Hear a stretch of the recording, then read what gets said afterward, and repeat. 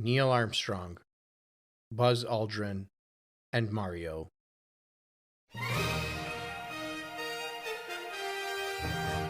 Those names are mentioned in every Galaxy video, so I'm mentioning them too. I always love the dramatic tone shifts whenever Galaxy comes up.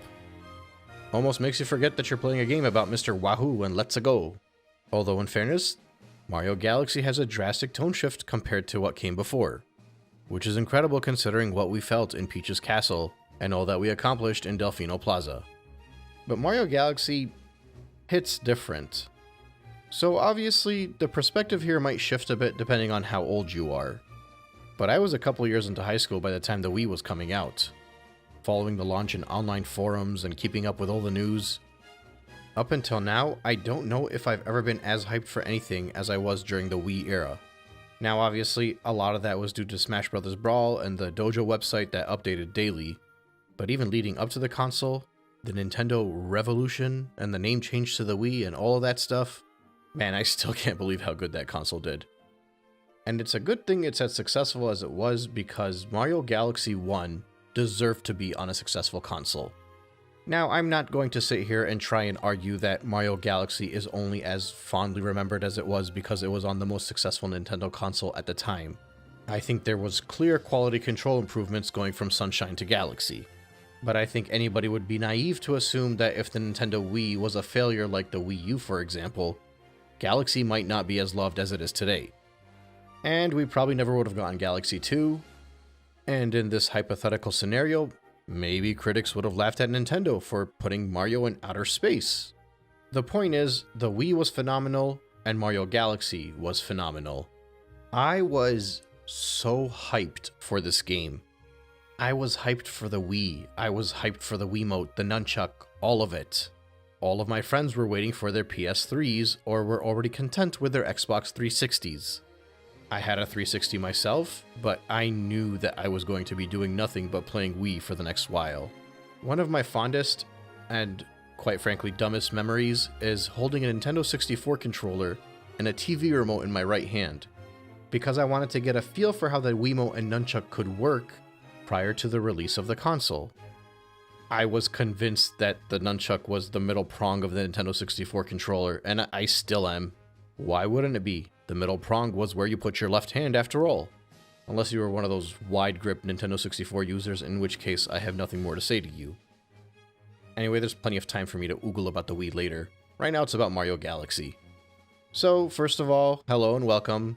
Most of you that have been following along know that I've already covered Mario 64 and Super Mario Sunshine. But since I'm obsessed with 3D Mario, I like to talk about every aspect of these games. Or at least most of them. Now obviously this is part 1 of my Mario Galaxy retrospective. I'm not sure exactly which number I'm going to stop at, but on my last count I think it's going to be about 22 segments. This will for the most part run similar to my previous 3D Mario retrospectives. In any case, my experience with Galaxy mostly comes from how much I played it after it came out on the Wii. I can't really count how many times I went start to end on it, but I know I spent a few years where I would revisit it at least twice a year. At some point in the mid-2010s, I stopped playing Wii altogether, and there was a long hiatus up until the game came out with 3D All-Stars, which by the way is the version I'm currently playing. I largely debated playing this on the Wii because I wanted to do the Wiimote and nunchuck thing, but I also wanted you guys to have the best footage possible. I probably could have messed around with certain settings to make it look good while still using the Wiimote and nunchuck, but I also kind of wanted it to be authentic. So I just figured, you know what, I'll just do it on the Switch, and I'll just do Galaxy 2 on the Wii, since that one, for whatever reason, has not been ported over to the Switch. Anyway, when 3D All-Stars came out, there were a few things I noticed. First, I played the game entirely handheld. I didn't want to give the Joy-Cons a chance because I had no faith in them being anywhere near as good as the Wiimote Nunchuck combo. I didn't mind the touchscreen as much. It was definitely inferior, but it wasn't that bad. This time around, I used the Joy-Cons. And I gotta say, I was pleasantly surprised at how good it felt. And I actually think I prefer it to the Wiimote Nunchuck. Now, nothing will ever be as accurate as the pointer was. You'll be spending all game recentering that cursor. But the funny thing is, it wasn't while I was holding the Joy-Cons separately that I enjoyed it. It was when I threw them both in the Joy-Con grip that I actually started to feel like this control was an improvement. I'm assuming this is the same way that the Pro Controller would feel, but I stuck with the Joy-Cons because I knew there would be some challenges where it would be easier to just use a single Joy-Con. But throughout the general flow of the game, it felt so natural. I was actually shocked because it didn't feel natural when I played it handheld and used the touchscreen. Now granted, I'm assuming anybody that's used motion controls for aiming already knows this is great, but I haven't really got into Splatoon, so I had no idea. That being said, really the only reason I'm saying I might prefer this control to the Wiimote and Nunchuck is primarily because I don't have to fight the Wiimote to aim at the sensor bar properly.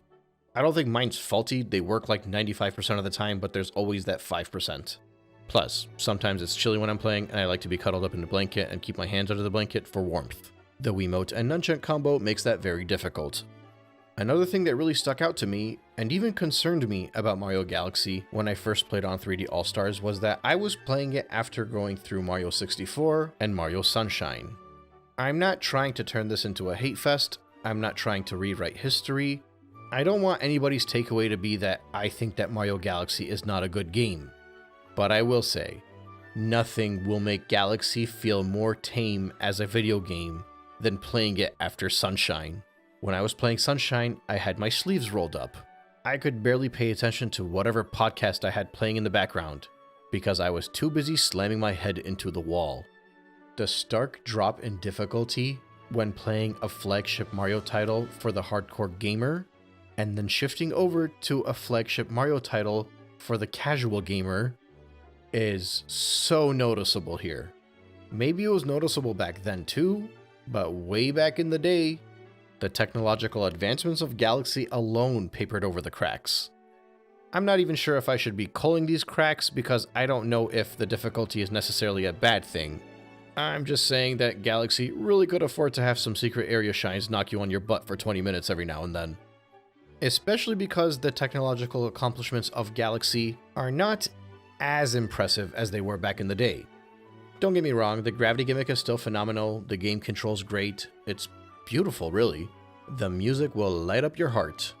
But the game did come out in 2007. When I play it now, I'm a little less impressed by the spectacle of the game, even if I'm still enjoying it.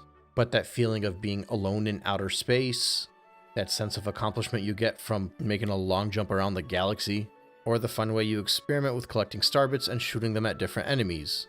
I'm not wowed by this anymore, which is fine. I don't think a game should be punished because somebody playing it decades later is saying they're not wowed by the technical aspect of it anymore. But it's just a reality. My reality.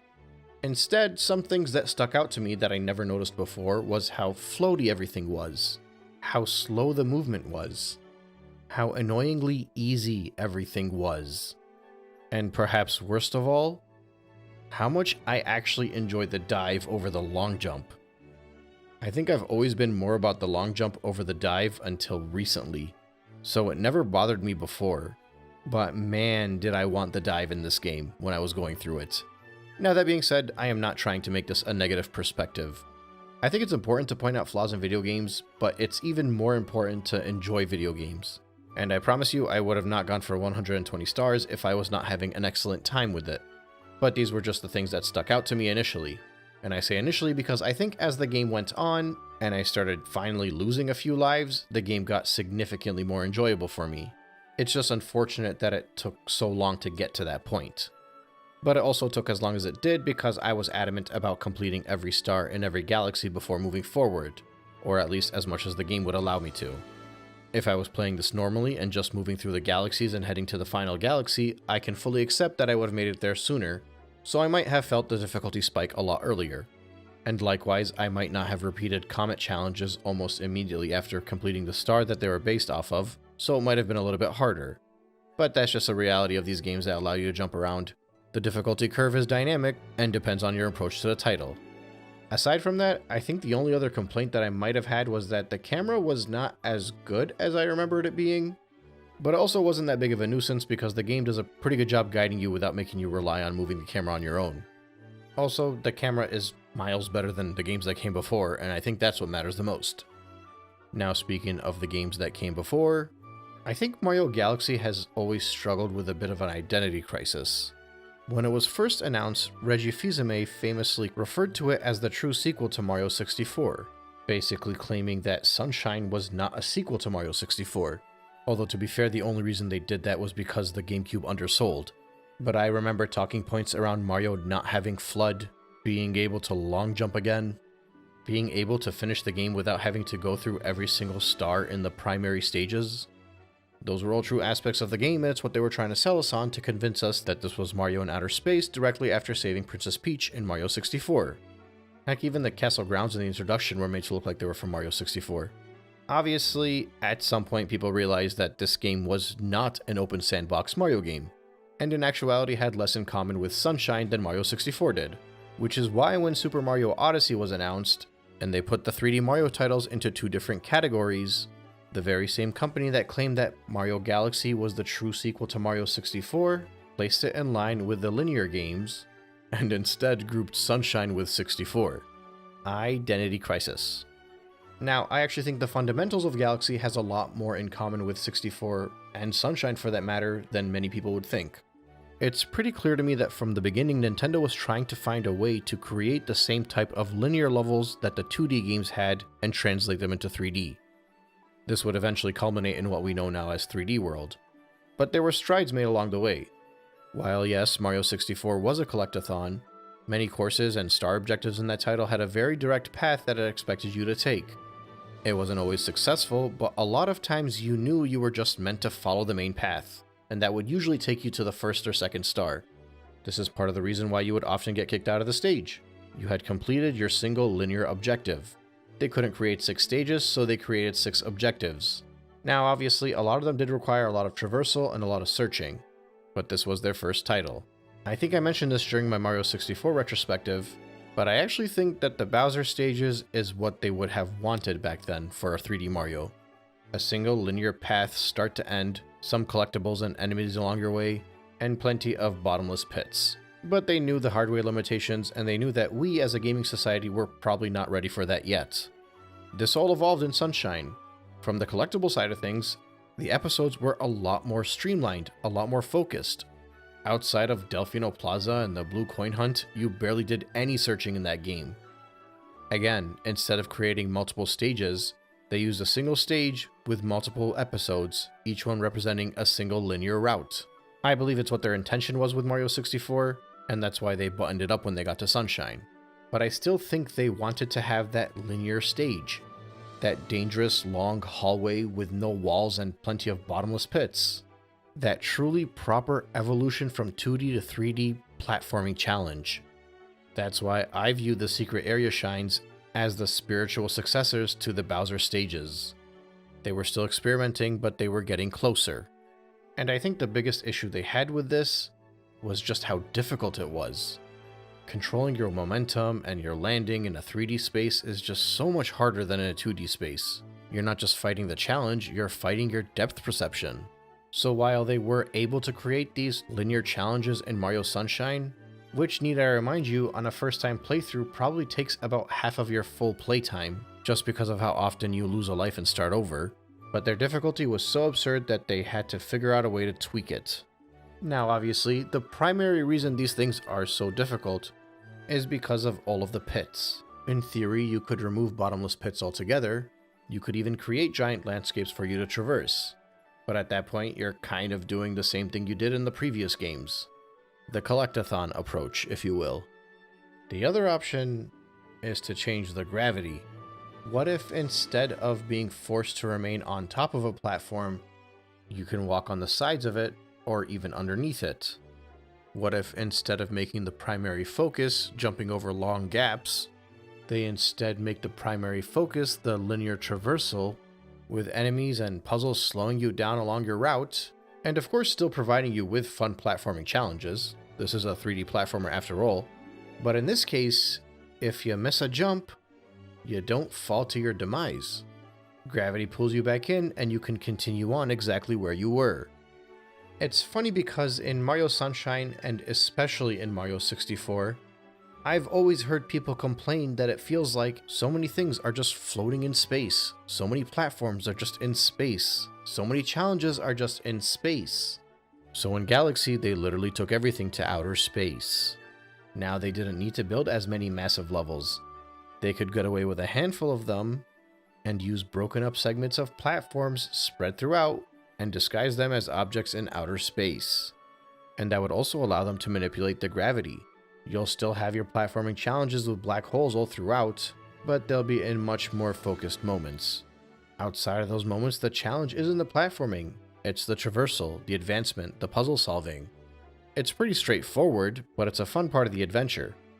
I think this is what the foundation of Mario Galaxy was. And the final product we got is how much they were able to build off of that foundation. Eventually, we'd get to 3D Land and 3D World. The vision would be actualized. But I think Galaxy was one of the best strides that Nintendo had taken to make it ultimately to 3D World. All of this is to say is that I don't think Mario Galaxy is really that different than Mario 64 and Mario Sunshine. I think in the same way Sunshine took what Mario 64 was doing and hyper-focused you towards an objective, Galaxy took it a step further and focused you even harder on it. And they were largely able to accomplish that with linear stages. Linear stages, I might add, that did not drive you absolutely mad. I think there's a very clear evolution in philosophy from Mario 64 to Galaxy. And again, Galaxy is not the end goal. I think 3D World was. Genuinely, I don't think Nintendo had any intention for collectathons to be as big as they were. Otherwise, they never would have waited for Mario Odyssey to fully bring it back. If they had it their way, 3D World would have been the transition from 2D to 3D. But instead, we had to take a bunch of baby steps to get there. It might be a bit harder to see the similarities between 3D World and Sunshine, but Galaxy is the bridge. I can see the comparison to the games that came before, as well as the comparisons to the games that came after. And honestly, I think that's part of the reason this game is so loved. It's in that awkward middle ground between people that grew up with Mario 64 and people that grew up with Mario 3D World, and it manages to appeal to them both. Galaxy might have the single greatest legacy of the entire 3D Mario franchise. I don't have any weird gimmicks I'm going to tally on this one. There aren't many moments that would frustrate me like in Sunshine, nor are there any random broken elements like Luigi's backflip, but I am going to give this one an honest take. I'm not here to analyze the spectacle, nor am I going to get wowed by the gravity. I'm here to analyze the stages, the challenges, the gimmicks, and the puzzles. When I resurface from this deep dive, I want to be able to highlight why Galaxy is more than just a gravity gimmick. Because I genuinely think there's a lot more brilliance in this game that nobody discusses. But we'll have to make strides to get there. And our first major stop is at Good Egg Galaxy.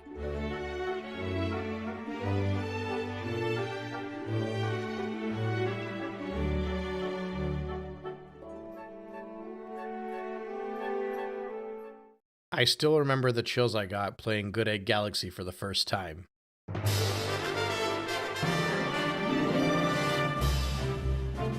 Heck, I almost get chills just remembering that moment.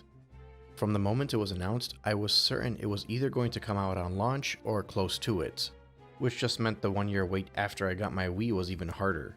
Now granted, there was plenty available on the Wii to keep me busy. I mean, the Mii channel alone occupied so much of my time. But still, at the end of the day, I got the Wii primarily for Mario Galaxy. Everything else was just an excellent bonus. And with all of the hype I built into myself through all the anticipation, all of the trailers I watched, all of the articles I read, and all of the E3 off-screen grainy footage, it felt so surreal to finally land on the intro portion of Good Egg Galaxy. Now the game does take you about 10 minutes to get you to this point. There's a pretty epic introduction sequence, you even pick up a star beforehand, and all of those things are almost equally as awesome. But the reason I say almost is because Good Egg Galaxy is what I was waiting for. Now, of course, the game starts off giving you the context that's necessary to know what's going on. Every 100 years, a comet appears in the skies above the Mushroom Kingdom. 1 year, the comet was so large, it filled the skies and sent countless shooting stars raining down. The Toads brought the shooting stars to the castle, and they became the Great Power Star. In celebration of the comet, there was a festival held once every 100 years. It was known as the Star Festival. And of course, Peach sent out an invite to Mario to join her for the Star Festival, cause she got something she wanted to give him. And that something is probably 5 1-ups.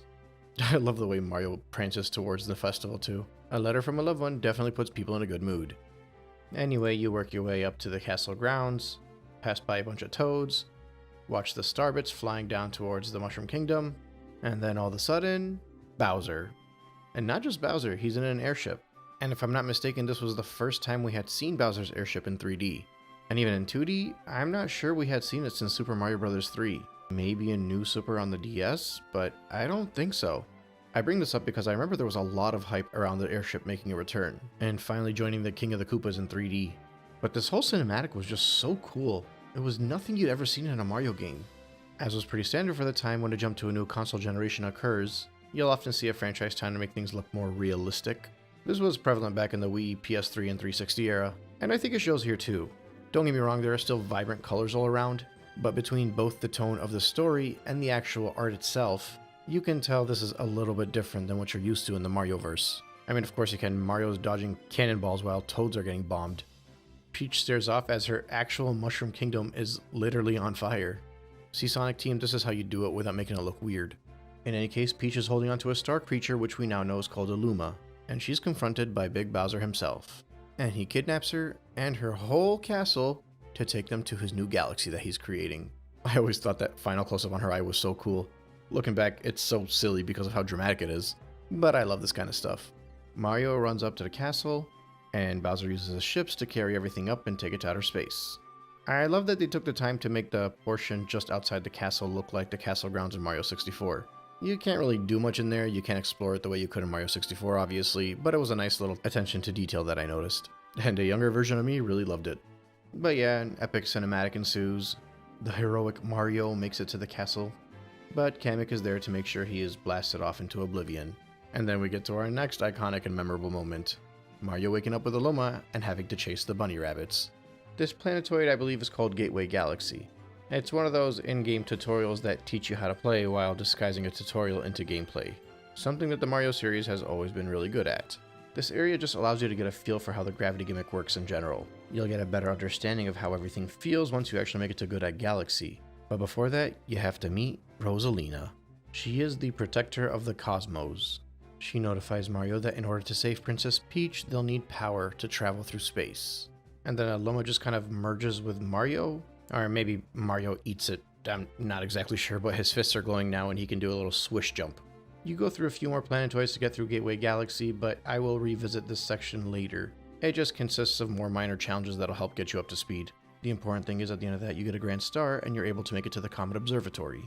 Now at this point I kind of want to gloss over all of this because I'm saving a deeper discussion on the Comet Observatory and the general lore of this game for later. But basically we have this hub world and then there are a bunch of domes spread throughout that each contain the galaxies that we're focusing on.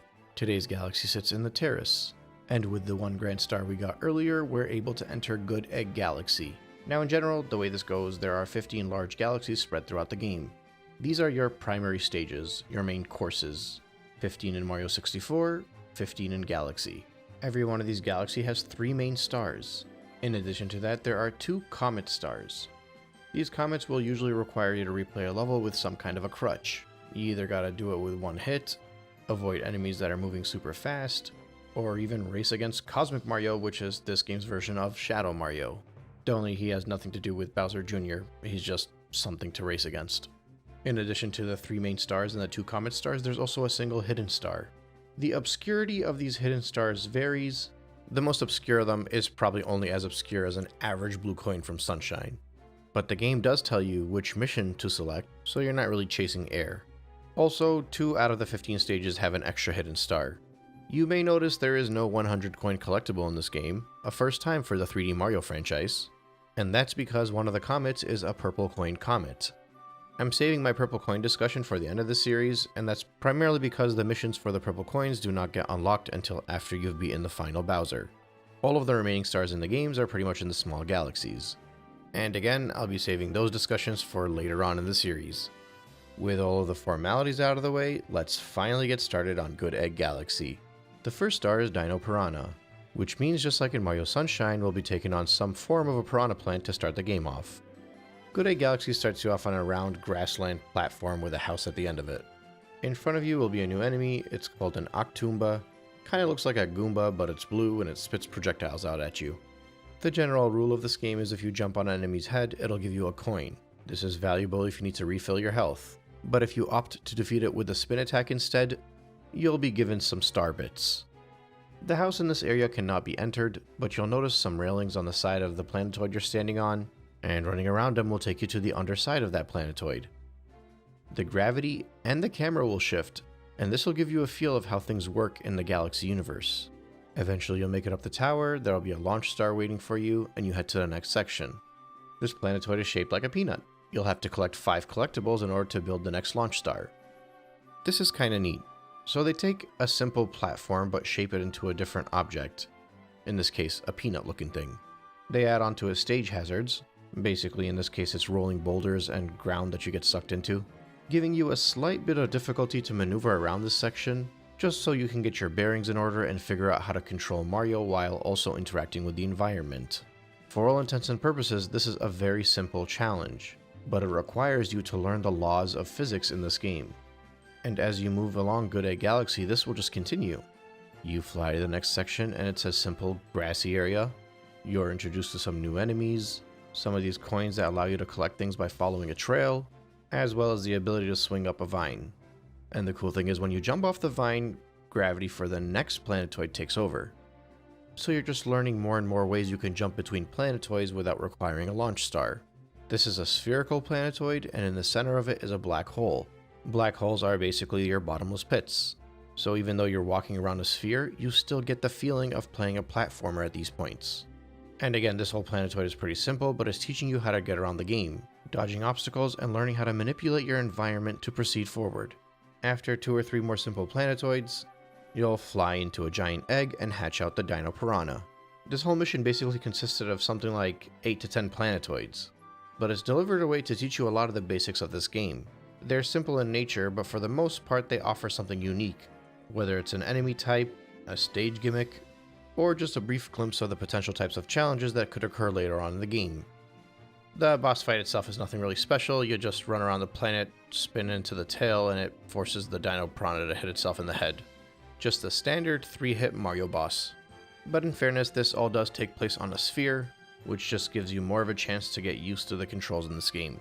I should point out that these controls are pretty easy to get used to if you're somebody who's played Mario before. This one objective alone is most likely going to be enough to get you used to the physics of this game. But I think its simplicity also allows the more adventurous players to experiment, while also giving an opportunity for the newcomers or the more casual gamers to feel comfortable with the controls. The next mission is titled A Snack of Cosmic Proportions. Prior to entering the stage, the Luma outside will teach you about collecting starbits with your pointer, and also that interacting with some Lumas and feeding them starbits could gain you access to something new. And likewise, when you start the stage, the camera will pan over to a Luma. You begin the stage in the same area, only this time when you go to the underside, you might notice a blue Luma that wasn't there before. The blue Lumas turn into the grabbable spheres, which you'll see a whole lot of during this game. In this case, maneuvering through them is pretty simple, but as the game goes on, they'll provide a few gimmicky challenges with them.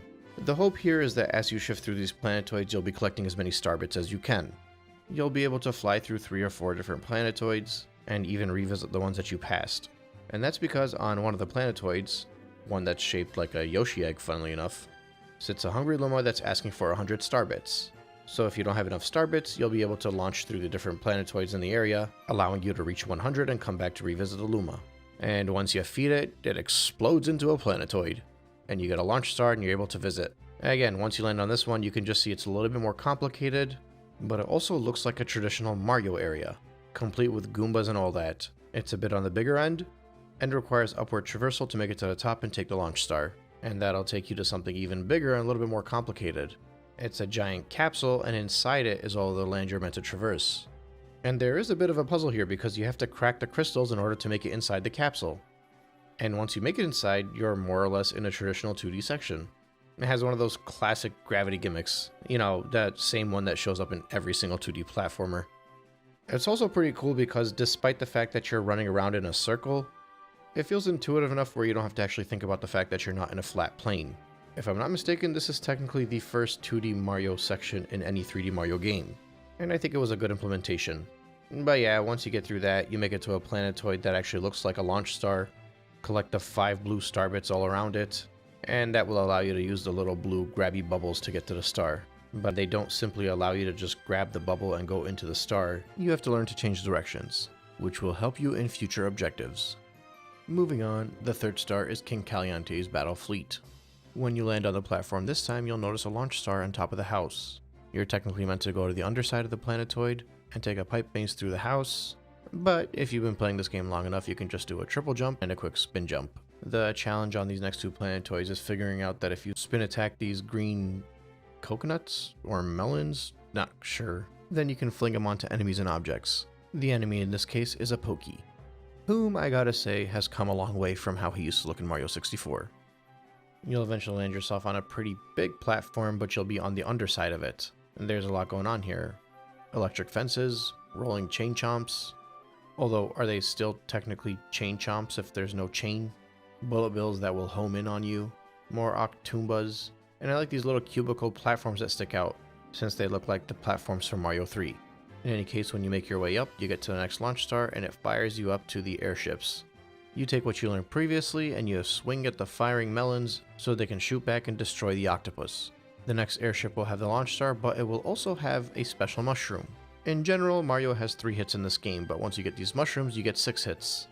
Normally, when you get one of these things, you'll know a boss fight is coming. And lo and behold, on the other side of the planet you're sitting on will be a fight against King Caliante himself. And he's basically the final challenge of everything you've faced so far. Play a little tennis match with him with these coconuts that he's flinging at you. Once he gets the standard 3 hits, he's defeated and you are rewarded with your next star. At this point, you'll have received the 3 main stars of this stage. The missions will look like they're complete because there's no crown next to them, and that's because the remaining 3 stars are not available yet. So you'll move on to some other stages until they are available.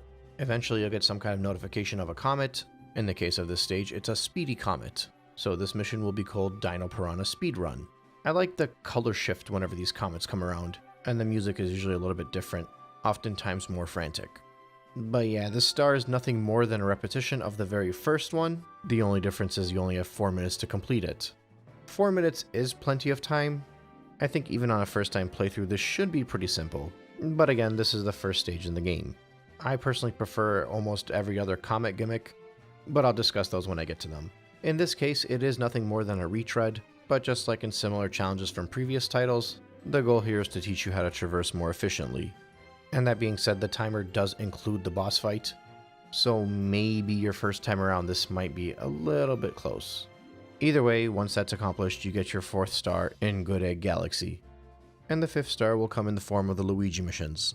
Later on in the game, you'll unlock Luigi, and this will trigger a few hidden stars where you'll be given a picture of Luigi in an obscure location, and based off the backgrounds in the pictures, you're meant to guess where he is. The first one is obviously pretty simple. Based off the picture alone, you should be able to tell that he's in Good Egg Galaxy. But keep in mind, by the time you get this mission, you could be at somewhere like 33 stars. So you may or may not remember that this is in Good Egg Galaxy, and that's all part of the fun puzzle. But if you're also keeping track of the in-game map, you'll notice that there is a question mark over one of the missions in Good Egg Galaxy, which means that the hidden star there is now available to be searched for. Once you select the appropriate mission, you enter the stage, and you'll actually see Luigi right in front of you in this case. Again, you're technically supposed to go from the other side, but the triple jump and spin jump works to get you up there, and it's as simple as talking to Luigi at that point. And for our purposes, that would be the end of Good Egg Galaxy. The only star remaining will be the purple coin star, and that mission isn't unlocked until you defeat Bowser.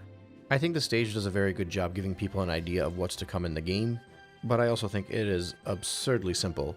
And it's not even simply the fact that you keep flinging yourself between different planetoids. In some of the upcoming galaxies, there will be similar types of stages, but they'll usually have better gimmicks that'll make it a little bit more exciting. I understand this is the first stage, however, and that's why I can forgive it. The other neat thing is that this whole game is not all like this. Some of the stages will be a lot more similar to the traditional stuff that we saw in the previous games. They won't necessarily be giant sandbox collectathons, but it'll be a lot closer. You'll see what I mean. Just meet me at Honeyhive Galaxy.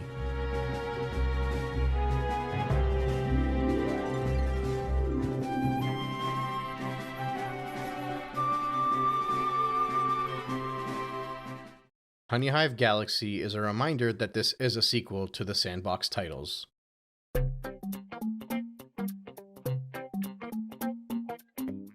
I think it's good that they made it the second course in the game. Good Egg Galaxy was a good introduction to how everything's changed in outer space, and Honeyhive kinda gives you that sandbox aesthetic. As soon as a player sees the opening intro cinematic, they might get flashbacks to something like Whomp's Fortress, for example. Just a big sandbox floating in outer space, with a clear path that if a player were to follow, they could move upwards. It's also fun to look at. Up to this point, everything felt dark and lonesome. Even the Star Festival was taking place at night. But over here, you got the blue skies, sun shining, the grass is nice and green, and there's even a little waterfall. Your first mission is B Mario Takes Flight. The camera will go through a little alcove and pan over to a giant bumblebee sitting out in the distance. Now to once again harp onto the similarities of the old games, just like we did in Mario Sunshine, we have to now figure out how to make it towards the goal that the camera is panning towards. For the most part, the path to follow is simple. It's a brown dirt road directly ahead of you. You'll notice some bumblebee NPCs along your way, patches of grass, and piranha plants. There are also some of those boulders that you're meant to dodge, and if you make your way up to the top, you'll see one of those coins that creates a train of collectibles. However, this time, grabbing that coin does not unlock collectibles, it unlocks the B Mario power-up. The power-ups in Mario Galaxy vary in their function as well as their application. Unlike the invisible caps in Mario 64, not all of them are timed. However, some of them are, most famously the Fire Flower and the Ice Flower, but the Bee Mushroom is not. That being said, the power-ups here are also very situational. Most of them only exist in 1 or 2 Galaxies tops. They are pretty context sensitive, and only really serve a purpose for the specific objective you're collecting them for. In that regard, they're less power-ups and more stage gimmicks. I've seen many people criticize this element. I think people just want to collect a power-up and be able to take it with them wherever they go, but I also understand why that hasn't been applied in these games. Now granted, future 3D titles will have that application, but those more pure platformers are also designed around that. One thing I will note is that it is very fun to use these power-ups, so I do think it's kind of lame that as soon as you start to enjoy it, you basically don't see it again. But in fairness, they do bring back other power-ups with their own types of gimmicks, so it makes it a bit more forgivable. They went for the quantity over the quality approach, but they also technically did not sacrifice the quality here. They just didn't really super expand on it. Anyway, B Mario allows you to fly for a bit. You have a stamina meter, and when it runs out, you gotta land on the floor again. You also become lighter on your feet, so you can land on flower petals and clouds, which you would otherwise fall right through. Also, you can do a Spider-Man crawl on the side of walls that have honeycombs on them. Taking damage or running into water will make you lose the power-up. This power-up gets a lot of points for me just for how adorable Mario looks in his little bee costume. Also, I love the bee mushroom. It looks like something that would be fan-made. But don't worry, I'll do my best to not get sucked into a crazy discussion on power-ups like I did during the Mario Kart series. In any case, when you grab the coin, the bee mushroom will be available on the lower section of the map, and you're able to jump down there and fly your way up to the little alcove. At the end of the alcove, there's a little stump you can fall through. You'll go down a slide and you'll make it to a more focused platforming section. This is the portion where you learn that you can jump on these flowers, and also where you'll figure out that running on honey will slow you down. Once you make it to the launch star, you more or less have to figure out how to get to the flower petals above you, so hopefully you'll notice a little flower that you can jump on the stem and swing your way upwards. After that, it's pretty simple hovering and platforming. Just gotta make sure you dodge the water lest you lose your power up and have to start over. The next segment is where you traverse along the wall. It's a very simple Spider-Man style climb, but you'll also face some more complicated versions of this challenge later on. It might take some people to get used to jumping on and off of these honeycombs, but that's a discussion for later. When you make it to the top, you find a queen. She asks if you're a physician because apparently she's itchy, at which point you're meant to jump on her and crawl all around her, collecting the star sections that are stuck around her body. Once you get all 5, a launch star will spawn, and who should you run into other than Captain Toad? He notifies you that him and his brigade were able to escape Peach's castle when Bowser attacked, but along with Luigi, they all got lost. And then he says that he found a power star and he hands it over to you. Once this objective is done, there is a new section on the map where the Toads sit, but we can go through that when we discuss the Comet Observatory. The next star in Honeyhive Galaxy is Trouble on the Tower. Just like Whomp's Fortress, a tower has suddenly appeared. Also, I think it's neat that for the second star, there will be some minor changes, random obstacles in the map, but for the most part, it's pretty similar. The alcove is now blocked off, so you can't access that area too. But if you're curious enough to ground pound the little concrete platforms, you'll unleash a vine that allows you to swing to the other side of the stage. Continue along your path, jump on a few more springs, and you'll slowly make your way up to the top of the stage. Along the way, you'll probably have to figure out how to use the backflip or the side flip or the wall jump too. Just a quick way to get newcomers acclimated with Mario's moveset. Once you get to the launch star, you'll be sent off to outer space, and you get to go through some planetoids more similar to what you experienced in Good Egg Galaxy. The cool thing here is figuring out that when you get to the end of one, if you jump up and do a quick spin, the gravity of the next platform will take over. As you advance, you'll take on some wigglers, you'll get an invincibility star, which by the way is the first invincibility power-up that we've gotten since Mario 64. That's of course assuming you count the invisible cap and the metal cap as invincibility power-ups. But yeah, now you get to run around and wreak havoc on all of these piranha plants. Eventually, jumping through the stump will drop you all the way back down to the main stage. And what's left is your actual traversal up the tower. This segment mostly entails more focused and streamlined platforming. Some of that traditional stuff including platforms on windmills. Awaiting you at the top is a boss fight against the Mandibug. Although technically you have to kill the smaller one on its back in order to start the actual boss fight. Quick ground pound to the back and you get your next power star. And we can swing right into the third mission of the Big Bad Bugaboom. Now the stage is littered with Mandibugs, and in general everything is a lot more lively, where in comparison the first objective felt empty, which I think is a nice way to ease players into the game. You'll notice a pipe that spits out bubbles as well as an arrow pointing to the up left, and when you stand in front of that bubble shot you'll be sent soaring to the other side. I know this is simple, but I like it because it changes up how you traverse on each of the stars. Earlier on, to move to the other side, we had to swing on a vine, so this allows new routes to be taken even though it's the same stage, which in my opinion was implemented to avoid people complaining that you take the same route over and over again like you did in previous games. And there's a whole separate discussion that could be had in regards to that, but I think the previous games, and specifically Mario 64, needed those routes to be taken multiple times in order to get better at the game. In this case, it would probably feel a bit redundant. Still, when you make it to the other side, you'll see another one of those mushrooms that'll make your health go up to 6, as well as an area below to collect the Bee Mario power-up. Once you get Bee Mario, if you run through the alcove, Queen Bee will notify you that the neighbors are causing problems. Presumably, she's talking about the Mandibugs. She gives you a launch star and it takes you over to a new planetoid. And you have your actual boss fight against the Bugaboom. It turns out the Mandibug before for the first star was more of a mini-boss, if you will. This one is more traditional. It flies in a circle dodging bombs. You're meant to find a way to hover over it and ground pound on its back. In order to gain elevation, you might have to jump onto the honeycombs that are on the tree. The first 2 hits are pretty simple, but on the third hit, the Bugaboom starts to go a lot faster and it starts to fly on its side so that you can't ground pound on its back. I didn't really get hit or anything, but it took me a few attempts to actually strike the back. I think with the amount of times I missed, this was the first semblance of a true challenge that I got since I started this game. And even then, I wouldn't even say it's hard, it's just that everything before was laughably easy. But once you do get that third ground pound in and you defeat the Bugaboom, you collect the third and final main star for this level. Just like with Good Egg Galaxy, we'll have to wait for the Comet and the hidden star to be available to collect. And when the Comet does show up, it's a Cosmic Comet in orbit. The Cosmic Comets consist of races against Cosmic Mario.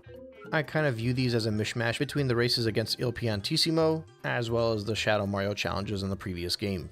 And I would say they are equally as easy as they were in the previous games. But despite being afraid to recycle old talking points, I do think these challenges offer players a chance to get better equipped with the movement of Mario, being able to both move around faster as well as get used to using some of the more advanced techniques. The only real downside here is that Mario Galaxy is a really good game. I feel like when someone's playing Mario 64 or Mario Sunshine, they kind of have to get used to how to get around. But Galaxy is just so foolproof and intuitive that sometimes these minor challenges might feel a bit boring. And I only say that because if you were to compare Galaxy with Odyssey, for example, you wouldn't feel Mario controls that much different. But there is a bit of a learning curve if you jump back to the prior games, and it's mostly due to Mario's sensitivity in his turns. All of this is to say is that I think everybody could have benefited from these types of races in the earlier games, whereas I think the benefit here is mostly towards newcomers to this franchise. Which is totally fine, Mario should be accessible to everyone. And if you're a veteran player, just try more fun maneuvers to get through it, or speedrun. Also, this is not really that big of a deal, but I absolutely love the ninja run starting pose that Mario has before these races start. In this race specifically, you just simply follow the arrows. They'll take you through the alcove and down the slide. I like that they throw in these old school blocks along your route in areas where you were supposed to be using Bee Mario, but as long as you keep moving along and don't make too many mistakes, eventually you'll get to the star and collect it. And finally, much like back in Good Egg Galaxy, the hidden star here is a Luigi star. This one is a little bit more fun to look for because it's a bit more obscure. The photo provided to you is pretty clear that Luigi is somewhere in Honeyhive Galaxy on a tree. But realistically, players would not have traversed this entire section yet, so this might be the first time they're able to really do a proper search of the level. And I think levels that are designed like this are worth going on at least one scavenger hunt for, even if it is an objectively pretty simple scavenger hunt to go through. You should be able to eventually find Luigi once you get to one of the top platforms, and I will say I appreciate that they have him hidden on the other side of the tree so that you can't really see him until you get up there. Also, I think it was hilarious that he was hiding on the tree from a bug, and the fact that you basically have to hit him to get him off the tree. But anyway, once you do bring him down, he will give you the power star, and you'll have collected all 5 of the stars in this stage, with the final one being the purple star that you collect at the end game. All in all, I think the stage is very memorable. A large portion of that might be due to the fact that B Mario is super unique, but I think in any other type of Mario game this would be considered the first level. This is the green grassland stage that you're meant to start on, your Bob-omb Battlefield, your Bianco Hills. The aesthetics and the simplicity are all there. I understand why they decided to start with Good Egg Galaxy. I think they really wanted to have a stage in outer space. But the one thing that personally appealed to me about Honeyhive Galaxy is how familiar it felt. When I got here, I felt like I was in a 3D Mario level. So as cool as I thought all of the gimmicks of Good Egg Galaxy were, and how beneficial I think that stage was to set the game up, I think they were very smart to bring things back down to earth with this one. A much more familiar setting with much more familiar challenges, and while I might not necessarily consider this one of the best stages in the game, it's definitely one that I always appreciate revisiting. But I think that's enough discussion here. Let's head over to Space Junk Galaxy.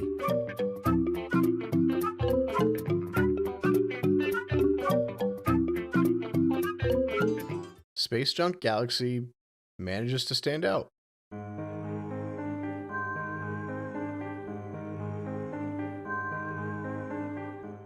After going through the introduction sequence featuring Gateway Galaxy and Good Egg Galaxy, it would be fair to assume that a lot of these space challenges could get very samey. After all, everything in outer space so far has seen you just complete a quick challenge on a random planetoid before moving on to the next one. Honeyhive Galaxy was a good breakaway from that sequence, but Space Junk takes us back to space. Also, keep in mind by this point you are now in the next dome in the game. So while this may be the next grand galaxy, you'll have gone through a few of the smaller ones while also beating Bowser Jr. in the terrace. But when you get to the fountain, and this is the first stage you unlock, I always appreciated the little rocket ship on the preview planetoid that shows up.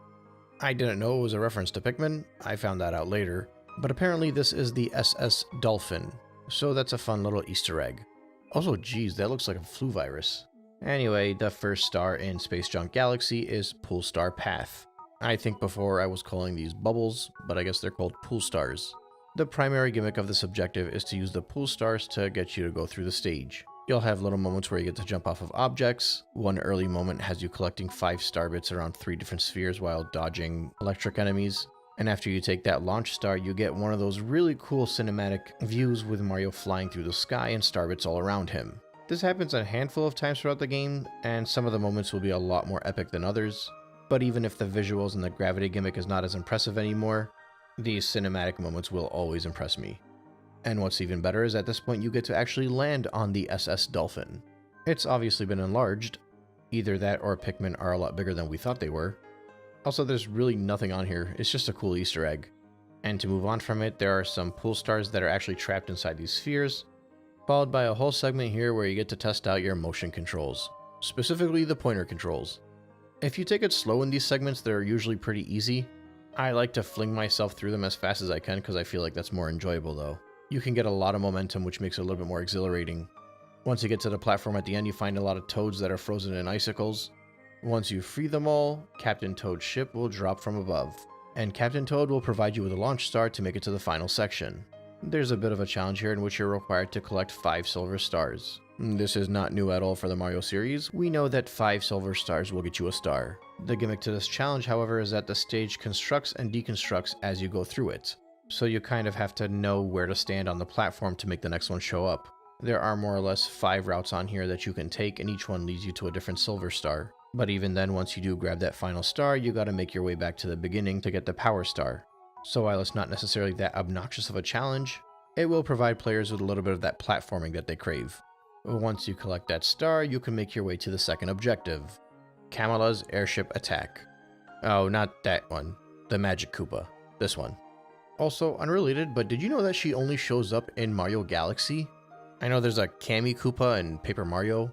I think that's technically a different character altogether.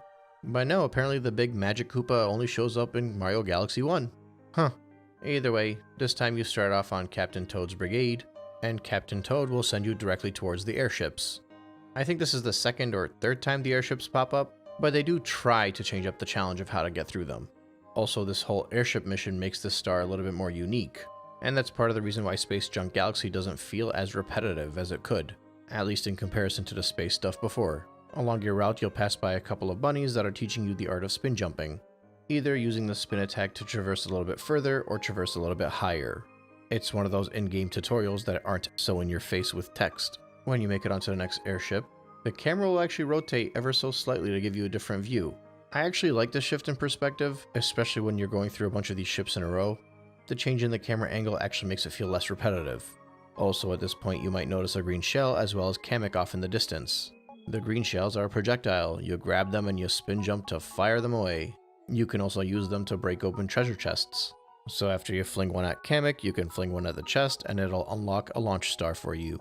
Getting through the next airship seems like it's similar to a previous challenge. The two octopi on the ship across from you are firing projectiles at you. Only these ones cannot be swung back because they're on fire.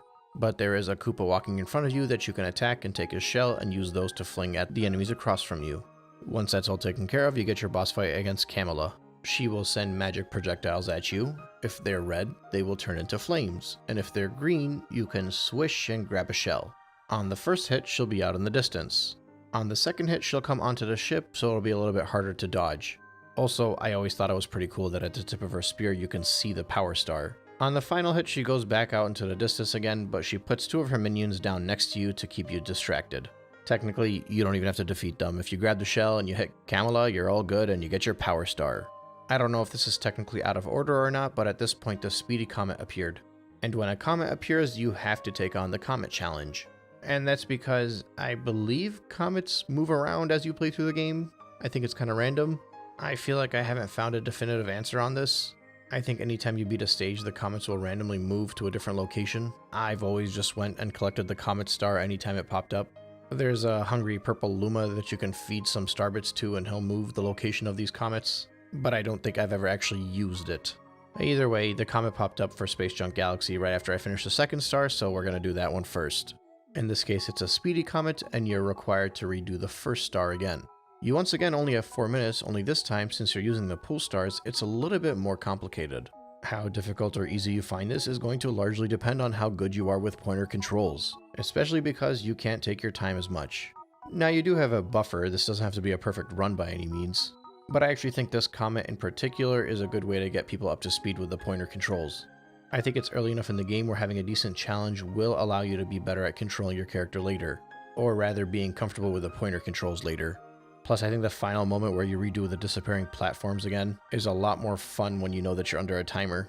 I'd say all in all, this challenge is a little bit more difficult than the one we got in Good Egg Galaxy, but it's still completely accomplishable. I think I finished it with something like 45 seconds to spare. After that, I was able to jump back into the stage and get the 3rd star.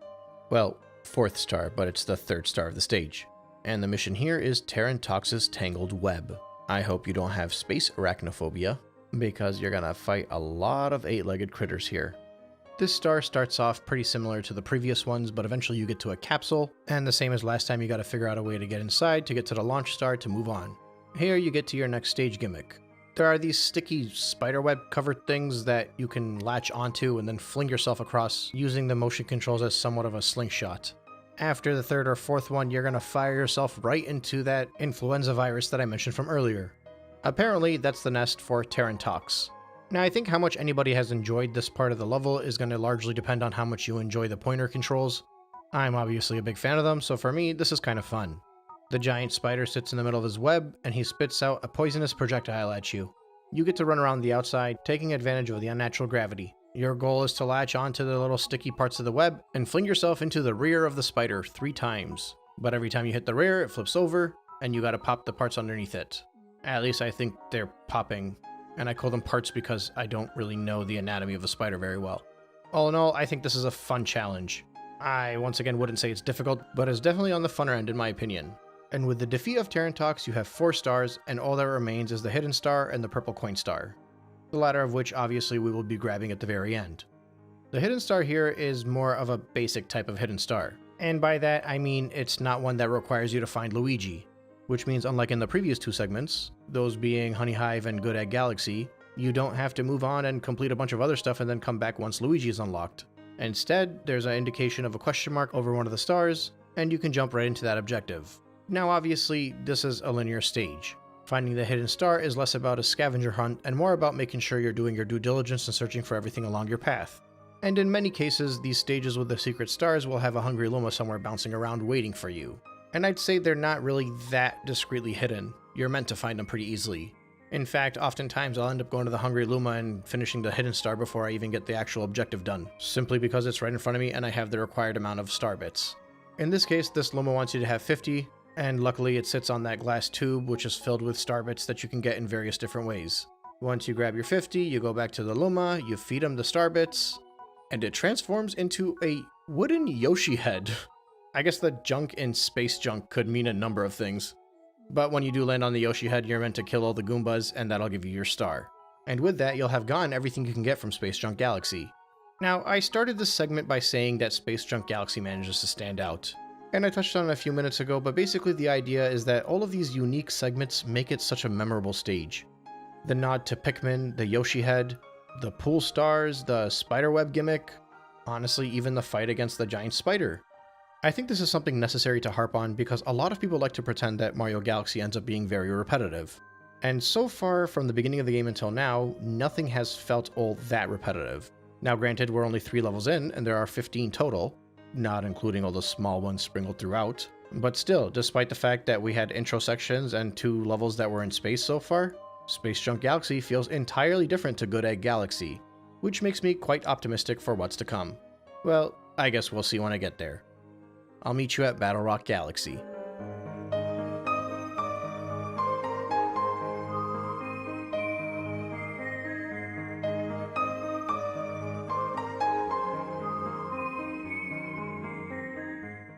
Battlerock Galaxy kicks things up a gear.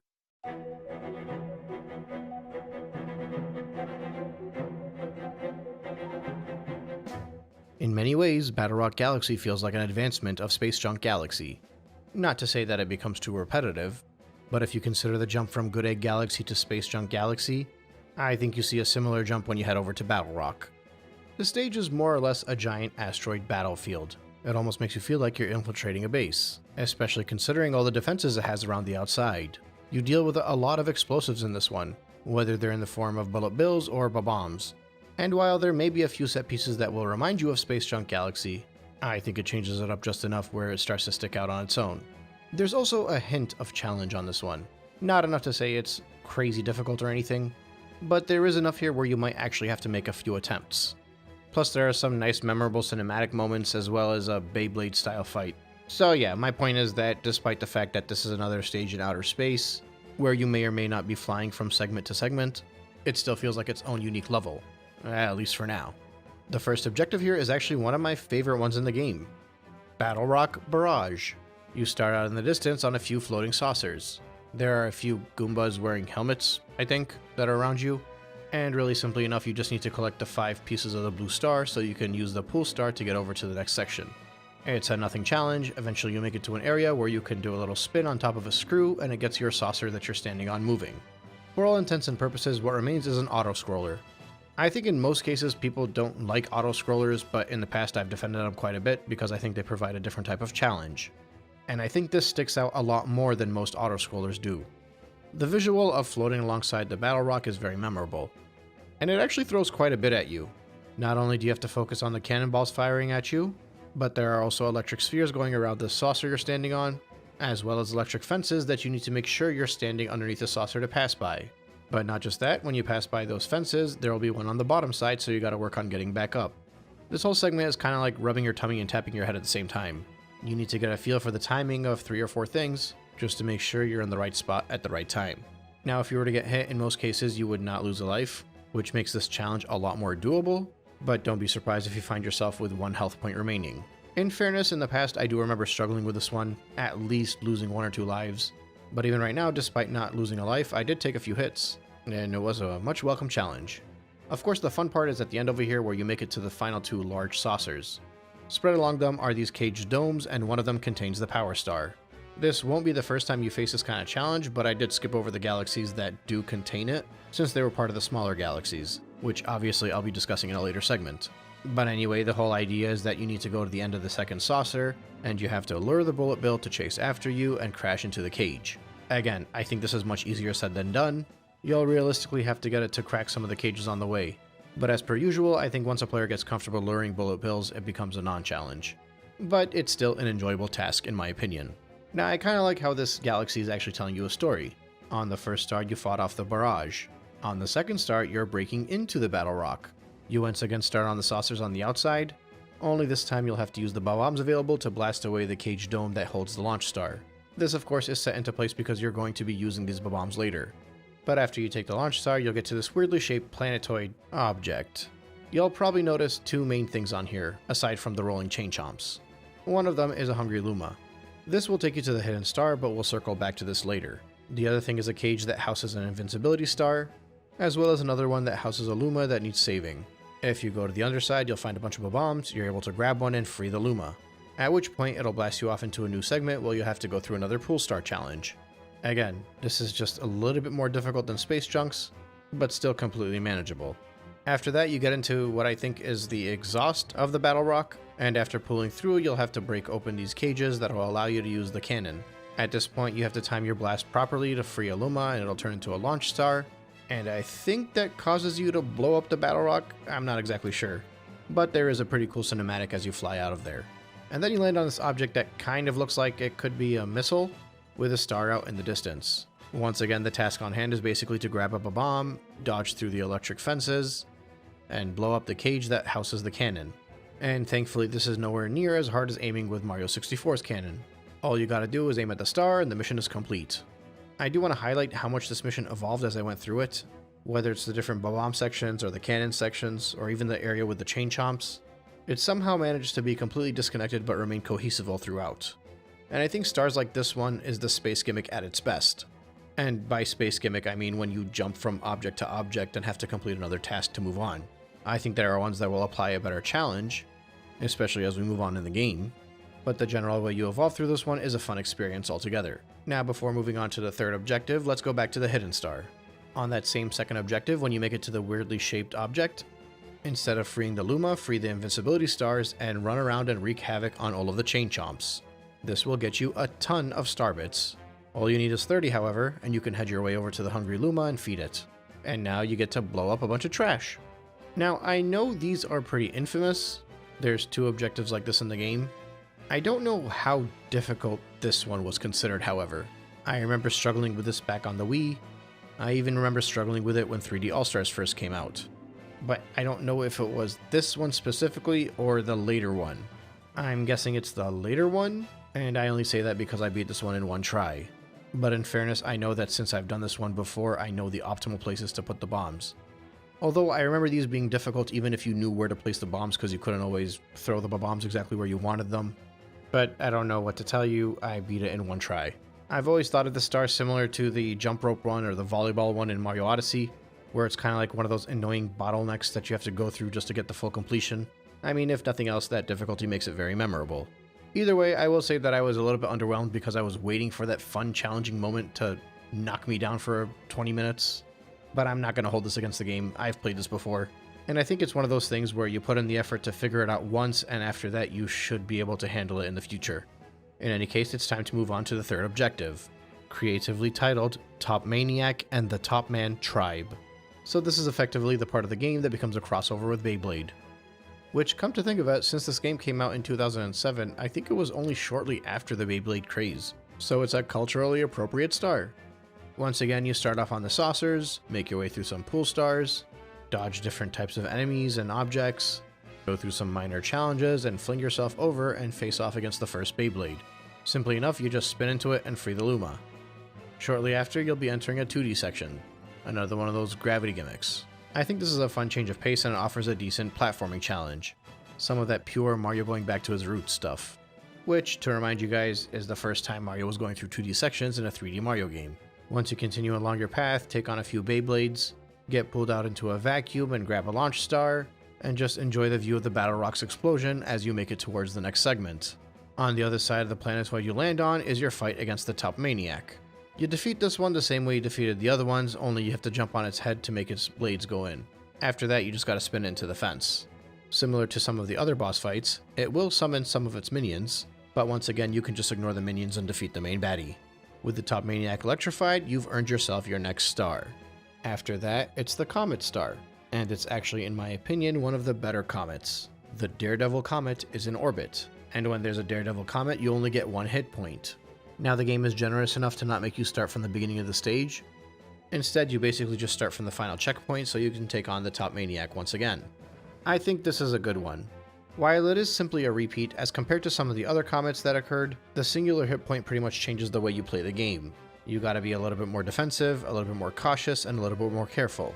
And it will likely give players just that little bit of anxiety that could lead to a loss of a life. This is of course in comparison to the comet that simply gives you a 4-minute timer, where I feel like they didn't make the timer low enough where it actually provides any different of an experience. Regardless, this puts us at 5 stars now. Just like all of the previous galaxies we've accomplished, the purple comet star awaits, but it's not until after the Bowser fight. However, unlike the previous galaxies, this one has a 7th star, and while that star may be simply another Luigi one, and it is one that will require a retread of an earlier mission, the very end of that mission is a little bit different. Now keep in mind, by the time you make it here, you'll have probably played through quite a few stages in order to unlock Luigi, so you should be a little bit more comfortable in how you move around with Mario. But despite that, I do like this auto-scrolling challenge and I don't mind doing it twice. The big difference is at the end of it. Whereas previously we had to guide the bullet bill to hit the cage on the top of the saucer, this time you gotta lure it to follow you underneath. And I know that may seem like a minor difference, but believe me, it makes quite a bit of a difference. Now the part that I was specifically struggling with is when I was next to the edge of the saucer, I was upside down and trying to move back, but I felt like no matter which way I tried to push my joystick, Mario was going the other way. I think this was for me one of the very few moments in the game where the movement of Mario was not all that intuitive. Like he wasn't just responding the way I expected him to. So I found that as part of the challenge in and of itself. But even despite that little hiccup, it's fun to try to lure the bullet bill underneath, especially considering this is a hidden star, so technically you might actually have to look around quite a bit to figure out exactly which saucer Luigi is under. So there is a bit of a puzzle element to this whole stage altogether, because on your way here you are still looking for where Luigi is. But of course, seeing as how this is an auto-scroller and a linear one at that, there really aren't that many places to look. In any case, while the Luigi mission and the Comet mission before that can feel like they're kind of redundant, I think it's worth remembering that you do exit the stage and come back to it later when the Comet passes or when you unlock Luigi. That, plus the fact that the challenge changes just a little bit to make it a little bit more unique, removes a lot of that redundancy that would have otherwise been felt. But all in all, I think it's worth reiterating that I feel like this is a good evolution from the stage before. I think if you're not paying close attention, you could maybe mix up some of the stars here. A player could easily confuse a mission that they did in Space Junk with one that's in Battlerock. At least a lot more than you would with one that's in Good Egg. But I do wonder if that occurs because people don't pay enough attention to the actual Battlerock in the stage. I'm not sure exactly, but I feel like Battlerock is a good stage. I think the objectives it offers are unique amongst itself as well as with the other stages. But I also feel like this one could have done with some kind of unique stage gimmick, like maybe a power-up or something. Not sure. The neat thing, however, is that the next 5 or so galaxies are all very unique, so even if there is a little bit of redundancy felt, it's sure to be swept away in the next one. We'll discuss that over in Beach Bowl Galaxy.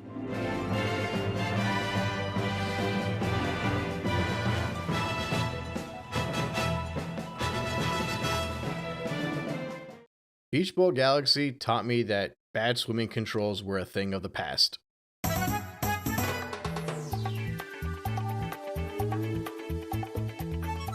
It also taught me there are some nice vacation spots in outer space. It's also the first major galaxy in our next dome, that being the kitchen. I think once you get to the kitchen, the game starts to get a little bit more unique. Specifically when discussing the large galaxies, prior to Beach Bowl Galaxy, the only one that really inarguably stands out is Honeyhive Galaxy. And while I think I've made a pretty decent case for Good Egg Galaxy, Space Junk Galaxy, and Battlerock Galaxy not feeling too redundant, I think the general dark space theme could lead to many arguing otherwise, at least aesthetically.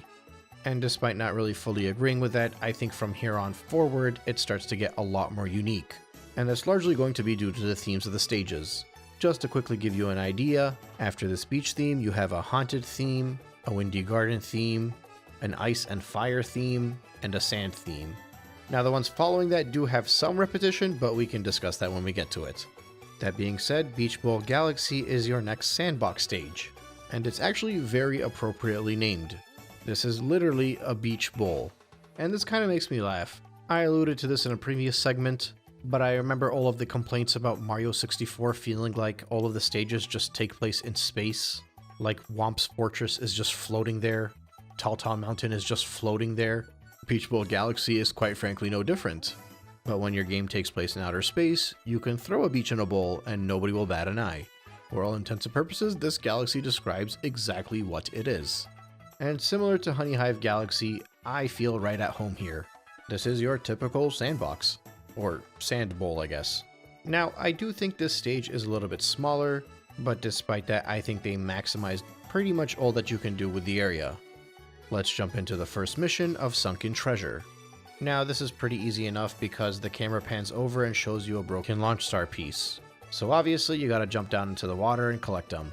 Now, I did mention that I think the swimming controls in this game are pretty good, and that's almost entirely due to the speed at which you maneuver when you do the spin attack.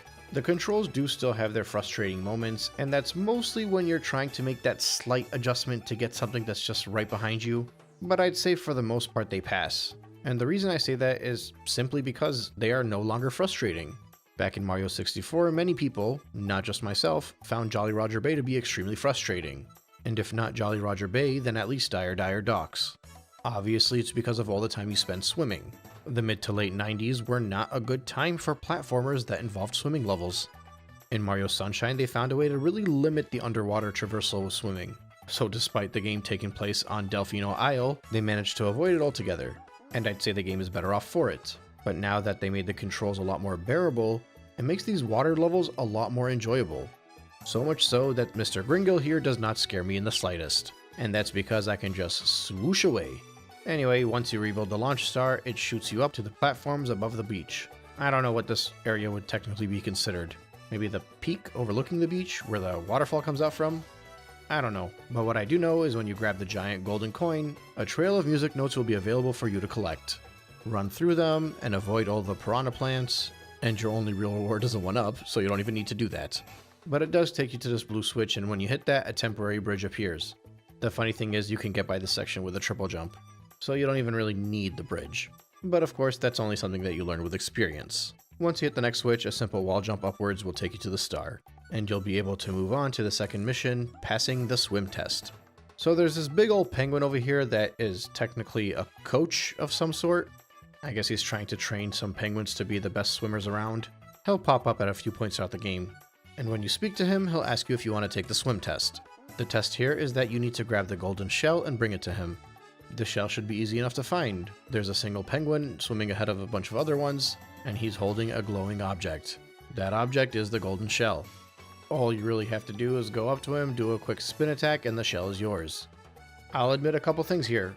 First, I didn't notice the golden shell was in the penguin's hands, so I swam around a bit looking for it. Maybe I'm in the wrong here, but I enjoyed the star more because I had to actually go on a little bit of search. The second thing is, because I was so used to boosting while I was swimming, I kept firing the shell away. So basically, while this one is pretty simple, it did take me a little bit longer than it should have.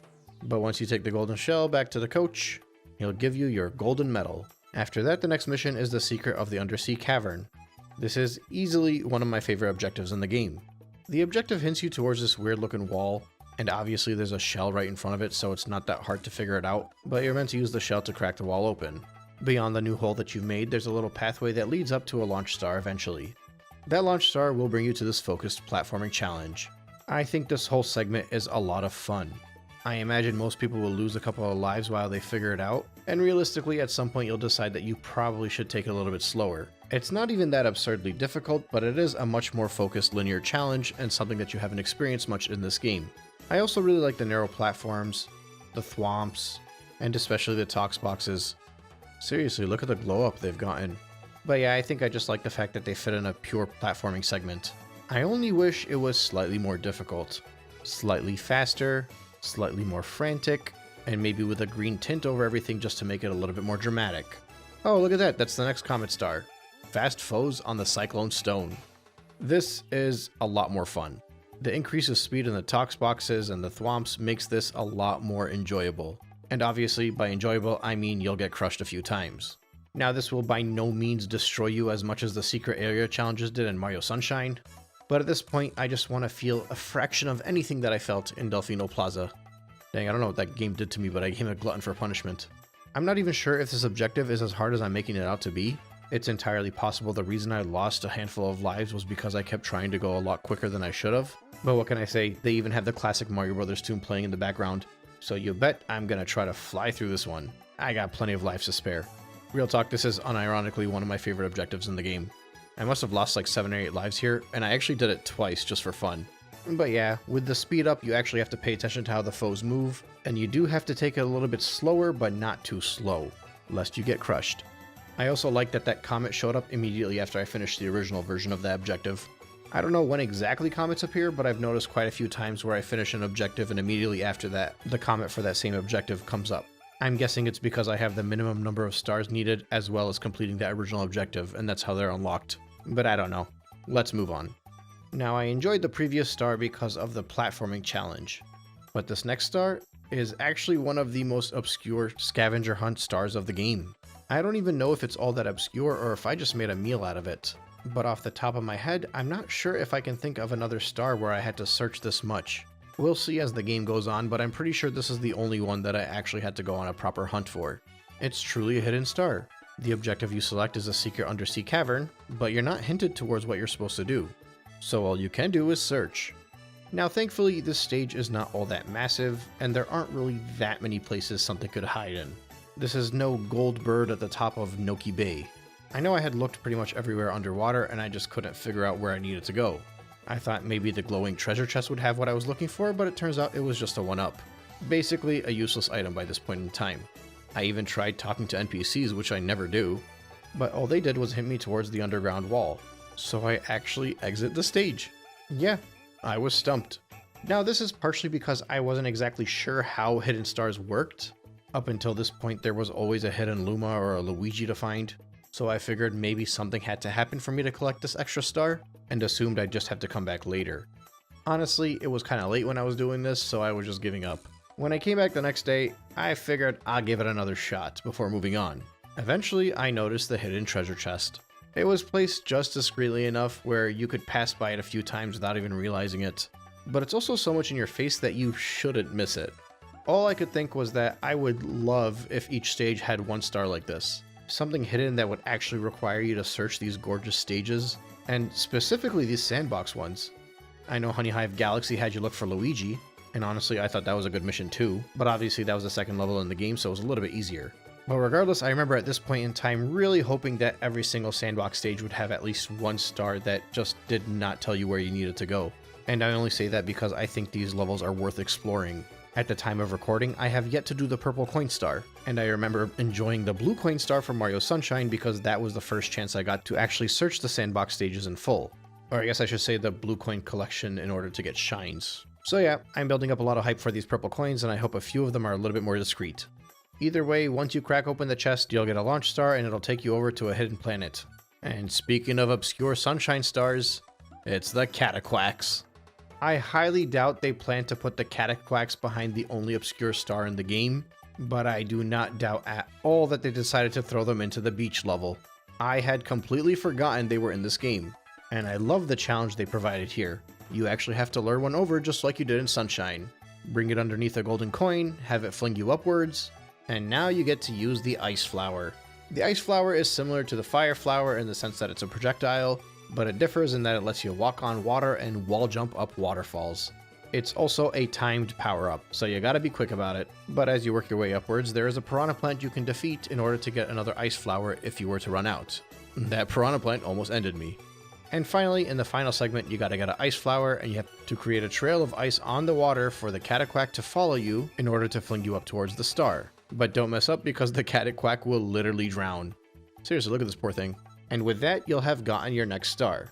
Now, I just want to clarify that I am by no means a hardcore Mario Sunshine fan. I know many of you that have been following along for the past few months already know that. Basically, in my last playthrough, I figured out that I love the game a lot more than I expected I did, but I still don't even know if I can say with full confidence that it's not in my bottom 3 3D Marios. And I know that sounds bad, but I think every single 3D Mario game is a 9 out of 10, so it's really hard to rank them without upsetting somebody. But I think the reason why I am so excited while discussing Sunshine in this segment specifically is because at least up until this Galaxy, Mario Galaxy has been way too easy. And I know it's going to pick up in difficulty a little bit, but it never really picks up to the point that I faced in Mario Sunshine. Now that being said, I think the hard moments in Mario Sunshine, and even maybe the average moments in Mario Sunshine, are probably too difficult for a 3D Mario platformer. But the issue is the whiplash of going from Sunshine to Galaxy is sorely felt here, and I am specifically talking about the difficulty. So if it sounds like I'm getting all excited and comparing all this stuff to Mario Sunshine, it's really just me being happy that the difficulty curve is going up a little bit of a notch over here. Even if at the end of the day, this is still not that hard yet. But at least it's a little bit more challenging than what came before. In any case, we will come back to Beach Bowl Galaxy for the purple coins, but for now, I'm excited to take on the Haunted Ghostly Galaxy.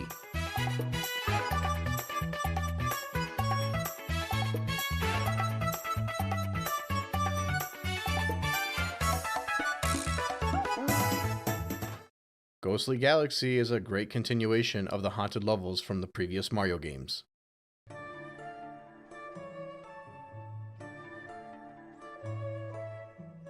It's kind of funny the way our tastes evolve over time.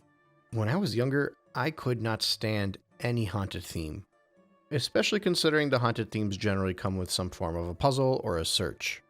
I wanted to just run through the stage. I was playing Mario because it was a platformer. I was playing Mario for the cheeriness, playing it for the upbeat music, and most importantly, playing it for the green grass and the blue skies. As early as back in the classic era, I used to dread any time I get to one of these ghost levels. And it wasn't even just in Mario either. I just think the haunted vibe never really appealed to me when I was younger. I don't think I was scared. Maybe subconsciously that had something to do with it, not sure. But in general, I think the media I consumed would often be more along the lines of comedies rather than horror flicks. And I think that applied to my gaming experiences as well. However, at some point that completely shifted. My enjoyment of horror flicks probably just came about through desensitization of all the gory stuff, and in general enjoying the mystery and the psychological thriller aspect of things. And on a similar note, I think my enjoyment of ghost levels specifically in Mario are also tied with that problem solving and mystery aspect of it. I think it took me a long time to get there, but I did eventually start enjoying my 2D platformers to be more than just platformers. Metroidvanias, for example, are a genre that I could not stand when I was younger, but now I'm obsessed with them. And likewise, I think the added challenge that's generally implemented into these ghost levels makes them more enjoyable for me. And that could be as far back as the ghost houses in Mario World, but it also applied in Boo's Haunted Mansion in 64, and especially in Serena Beach in Mario Sunshine, which if you remember I said was probably my favorite stage in that game, which is why coming into Ghostly Galaxy I was very excited. Perhaps even more excited because of how simple a lot of the game up to this point was. I was optimistic that the same way Serena Beach flipped the script and caused me to start searching in a level for the first time in Sunshine, Ghostly Galaxy might contain the uptick in difficulty that I was looking for. The results were not what I expected, but we can discuss that after I go through the missions. Also, I should note that I absolutely love the visuals here. Even before you enter the stage, the mansion model with a piece of meat next to it. Turns out a haunted theme does very well in outer space.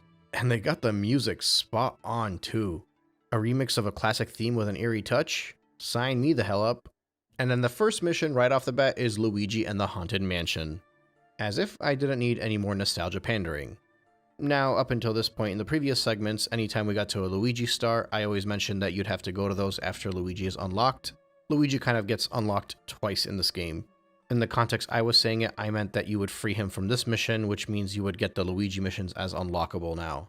But he actually does get unlocked at the very end of the game after 120 stars, but that's a discussion for later. Also, previously when we spoke to Captain Toad, he mentioned that they had gotten lost with Luigi after the castle was stolen. So I like that at the start of this mission you start on one of the Toad Brigade ships. But really, the level starts on this platform up here. It's got a real Van Helsing vibe to it, Goombas with pumpkins on their head, hanging spiders, and I just love all the general bones all around for some reason. There's this twisty stone bridge that you gotta cross to get into the mansion, and I always appreciated how the camera gets right up behind Mario to make it a little bit more intimidating, even though really all you're doing is moving to the side so a chain chomp can roll past you. Once you do make it inside the mansion, there's a switch you can flip, and that flip turns on a bright spotlight so you can use that to defeat all the boos, primarily the one that holds a key. In the next area, you're trying to collect the different pieces of a launch star, but you have to use these little ramps to be able to walk on the walls and ceiling. I like this because although this mission takes place indoors, they still find a way to remind you that you are playing a game with a gravity gimmick. And really highlighted by these mini black holes in front of your face. The launch star will take you outside of the mansion and bring you to a balcony on one of the higher floors. It also gives you a nice visual of the whole setting itself. And it also lets you see a caged off Luigi. So of course you gotta take yourself inside, but in order to do that, you gotta grab the key, which involves dropping yourself into a pit and grabbing the pool star fast enough. After that, you just gotta traverse through the hallway until you get to one of my favorite power-ups in the entire franchise. I don't know if there's a single transformation of Mario that looks as appealing as this one does to me. I feel like I need to buy a Boo Mario plushie. I don't even know why I like it so much. I think it's the nose. Anyway, as Boo Mario, you're able to get around pretty easily, being able to float upwards with relative ease. All you really gotta do is dodge the light, and tap the jump button over and over again to increase in your elevation. You also can briefly go invisible, which allows you to sneak through grates and windows and such. Which is more or less all you really gotta do here to get to Luigi, and he'll give you your first power star. Which is a shame because I think as the first appearance of a new power-up, they really should have put more emphasis on the actual power-up itself. Similar to how the first B Mario mission really had you getting comfortable with it. But yeah, the whole thing is, at this point in the game, Luigi is helping you look for the stars, which is why he'll get lost every now and then, and he'll send you a picture saying come and save him, and that's what those hidden stars come from. This next star is kind of fun. Almost as much as I enjoy Boo Mario, this actual Boo with a helmet is equally as appealing to me. Your second objective is a race against the safety first Boo. You'll notice the twisted walkway is gone, so instead you'll be using pool stars to get to the mansion. But before you make it there, a launch star will blast you off into the sky where you'll meet up with the Boo. Now, I think the appeal for these pool stars for me is when you're trying to go fast, it could get pretty fun. The way the momentum carries you, if you know when to let go and when to grab the next bubble, makes it super intriguing. It's a similar idea of when you're swinging across with Spider-Man. But I think in general, the way it tests your reflexes with the motion controls makes it a little bit more unique. I'm pretty sure this race took me 2 attempts to get through, and I am almost certain that a lot of people hate this one. But as somebody who appreciates a good motion or pointer control challenge, I don't mind it at all. I like to be tested and I like to feel engaged. Also, I think it's fun to try to grab stars that are further ahead, as well as how you can quickly grab a star to save yourself when your bubble bursts. All in all, in my opinion, this is a good challenge and it's a fun race. The third star is Beware of the Bouldergeist, and I think this is one of the better boss battles in the game. This time when you enter the stage, the bridge has a more hilly form to it, and the chain chomps back so you gotta dodge it to get into the mansion. The inside of the mansion has changed too. The stairs are gone and they're replaced with a painting of a black Boo. The trick with these Boos is that you can grab them by the tongue and swing them around, and they'll basically continue to swing around until they slam into something and blow it up. A very unique weapon and fun one to use in my opinion. I honestly think that between the 3 gimmicks of the stage so far, those being the pool star and the Boo Mario, this one might be the funnest. Once you slam the explosive Boo into the Bowser statue that's in front of the chimney, you're able to take the launch star to the next segment. After that, the challenge is flinging yourself up the walls with these web contraptions, and the challenge continues with the requirement to collect the pieces of the blue star. After that, you get to this bizarre, fun, bouncy ball section. You basically have to trampoline yourself into a launch star while avoiding the spike balls, and then you finally make it to the Bouldergeist. I'd say this one is pretty challenging, but most of the challenge comes from being able to control the swinging Boo. The Bouldergeist will launch rocks at you, and one of the rocks will turn into the exploding Boo. So you gotta swing into the Bouldergeist, destroy all of the boulders that are around it, and knock it straight into the tongue, I think. I believe it takes 2 or 3 hits to get there, and then the Bouldergeist comes back, only this time it's got massive fists. The challenge just gets a little bit more difficult, there are more attacks, but what's even worse is there are more objects to hit now instead of the Bouldergeist itself. So you'll spend a lot of time dodging and waiting for the black Boos to come out, and then when you finally do get a hold of the black Boo, there are just so many things that it can bump into. Luckily, the hands of the Bouldergeist could also be defeated, so you just smack them a few times by accident, they'll be gone out of your way. But the downside to that is that they will eventually respawn. You can also technically grab 2 of the black boos at once, but it could be tricky to do so because if they slam into each other, you lose them both. But the payoff is a double hit. All in all, I don't know if this one is necessarily a good boss fight, but it's more enjoyable for me than a lot of the other ones before it. And the only reason I say that is because I think a lot of how long it takes relies on luck, which even then I would normally be okay with, but it could be very frustrating to wait for the black boo only to grab it and it just slams right into the first boulder next to you. But for me, that's usually part of the fun. I don't know, I think I just like what people conceive as bad game design sometimes. If nothing else, there's always the spectacle of this fight to praise. And I hope you liked it, because we're gonna do it again. Because the Comet Star is the Bouldergeist's Daredevil run. And if you didn't think it was fun enough the first time, try it again with a single hit point.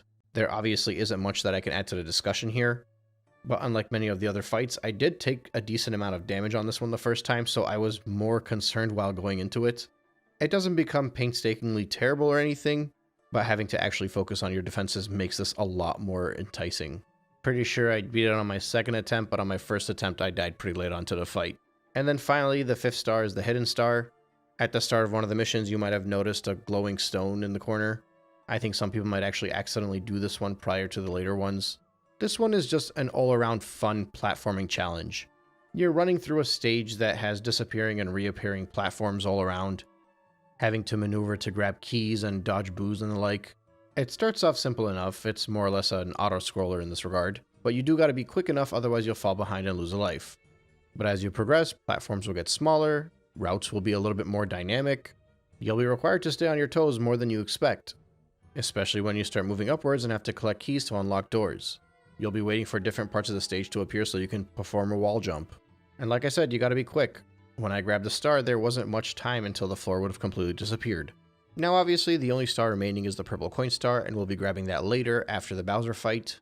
But looking at it strictly from the first 5 stars, I genuinely do believe this does a very good job implementing the whole spooky theme in outer space. I think it's a level worthy of comparison to some of the previous Ghost stages. I really appreciate just how gimmick-filled it is. Between the Boo Mario, the Pool Star Race, the Spiderweb flinging, the Boo Bomb swinging, and the whole linear platforming challenge. Add on to that the theme of the whole stage, and I think this makes for a very memorable Galaxy. If there's one downside I might find is that many of these gimmicks are done better elsewhere. I mean, we basically saw nothing of Boo Mario so far. But in fairness, a lot of these gimmicks in this game are introduced in the larger galaxies and then focused more on into the smaller galaxies. That being said, I think if you put this one side by side with the 15 main galaxies, it definitely stands out, and in a good way in my opinion. I don't imagine I'll be ranking it as a top galaxy like I did with Serena Beach, but I think it definitely falls into the mid or upper mid range like Boo's Haunt did. And compared to the ones before it, this one might be my favorite one so far.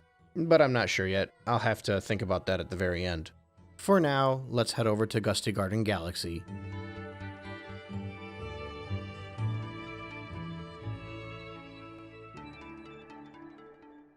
I think everybody loves Gusty Garden Galaxy.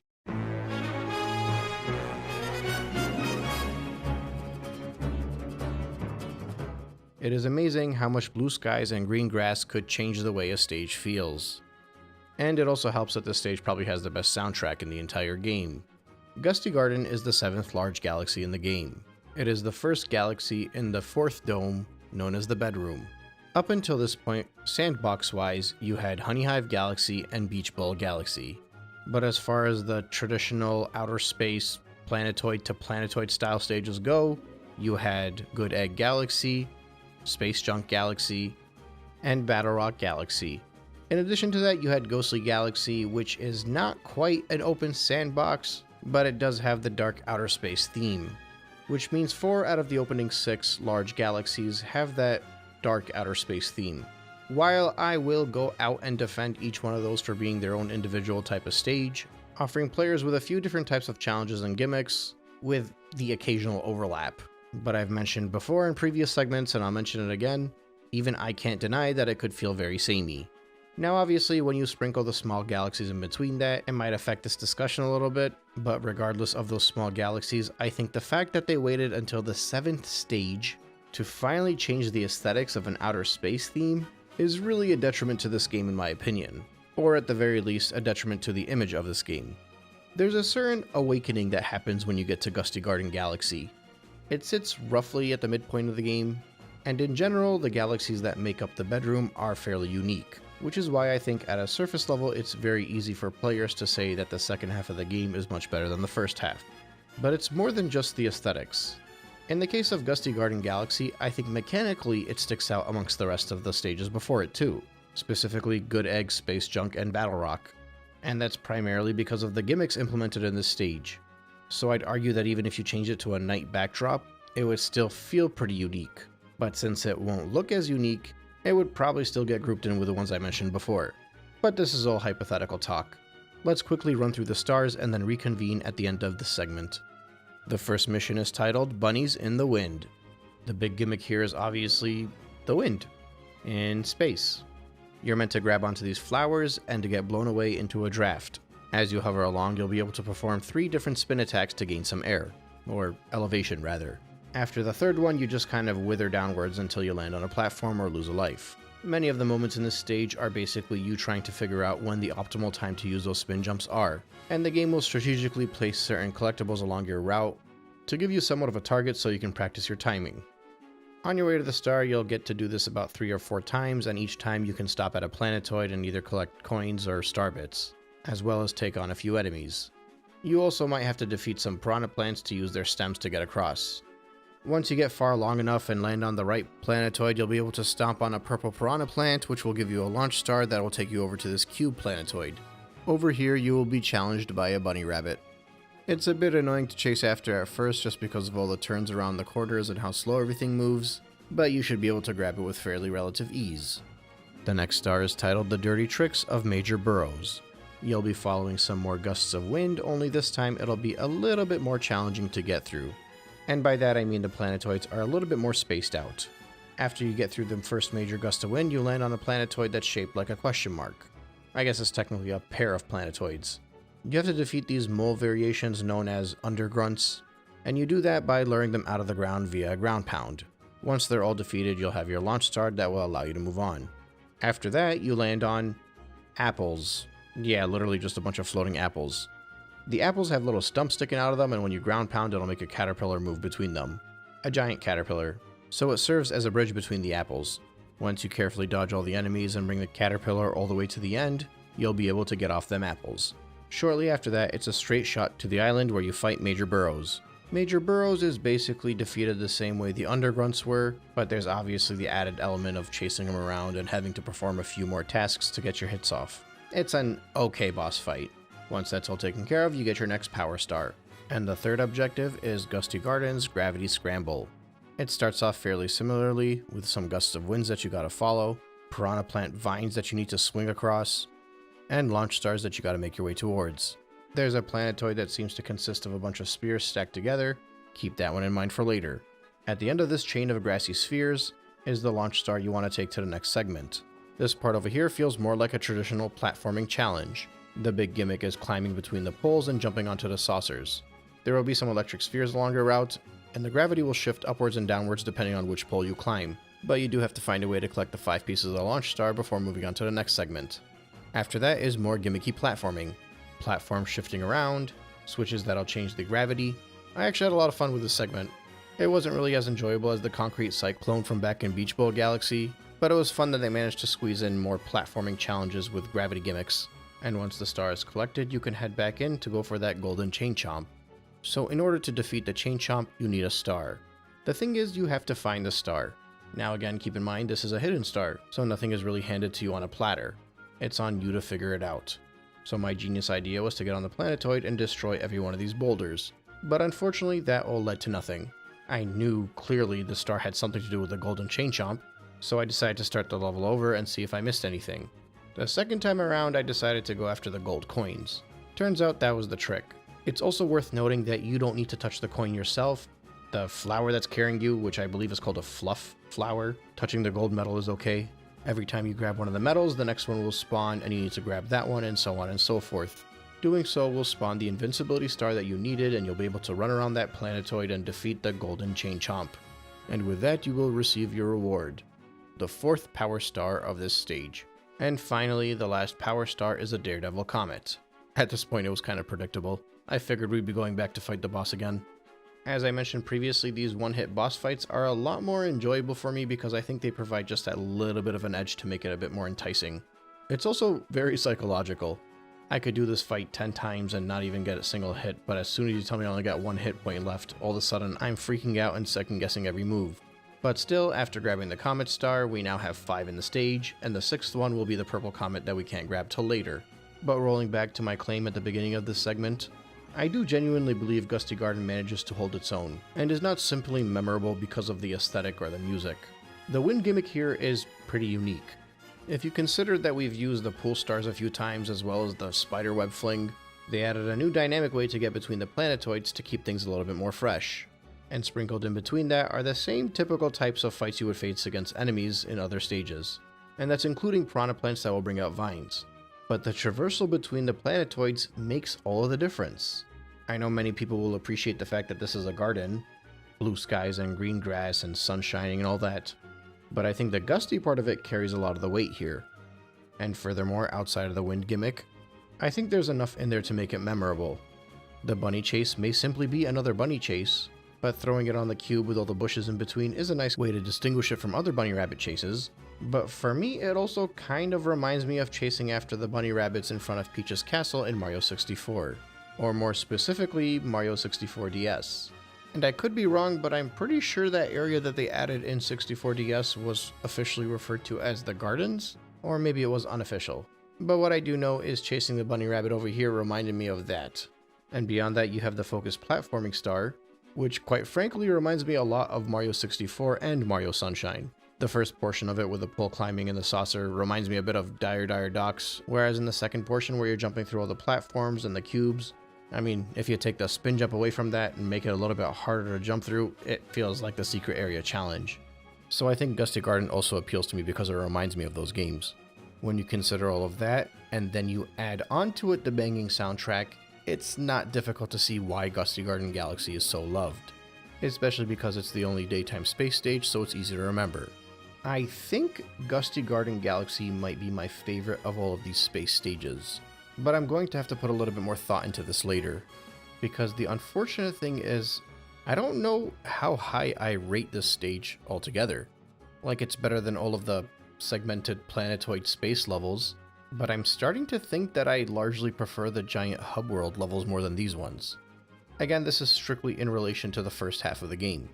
But based off what's coming, some of my favorite levels in the game, it doesn't look that good for these types of stages. And that'll be something interesting to think of as I get closer towards the conclusion. Because right now I'm starting to think that maybe people say Galaxy gets better in the second half is because the second half has less of these segmented space stages. That'll be something I'll have to sit down and really analyze before I get to the conclusion. And I'll obviously also have a better idea of it as I get through the game. But something I do remember is that I always held Freezeflame Galaxy in a high regard, and I always felt like there was a big step up in the game at that moment. Which is funny because every 1 or 2 stages I feel like the game takes a big step forward, which might just be evidence that the game is getting better as I'm going along. We'll save that thought for later. Let's head over to Freezeflame Galaxy.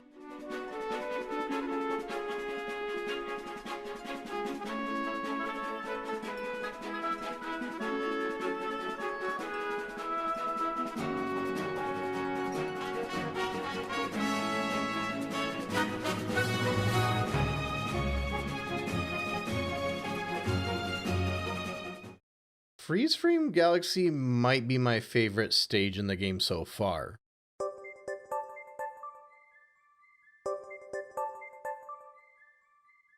And I don't feel like it's a coincidence that I feel that way about a stage that has very little moments in outer space, large drawn-out stage objectives, and probably the most dynamic missions compared to what came before.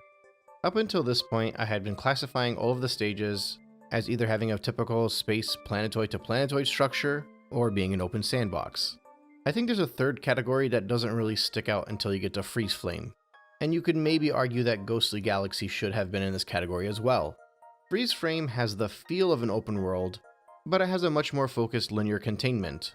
And by that, I mean it's a little bit more linearly structured than Honeyhive Galaxy and Beach Ball Galaxy. As a matter of fact, I'd argue that this is probably the first stage where I feel like it could have worked in 3D World. And the funny thing is how dynamic this stage is. When you start off the first mission, you get this giant snowy mountain, and you feel like it's going to be similar to Cool Mountain, or even similar to Honeyhive, where you'd have multiple different stars all over the place.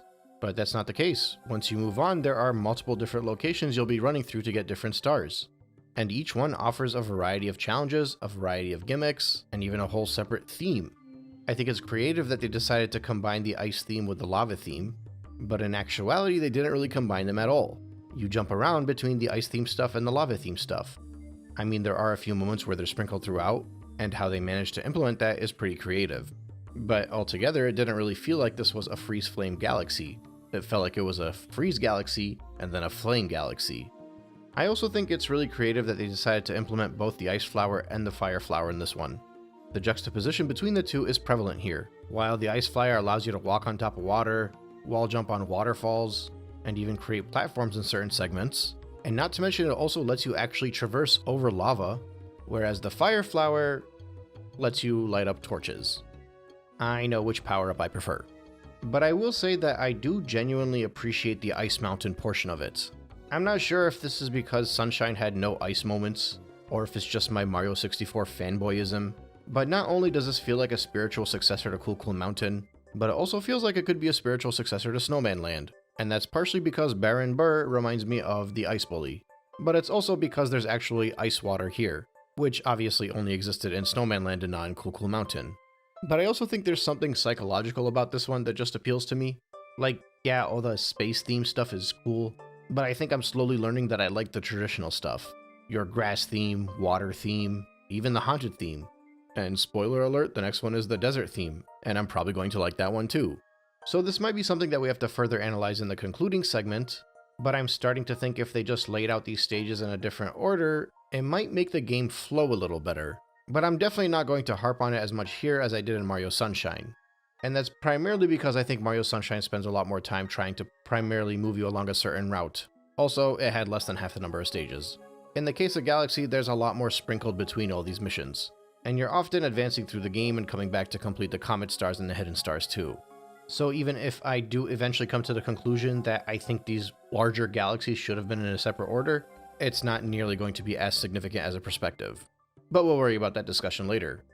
For now, let's jump into Freezeflame Galaxy and take a look at the frozen peak of Baron Burr.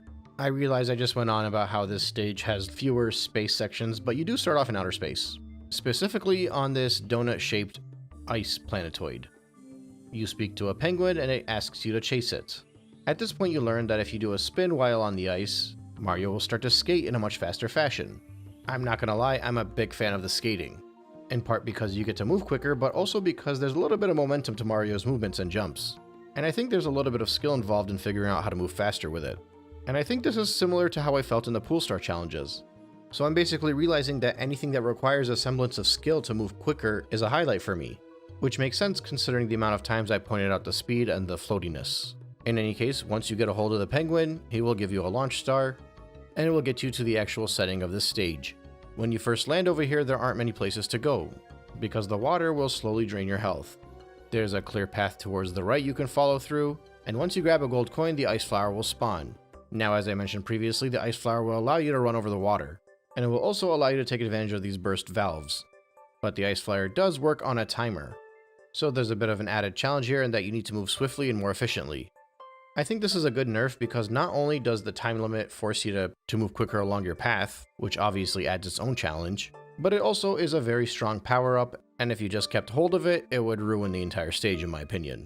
And by ruin, I mean it would make it too easy. In any case, you continue up the mountain until you make it to the top, which is kind of the third floor. You'll need to look around a bit to find the ice flower, which will let you wall jump upwards in order to face Baron Burr. After that, it's a matter of spin jumping him 6 times. 1 time to make him fall on the floor, and the 2nd time to actually damage him. On the 3rd hit, he'll summon some minions, but you can ignore those once again. Once he's all taken down, you get your first star. And now it's time for the flame portion of things. The 2nd star is Freezeflame's Blistering Core. You start off on the ice donut again, but this time you just gotta collect the 5 pieces of the launch star. The only real challenging portion here is that some of them are below the donut. This launch star will take you towards the Blistering Core. I think the visuals here are awesome, by the way, from the flight and all the way into the landing. Something about the lava both being above and below you is kind of breathtaking. But regardless of that, in general, this stage feels like a really well-made lava stage. Like, even aesthetically, it just looks like a fun linear challenge. But it also has the added bonus of giving you free flow movement rather than confining you to the 8 cardinal directions. And I think these types of stages in general are probably my favorite in the franchise. And I think that's because you're taking the control and physics and philosophy of the open sandbox games, but you're throwing it into a stage that would better fit in with the linear games. If I can use the Blue Hedgehog as a comparison, this would be the adventure era style stage. It's not quite as confined and focused as the Boost stuff, but it's also not fully open like Frontiers. And now I'm starting to think that might be another discussion I need to further analyze in the later segments. I gotta start making a list and writing these things down, otherwise I'm gonna forget everything I want to talk about in the conclusion. Okay, back to what's relevant. So you move forward through the intro area until you get stuck at a certain location. I'm pretty sure you meant to take the pole in the back corner and work your way around, but I was feeling frisky, so I decided to experiment. Unfortunately, that didn't work nearly as much as I'd have liked, but I did experiment a little bit of an easier way the second time around.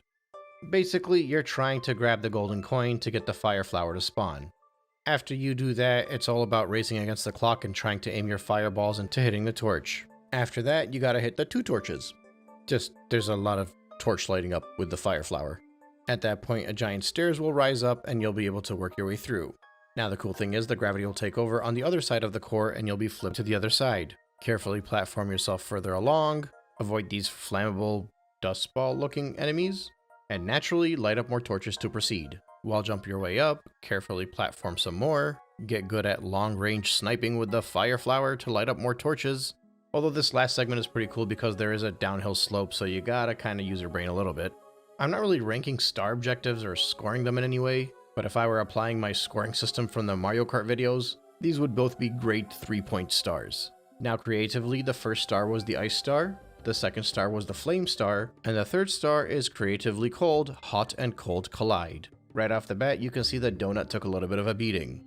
You gotta carefully skid across, slide your way to the underside, avoid the flames, and make it to the launch star. At this point, you're on this planet where you land into the ice area. You'll likely immediately notice the torches, so now you gotta find the fire flower. But you do gotta be careful because the area you're in has a water level that is rising and lowering, and the water in the freezing cold drains your health. This whole segment provides a little bit of a puzzle, but it's not too difficult because if you put in a minor effort of searching, you'll notice a valve on the ground. Once the water level is low enough and you spin that valve, you'll be able to move on to the next section, which is of course the fire area. The fire flower in front of you is caged off, so you'll have to go around. And naturally, the lava is rising and lowering as well. Once you get around there, you'll also notice another valve, only this one is only visible when the lava is down. Spin that, get your fire flower, run to the other side as fast as you can and light up those torches. After that, you get to take a launch star up to outer space to one of my favorite segments in the level. You basically skate your way along these platforms, grabbing ice flowers along the way, so you gotta be quick.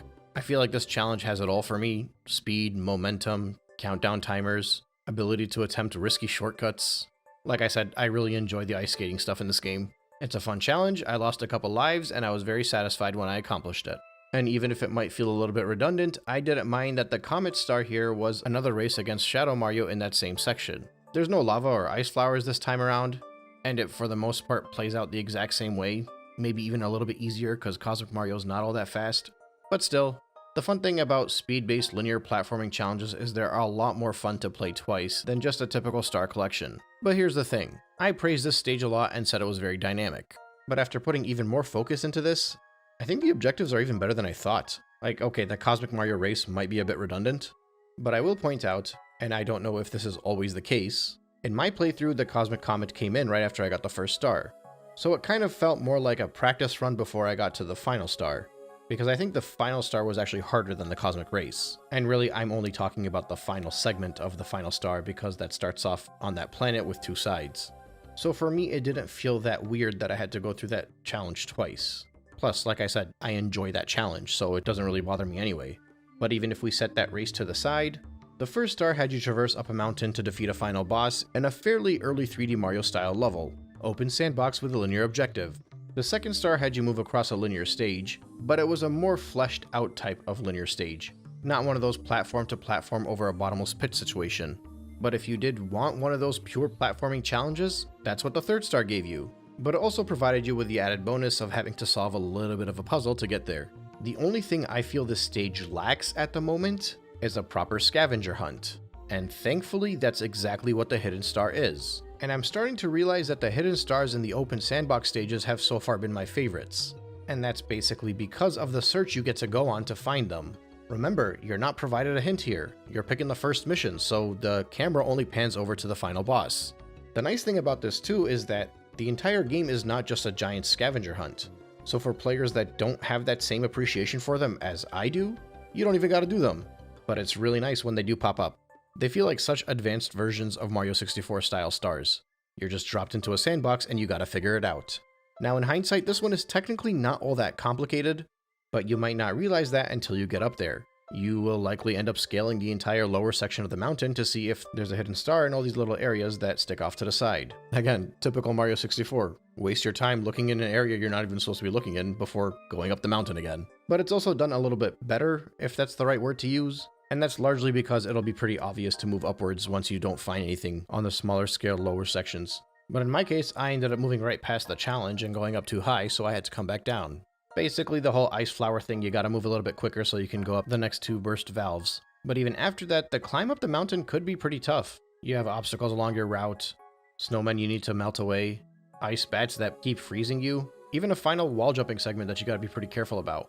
And it goes on for quite a bit, to be honest. There were like 2 areas where I got through a challenge and I'm like, oh, this must be the end of it. But nope, you just kept going. Another very enjoyable challenge to collect another very enjoyable star. All that would remain is the purple coins, which I will be discussing later. But for these 5 stars, well, it's a 5-star course. At the top of this segment, I said I think Freezeflame Galaxy might be my favorite one so far. After delving deeper into it, I'm much more certain while making that statement. And I'm not sure if any of the later ones will top it, but I do remember during my hiatus from Mario Galaxy before 3D All-Stars came out, I used to consider Freezeflame Galaxy the point where the game turns. I no longer feel that way because I think Ghostly Galaxy and Gusty Garden do a pretty good job transitioning us. But I'd say in terms of general difficulty, I think Freezeflame is about as easy as this game should get. At least that's what I'm comfortable with. It's at that point of, you might lose a few lives, but you'll also be pretty comfortable getting through it. Which makes me pretty hopeful for the upcoming stuff. I know there are certainly 1 or 2 moments where the difficulty goes back down to pre-Freezeflame Galaxy levels, but I also remember enjoying the second half of the game a lot more than the first half of the game. We'll see. For now, we'll head over to Dusty Dune Galaxy.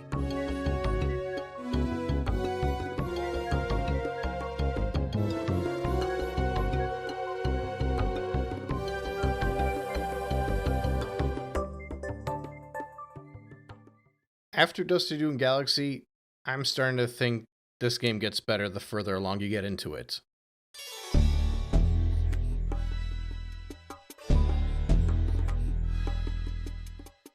Although in fairness, I've kind of been feeling that over the last few stages. In fact, I'm pretty sure in the last few segments I have mentioned almost the exact same thing. Which I think is a testament to the argument that's frequently made about Mario Galaxy getting better as you move along. And as I've previously alluded to, I'm starting to develop a bit of a hypothesis here that the reason people think that is because most of the stages that involve moving from planetoid to planetoid take place in the first half of the game. This is of course only if you're thinking about the grand galaxies and not the smaller ones. But I also think that the further along I've gotten, the less even the objectives within the stages have felt similar. Honeyhive Galaxy felt very similar regardless of which star that I picked, and likewise with Gusty Garden Galaxy. But Freezeflame Galaxy had 3 stars that basically took place on entirely different levels. Now this won't always be the case going forward. Off the top of my head, Sea Slide Galaxy is like the 11th level in the game and almost every star feels the exact same. But up until this point in time, that's kind of how it felt. Let's see if that continues with the desert-themed Dusty Dune Galaxy. Dusty Dune is actually the 3rd large level in the bedroom dome. The 3 previous domes only contained 2 large galaxies each, but from the bedroom and onwards, there's 3 large galaxies in each dome. Which I think also reaffirms the uptick in difficulty that you get towards the end of the game. Right off the bat, I will say that Dusty Dune Galaxy earns points for me because it feels like a natural evolution of the previous desert stages of the franchise. And I think they had an excellent track to go along, and obviously I would think that because it reminds me of Shifting Sandland. The first objective of Dusty Dune Galaxy is soaring on the desert winds. Once again, I gotta praise the spectacle here. The view when you land on this area and see all that's ahead of you is pretty awesome. There's somehow so much going on despite the fact that there's a clear linear path in the direction you're supposed to move. This is not a sandbox. This feels like the flame mission that I mentioned in the last level. The one I ever so eloquently compared to Sonic in the Adventure era, when you're clearly meant to move in a single direction but you have unconfined controls. This of course would differ from the 3D Land and 3D World approach, in which you're stuck to 8 cardinal directions. In any case, your two obstacles as you move forward along this objective are the dry bones as well as the tornadoes. The tornadoes are pretty cool because you jump into them and you spin up, you can kind of do this hover to get through the stage. If you use the tornado right, you're able to make it towards the pipe maze. After that, you get a full-on 2D section, complete with thwomps and piranha plants. Something I really appreciate is you have the ability to just hop along on the sand. You'll be moving really slow, but it's completely optional. But if you're skilled enough to manage to stay on the blocks up ahead, you can move a lot more swiftly. It's the classic 2D approach where an upward, more difficult route will award you with more efficiency. This is not normally the case with classic Mario, but again, to bring up Sonic, it was the case with him, specifically in Sonic 2. And I'm pretty sure this is the third or fourth time I make that comparison on my channel. But anyway, you'll eventually make it to a fire flower and you're able to shoot your way forward while blasting all the piranha plants out of your way. After that, there's a mini chase segment where a giant boulder is chasing you, and then you make it out of the segment and you get to a section where you have to traverse upwards. This of course requires you to take tornadoes as well as avoiding these evil chickens. After that, you just gotta keep using the tornadoes to get upwards. You'll move on to some wall jumping, including a segment where you have to actually slide down the wall pretty far before making the jump. This whole area is a very fun platforming segment. Even the last bit where you gotta get to the star, they don't just give it to you, you gotta work your way to it, carefully standing on the blocks in order to make sure you get your star. All in all, I think this stage does a very good job putting your platforming skills to the test, and I don't think it's a coincidence that a star that requires so much platforming is very 2D heavy. I've mentioned that this is the first 3D Mario game with 2D sections a few times throughout the past few segments. I didn't really share my thoughts on it because I didn't think it was necessary to share my thoughts. That seems to be more of a thing in certain other franchises that I keep mentioning. I think the way it's been implemented in the Mario franchise so far has been pretty good. It doesn't really overwhelm the game, it feels pretty natural to jump in and out of these segments, and ultimately, I think the fact that Mario fans just kind of are okay with both 2D and 3D make the difference here. Like, it feels weird even talking about this. This is much more a Sonic discussion. Nobody is ever complaining about the implementation of 2D stuff in 3D games. But in fairness, Nintendo is also not making a 3D Mario game mostly 2D. So that's probably why nobody's talking about it. In any case, that was a fun star. I enjoyed it, both in the 3D sections and the 2D sections. Mission number 2 is blasting through the sand. This one is also really fun. As soon as you start, you gotta take on these 5 Pokey heads. Once you defeat them all, a bigger red Pokey will stick out. This one's actually a bit harder to defeat. I think your best bet is to try to jump on its head after it slams into you. And I'll admit, it took me quite a few attempts to figure that out.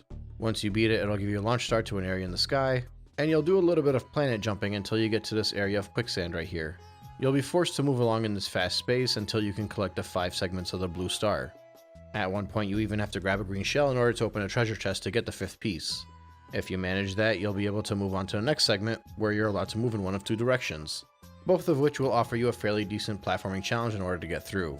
After that, it's a fairly narrow platforming traversal where you gotta dodge enemies and avoid falling into the sand. This is kind of a 2-sided segment. There's these little holes in the floor that'll take you over to the other side. Basically, you gotta go to one side and ground pound so that it makes the platform stick up on the other side, and then you gotta quickly run yourself back as fast as you can to get to the platforms and grab the star before it goes back. Again, I think this is a star that puts your platforming skills and movement to the test. Speed, reflexes, balance, and even general control of Mario is all at play here. It's a fun and unique challenge, and honestly just feels like a really good start in a 3D Mario game, gravity gimmick or otherwise. The third objective is Sunbaked Sandcastle. The gimmick here is that the sand is rising and lowering depending on where you are on the map. In the first section, the test is to dodge the platforms that are falling down towards you into the ground. As long as you can avoid getting crushed, you're able to make it to the next segment. Over here, the platform or stage is basically rising from underground. You need to figure out how to go up and down this tower and collect the 5 star chips. This will range between wall jumping, grabbing the green shell to break open a chest, and really just figuring out how to traverse all around this tower. Once you do that, you gotta wall jump your way to the top to take the launch star. You get to this small planetoid that keeps increasing in size, and you gotta defeat the cactus plant to make it over to the next planetoid. Over here, it's a pair of planetoids where you gotta drop down to the bottom one and send some melons upwards so you can use those to flick at the Pokey up ahead of you. After you defeat the Pokey, you get yet another launch star. You land right beneath the star, although technically you're right on top of it because once you drop down you realize the camera is just upside down. This final segment here is a 2D platforming challenge. But rather than just being a basic 2D platforming challenge, everything is upside down, and you also have a lowering, or I guess rising, sand level to worry about too. So it's more than just simple platforming, it's a speed test. Get to the star before you suffocate, and you can move on. By now the map will show you that there are 3 stars you're able to collect in addition to the 3 you already have, and that's not including the purple comet star that we'll collect at the end of the game. Which means in addition to Battlerock Galaxy, this is the second and final level to have 7 stars. And one of them is a green star, but I'll be discussing why that's relevant later. The green hidden star is hidden in blasting through the sand. So there's a planetoid shaped like a ring with a bunch of boulders rolling around on it. I didn't really go into detail about it the last time because it wasn't as relevant. There's a hungry Luma. It's actually pretty well hidden and might be hard for somebody to find. The only reason I was able to find it is because the launch star that it leads to has one of those gimmicks where you can actually fly right through the launch star without moving forward. Generally speaking, when a launch star has that, it's because you're able to backtrack through the last few planetoids. And really the only reason the game would even do that is because it wants you to collect star bits. Once that happened, I figured the hungry Luma had to be around here somewhere even though I couldn't see it. And sure enough, it was beneath the nearby platform. There's also a hidden star beneath those boulders so that you can use that to crack the boulders and collect all the star bits if you need more for the hungry Luma. After that, our starry friend will transform, and you'll get this uniquely shaped pyramid planetoid to head inside. The gimmick here has to do with the sand both rising and lowering up and down this prism. As the sand moves, you gotta traverse along the walls to collect the 5 silver stars. This could be seen as a tedious challenge, but I think it's a good one. There's a bit of a puzzle element to it, as well as reflexes involved. And once you collect the 5 silver stars, you'll be able to collect your hidden green star. At this point, there was a speed comet for one of the stars, so you gotta retread your steps and defeat those 5 pokies again, as well as the big red one. There's a 4.5 minute timer here, which seems like a lot, but I think a lot of players might actually need most of that time. The only thing I will say is that the segment at the very end where you're meant to go through the narrow platforms, they removed all the enemies. Obviously they did that to make it easier for the player, but I think that would have been a good added challenge to avoid. And it might have been the difference between barely making it to the star and instead making it there with about 30 to 60 seconds to spare. I don't know if there's any one of these speed comments that I enjoy. Despite the fact that there are other comments that feel pretty simple, I just feel like every one of these timers are just a bit too long. And I think it just would have been a lot more enjoyable of a comet if you had less time to run through it. Not by much, but enough to maybe finish it with 10 seconds. Especially since these comets are not required to beat the game, only to fully complete it. So I think even if they were concerned to make it too difficult for the casual gamer, I imagine anybody that wanted to go for full completion would have been able to handle it. But as it stands, I think it's just okay. The 6th star is a hidden star in the sun-baked sandcastle. This is a good example of one that is pretty hard to figure out. You'll be moving along this linear path searching everything, but at the same time there isn't really that much to search. So that either means you're going to spin your wheels or you're going to defeat a lot more enemies than what need to be defeated. The moment you get to is right here where you defeat the plant. You may notice as soon as you land on it that there's a wooden stump, but as soon as you land it's hard to ground pound because the sand level increases so quickly, and most players will just defeat the plant to move on. But if you wait, the sand level will go back down and the stump will be exposed again. I basically only waited for this on a whim. I didn't think it was going to lead me to the star. But once you ground pound on the stump, a bunch of music notes will come out, collect all the music notes, and you can take a launch star to the next area. Basically, a tower will rise and a bullet bill will chase you and you gotta lead it to the cage that has the star. I didn't really have to try that hard. As soon as the star popped up, the bullet bill was already right behind me. But after how long it took me to figure out where this location was, I was completely content with that. And really, I was content with all of it. I don't know if I necessarily consider this harder than Freezeflame Galaxy. I mean, I'm sure it is. It feels like it's longer too. But it feels like it's on par in quality. Remember, I hold Freezeflame Galaxy to a high regard, and I think it might be one of my favorite stages in the game. And I think Dusty Dune is almost as good as it. I liked Ghostly and Gusty Garden Galaxy, but when I went from those ones to Freezeflame, I felt like Freezeflame was a big jump upwards. Dusty Dune Galaxy feels like it's on the same tier as Freezeflame. So basically, if Good Egg, Honeyhive, and Space Junk Galaxy felt like the low tier early levels, and then Battlerock and Beach Bowl felt like a jump upwards, the next jump would have been Ghostly and Gusty Garden, and now we're at Freezeflame and Dusty Dune. I think I've yet to play a stage that was worse than the one that came before it. I may like Honeyhive more than Space Junk, but that's more about the aesthetic and the vibe. And maybe even a preference towards the sandbox, but that doesn't make it a better stage. But even then, I would classify those two in the same quality category. That quality being the type of challenges in the stage as well as the difficulty. So basically every time I go through a stage, it's either of similar quality or a big jump upwards. And so far there have been 3 big jumps in the areas that I just mentioned. Dusty Dune lives up to the high standards set by Freezeflame. The issue is the next level is Gold Leaf Galaxy.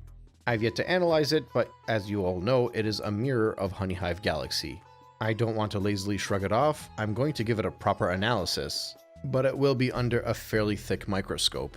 So join me in the next segment to figure out if Gold Leaf Galaxy can live up to Freezeflame and Dusty Dune.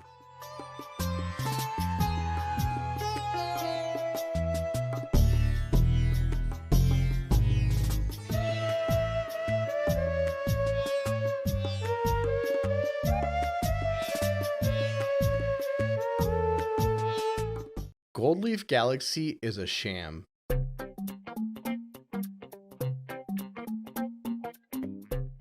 I don't think it's much of a secret that this is basically Honeyhive Galaxy mirrored.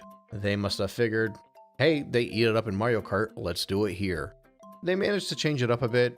Primarily aesthetically, they make it into a fall season rather than the summer of Honeyhive. But I think more importantly, we need to figure out if this is a good stage on its own. Because let me tell you, if you're going to take the second stage in the game and throw it into the second half of the game, you really gotta put in some effort to make it stand out.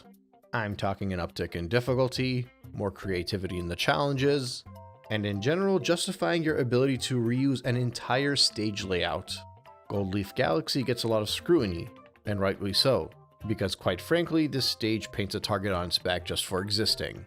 Now for the sake of this retrospective, in the previous segment I mentioned that Freezeflame Galaxy and Dusty Dune Galaxy are a step above everything that came before.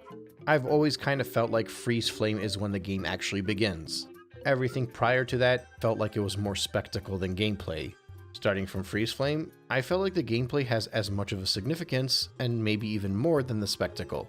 And I think the gravity being implemented not as the primary focus, but more as the secondary focus has made the stage better, and likewise with Dusty Dune Galaxy. So once again, I'd like to see if Gold Leaf Galaxy feels the same way. Because if Gold Leaf Galaxy ends up being a step backwards, that would be the first time in the game where I felt like there was a backwards movement.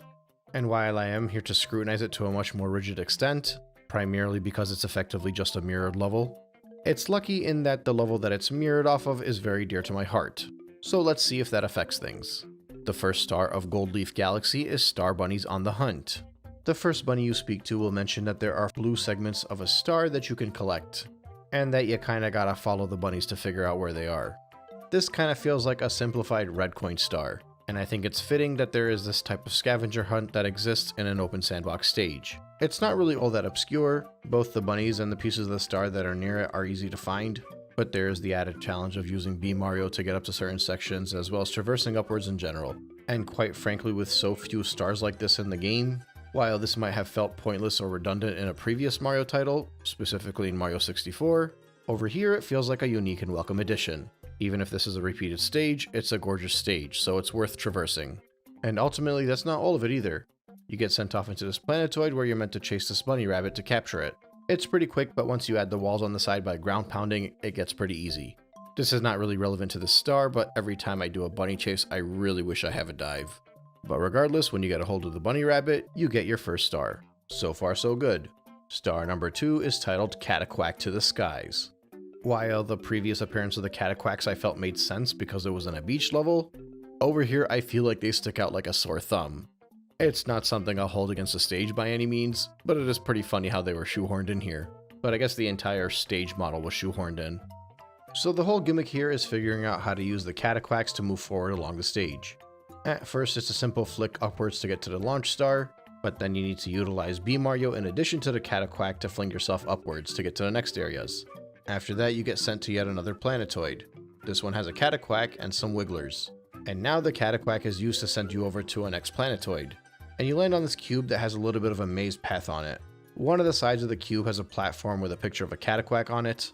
So you gotta lure the Cataquack to the platform, which is much easier said than done actually, due to the nature of the maze layout, as well as these turns that you can't quite see where you're going towards until you get there.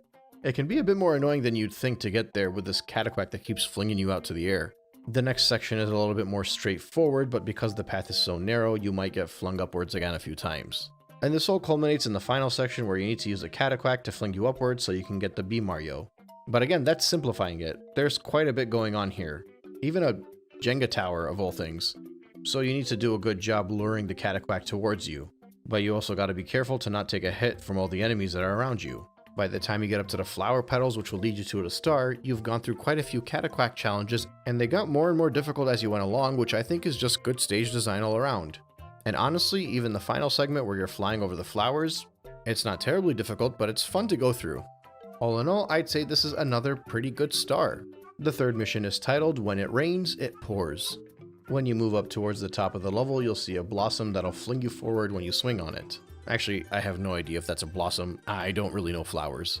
But it will land you on a rain cloud, which you'll fall right through. There are also purple flowers around you, but you can't stand on those either without B Mario. So obviously you need to find B Mario. But you also can't simply rely on the purple flowers because the rain cloud won't let you fly between them, which means you need B Mario plus that flower that'll fling you across.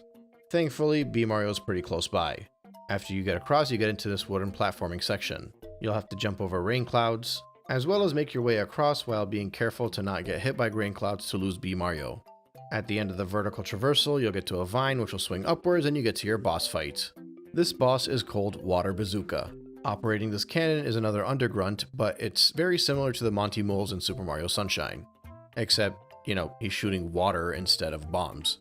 The trick here is to ground pound the platform at the end of the level, and then come back and ground pound the cannon. It's pretty simple for the most part. You might get shot by a water balloon and just be slowed down a bit, but that's about it. I think in general this is a fairly basic star, but it's not one that I would say is terrible by any means. There's a little bit to be appreciated in the early segments, and I thought the general upwards traversal throughout the stage was pretty good. The boss fight, however, is on the easier end, and I think that's mostly because it's a water bazooka and not a regular bomb.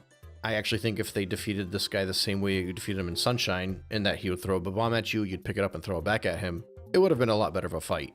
But I don't think the star is bad enough to say that it drastically drags down the stage. I would say that so far with the 3 stars at hand, this stage can sit along Freezeflame and Dusty Dune. It might be on the lower end, but so far I think it's in the same tier at least. Let's see how the Comet Star and the Hidden Star affect this point of view. Starting with the Hidden Star, it's the Cataquack to the Sky Star. I was kind of excited for this one because in Honeyhive Galaxy you had to search for Luigi, but you already kind of knew where he was. In this case, there's a little bit more searching. What it ultimately comes down to is a fairly well hidden challenge. Behind the giant tree in the stage, there's a bubble shot. When you end up in this bubble, you gotta use your pointer controls to push Mario's bubble around. Although this does appear in smaller galaxies, this is so far the only large galaxy that has this gimmick. And I think this is one of the harder gimmicks to get used to in the game. But I also think you've done enough with the pointer controls that this feels like the next logical evolution in testing your skill. Especially because you have to carefully make your way around and collect all of the music notes in order to get the star. So for me, I'm all on board with this. It took a control type that you've previously used and just added to the challenge on it, requiring you to learn how to use it in order to get your star. I think people that hate this gimmick are not going to like the star and as a result are going to hate the stage. But I think a lot of these motion control gimmicks that are spread throughout the game actually offer a better challenge than a lot of the regular stages. And I think this one has a very good challenge, as well as the added benefit of being a star that's hidden in a sandbox stage that allows you to search. So for me, not only is this hidden star good, it also brings the value of this stage up closer towards Freezeflame and Dusty Dune. After that, it's a race against Cosmic Mario. I think in concept this is kind of lame because they did the same thing in Honeyhive Galaxy, but at the same time, this is a really good Cosmic Mario race. I may have enjoyed the one on the ice rink more in Freezeflame Galaxy, but I think you actually have to be good at platforming in order to get this star. I don't know if it's rubber banding, but I have never gotten the star with Cosmic Mario so close to me.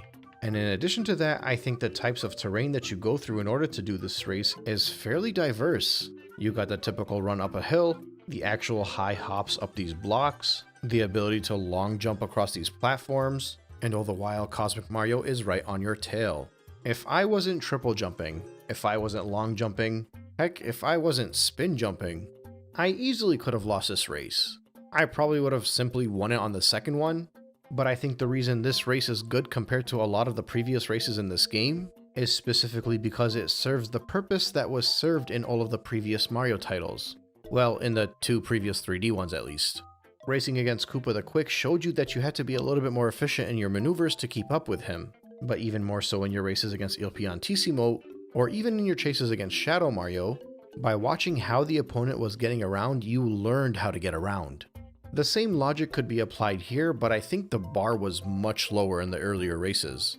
Like, I think if an average player was just running through this one trying to get to the end, seeing Cosmic Mario move the way he was would have prompted them to try again and attempt what he was doing, which is effectively already where my skill level is. And now I don't think I'm the best Mario Galaxy player in the world. I don't even know if I'm in the top 20 or 30 or 40%. But I will say that if I barely won this race, I'm guessing a good 50% of people lost it. Minimum. Which, quite frankly, is how I felt in my races against Il Piantissimo. It's just crazy because in Sunshine, I basically always said the races against Il Piantissimo were too easy, which means everything prior to Gold Leaf Galaxy wasn't just too easy, it was pointless. Obviously, I say that in the context of the Cosmic Mario races, but I think this race cements it for me. Gold Leaf Galaxy is a good level. It doesn't take the game a step backwards. I still feel like I like Freezeflame and Dusty Dune more than this one, but it sits in the same tier. Difficulty-wise, stage mechanic-wise, I feel like this is the next level up beyond Gusty Garden and Ghostly. And I think the fact that I was able to do that despite being a mirror of the second level of the game is even more impressive. And what's even more impressive beyond that is that the missions don't even feel redundant. Despite the similarities, this one feels unique. Do I think it's a good idea that they reuse the exact same stage? No. But I think when you scrutinize a stage and really dig deep into an analysis, at the very least I can say that if they were to mirror a stage, they at least did a very good job implementing it and making it feel like its own. While also respecting the fact that this is stage 10, while the one it's copying was stage 2. I'll be honest, going into this, I didn't think Gold Leaf Galaxy would be a win. But ultimately, it is. And now we have 3 stages in a row where I feel like this is where the game is actually really good.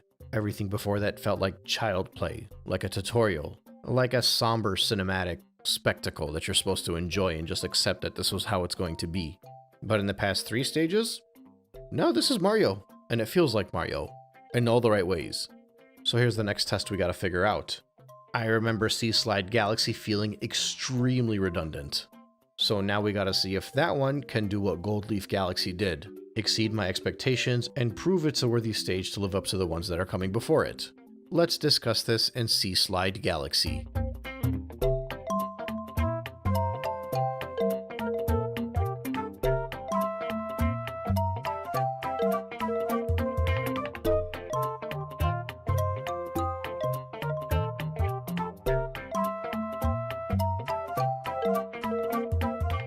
I think Sea Slide Galaxy should have had like 2 or 3 stars maximum.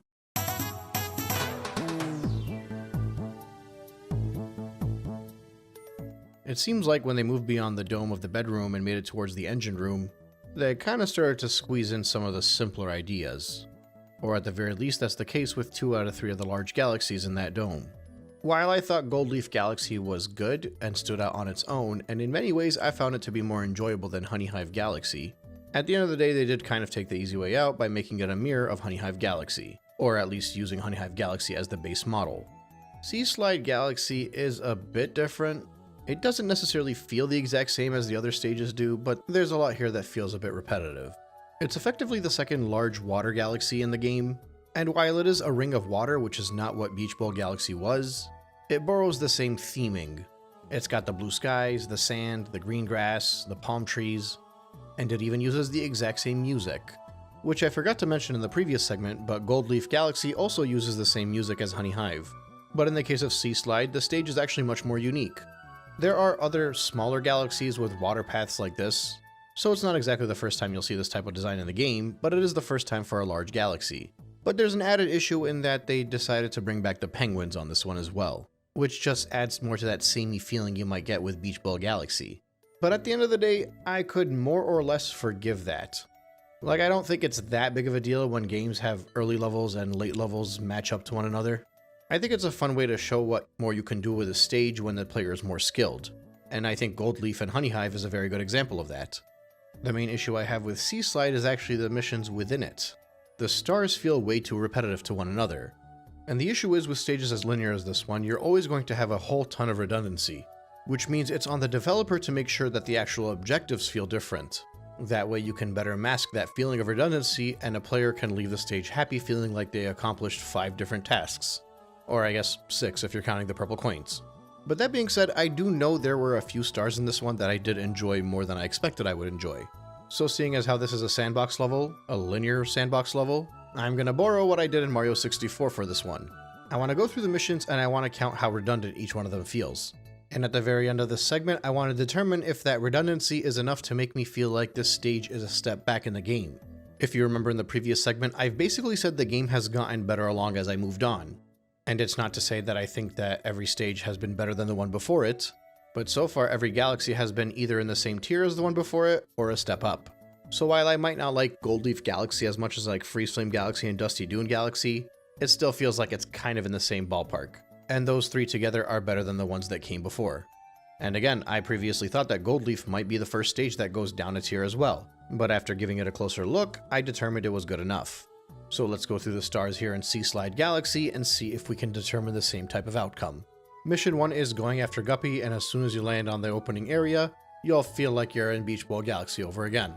You'll see the penguins complaining about somebody that's causing problems, and when you go and speak to Captain Toad, he'll let you know that it's the hooligan over there.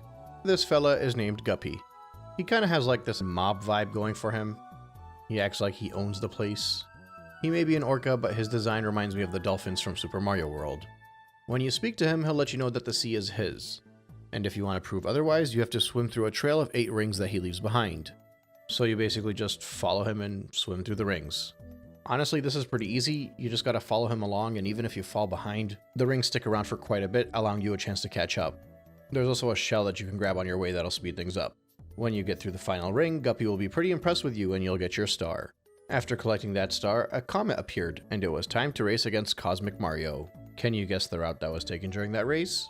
Did you guess almost the exact same route? If so, yeah, it kind of feels the exact same. It's a smaller segment, you're not going around the entire galaxy. There are red shells spread throughout too to make it a little bit more fun. You're still aiming for rings, except the rings will give you a speed burst, and the final portion does take place on land. But at the end of the day, through both of these stars, you basically just got in the water and swam around. You didn't really search for anything. In both cases, you were trying to move as fast as you can. And for the most part, it did feel a bit like retracing the previous objective. All in all, it just felt very redundant.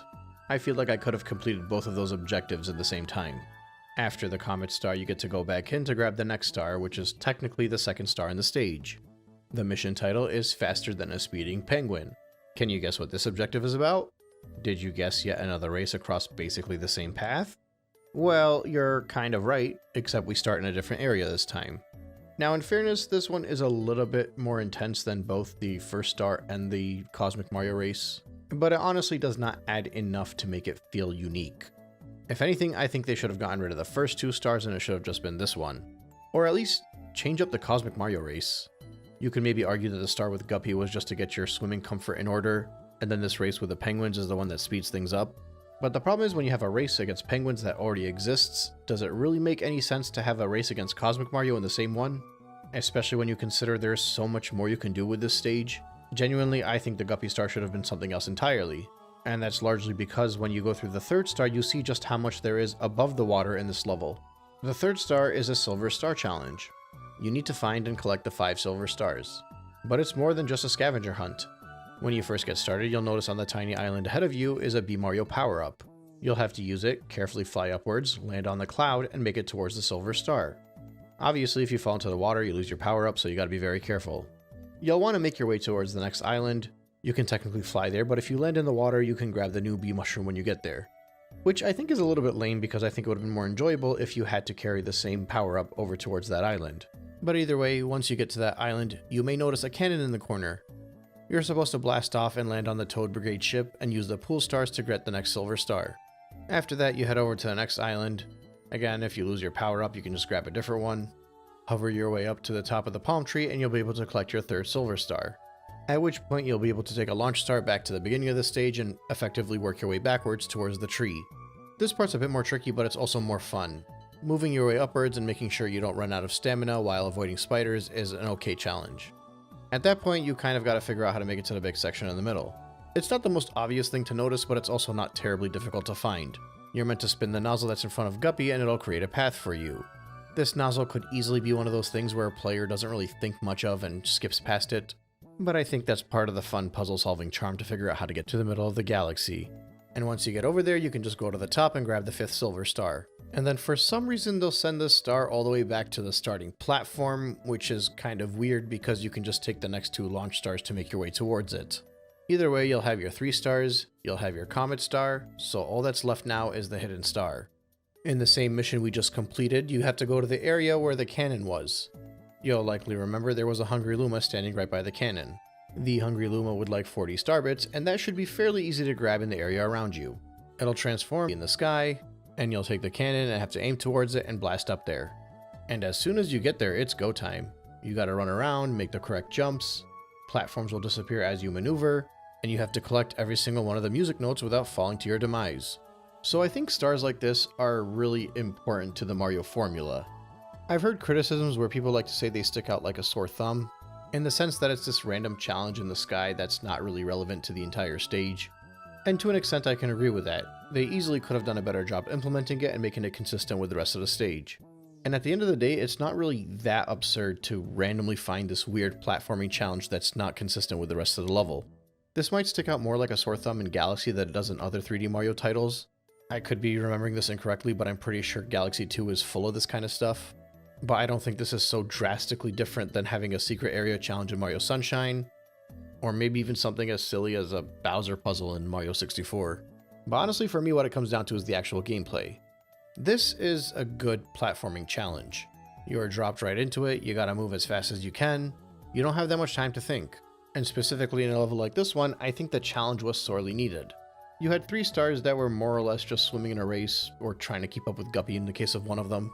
Another star that involved a search or a hunt with B Mario for 5 silver stars. So I think having a challenge like this one could liven up the mood a little bit, give you that proper platforming challenge test. Now don't get me wrong, I finished this one in one attempt, but I don't know that everybody does. And I'm sure you're all probably waiting for me to address this, but this challenge is basically stolen from Hurry Scurry Galaxy, which is a small galaxy in the fountain. Which means that most people will have already done it once, and it makes it a little bit less enjoyable. Now here's the thing. Even though this challenge is a repeated one, it's one that I enjoy and I'm glad it was included in the level. Admittedly, I'd have preferred something else, but it is what it is. The star with B Mario was pretty good, but I think the fact that it did not reward you for keeping hold of B Mario and making your way around the level is really a detriment. It could have been a very interesting star if they just required you to avoid the water altogether. So instead of being a really good B Mario challenge, it ends up just being kind of okay. And similar to the hidden star, B Mario is just a gimmick that's taken from another stage, because the power-ups in this game are more gimmicks than actual power-ups. So even then, this whole challenge doesn't feel all that unique. And then you have the 3 races, which are basically all redundant to one another. And really, it's just more swimming and the aesthetics look the same as the beach and the penguins and Guppy and all that. So even that part of it feels kind of like it was stolen from a different segment of the game. For all intents and purposes, Sea Slide Galaxy feels like they just grabbed a bunch of scraps and threw them together. And while I feel like this stage does have its moments, there is some joy to be found, and the difficulty is not necessarily as mind-numbing as some of the earlier levels in the game. Genuinely, I think this might actually be one of the worst galaxies so far. And that's largely because nothing feels all that unique. This should have been a small galaxy. If this was a single small galaxy where you were required to use B Mario to fly around and collect all the silver stars, I think it would be one of the best small galaxies in the game. Heck, it could have had 2 stars, the silver stars as well as a race against the penguins. Or they could have just done a race against Guppy. But ultimately the Cosmic Mario race feels kind of pointless, and then having a hidden star be the same as one from earlier in the game also feels very pointless. So if I was to grab this galaxy and just give it to somebody and tell them to play it, they might have a little bit of fun at least. But when you're going through the game and you make it to this one, it feels more redundant than Honeyhive Galaxy in my opinion. And it's weird for me to say that because I don't think when I was playing it I felt like this was that bad of a galaxy. The only thing I really remembered was the redundancy of the first 3 stars. And maybe that's by design. Maybe the way that it's fleshed out and the way you travel around for the other stars makes it feel a little bit more unique. But at the end of the day, I don't think there has been a single galaxy that I've covered that felt as repetitive as this one. So while the cracks were slightly papered over for me during the experience, when I got down to the nitty gritty and actually started to scrutinize it, I'm kind of surprised that I didn't immediately dislike it when I was playing it.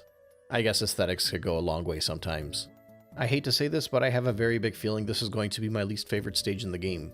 Which is a shame because I think it has a lot to offer, it's just that everything it offers is done elsewhere. And in a lot of those cases, it's done better elsewhere. So not only are the stars themselves in the stage redundant to one another, the stage is redundant to the entire game. And really, the only saving grace here is the galaxy that's coming up next. Let's head over to Toy Time Galaxy.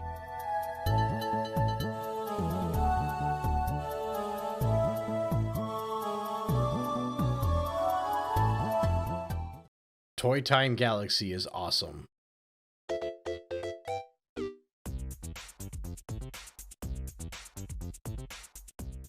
I can't help but feel like this is the kind of stuff Galaxy has been lacking all along. Don't get me wrong, there have been a few absurd moments that stuck out to me, and I say absurd in a positive manner. But for the most part, those moments were throughout the smaller galaxies. Space Junk had some fun set pieces that stuck out. The Pikmin spaceship and the Yoshi head come to mind. But I don't think anything has been quite as wacky as Toy Time. And for me, it's wacky in all of the right ways. Because not only is it this giant toy-themed galaxy, it still somehow manages to feel completely consistent with the rest of the game, and adopts the space theme and galaxy theme very well. Even if the background makes it look like you're floating in this giant bedroom. But it doesn't feel like you're in a bedroom on Earth. It's like this bedroom is a greater galaxy that Toy Time Galaxy sits inside. Which, come to think of it, would have been a really cool thought if the bedroom dome contained Toy Time Galaxy instead of the engine room. Actually, come to think of it, I don't think there's any actual relevance between the dome and the galaxies themselves.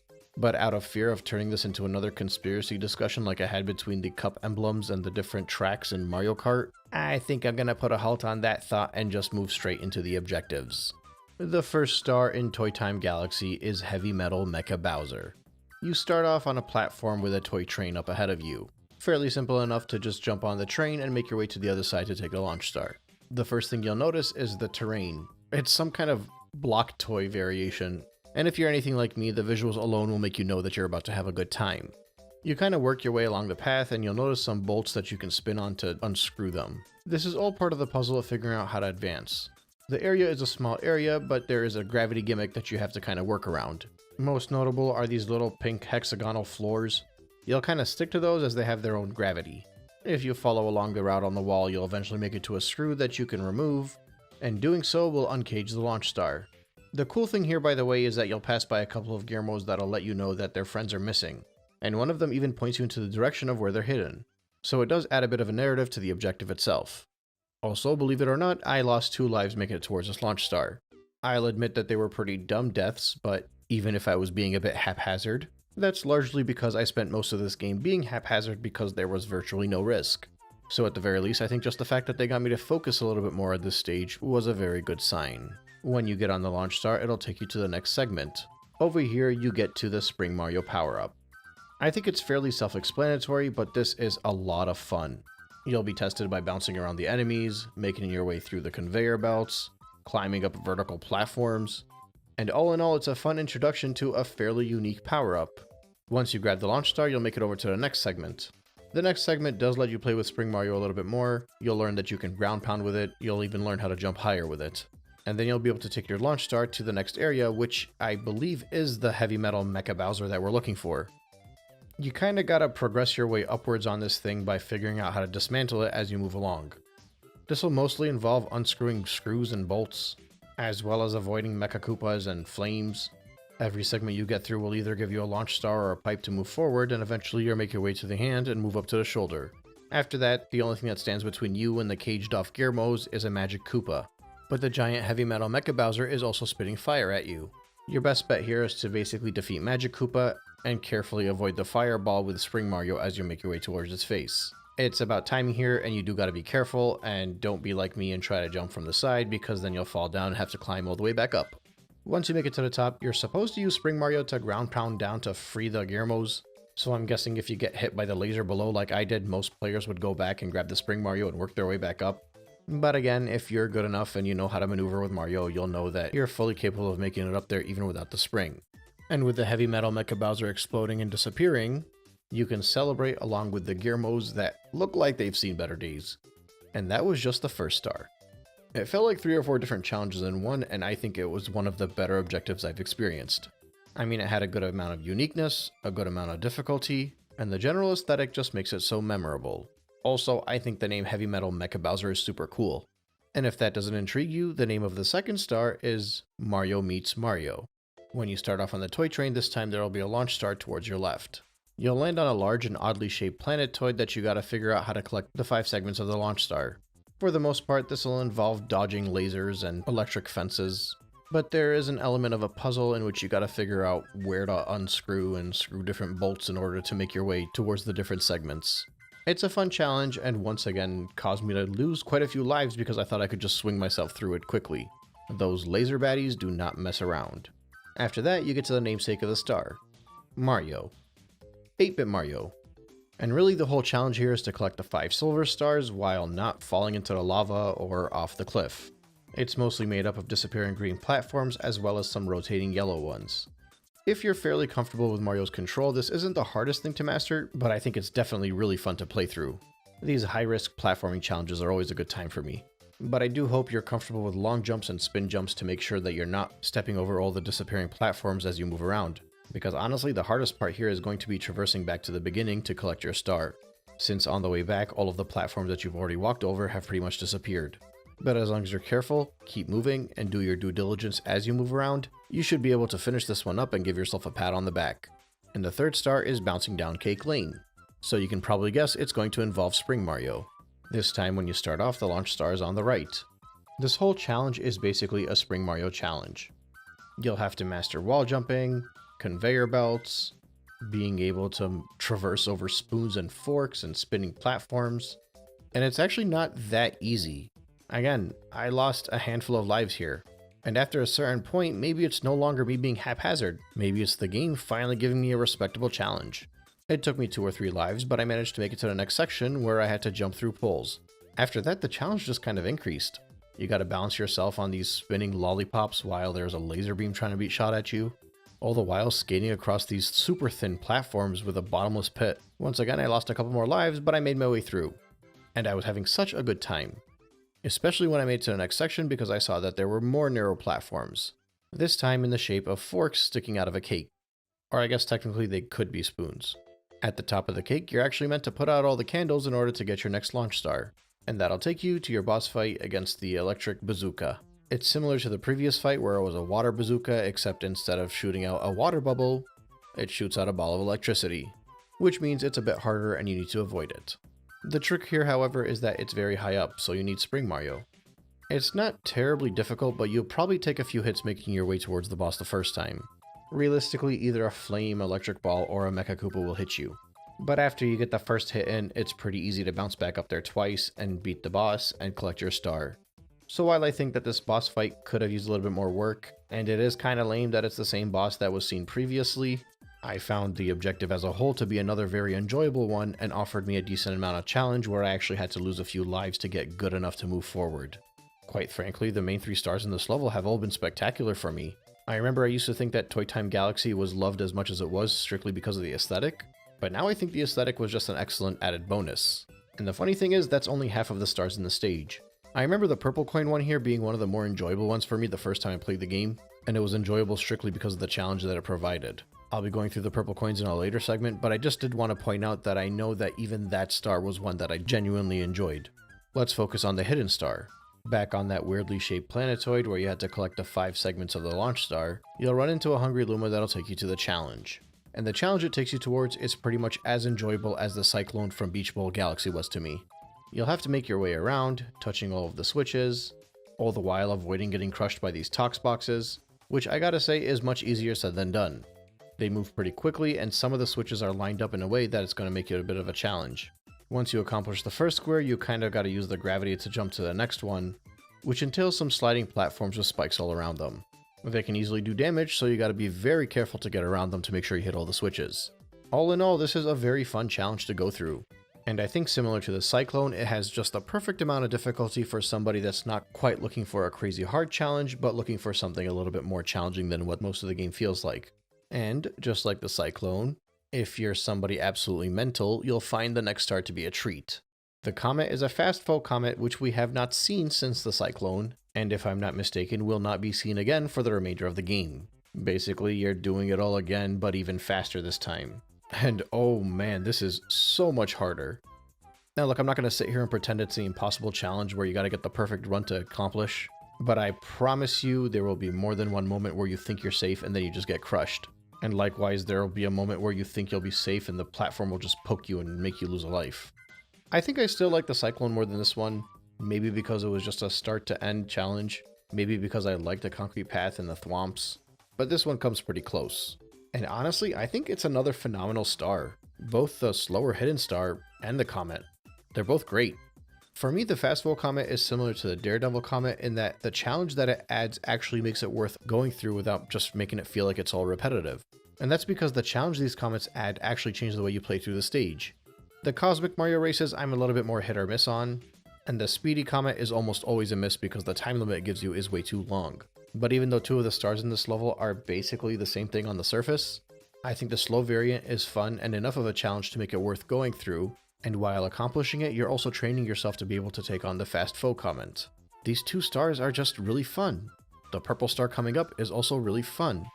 And I already said the first three stars were pretty spectacular. The aesthetics are awesome. The music is a classic Mario Bros theme, and for me that is awesome. Like I said at the top of this segment, Toy Time Galaxy is awesome. And it has completely made up for Sea Slide Galaxy. With Sea Slide Galaxy being the largest blip, I think we're now back on track with the game getting better as you move along.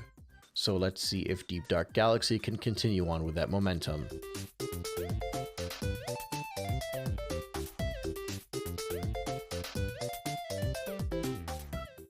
Deep Dark Galaxy managed to give me a good challenge.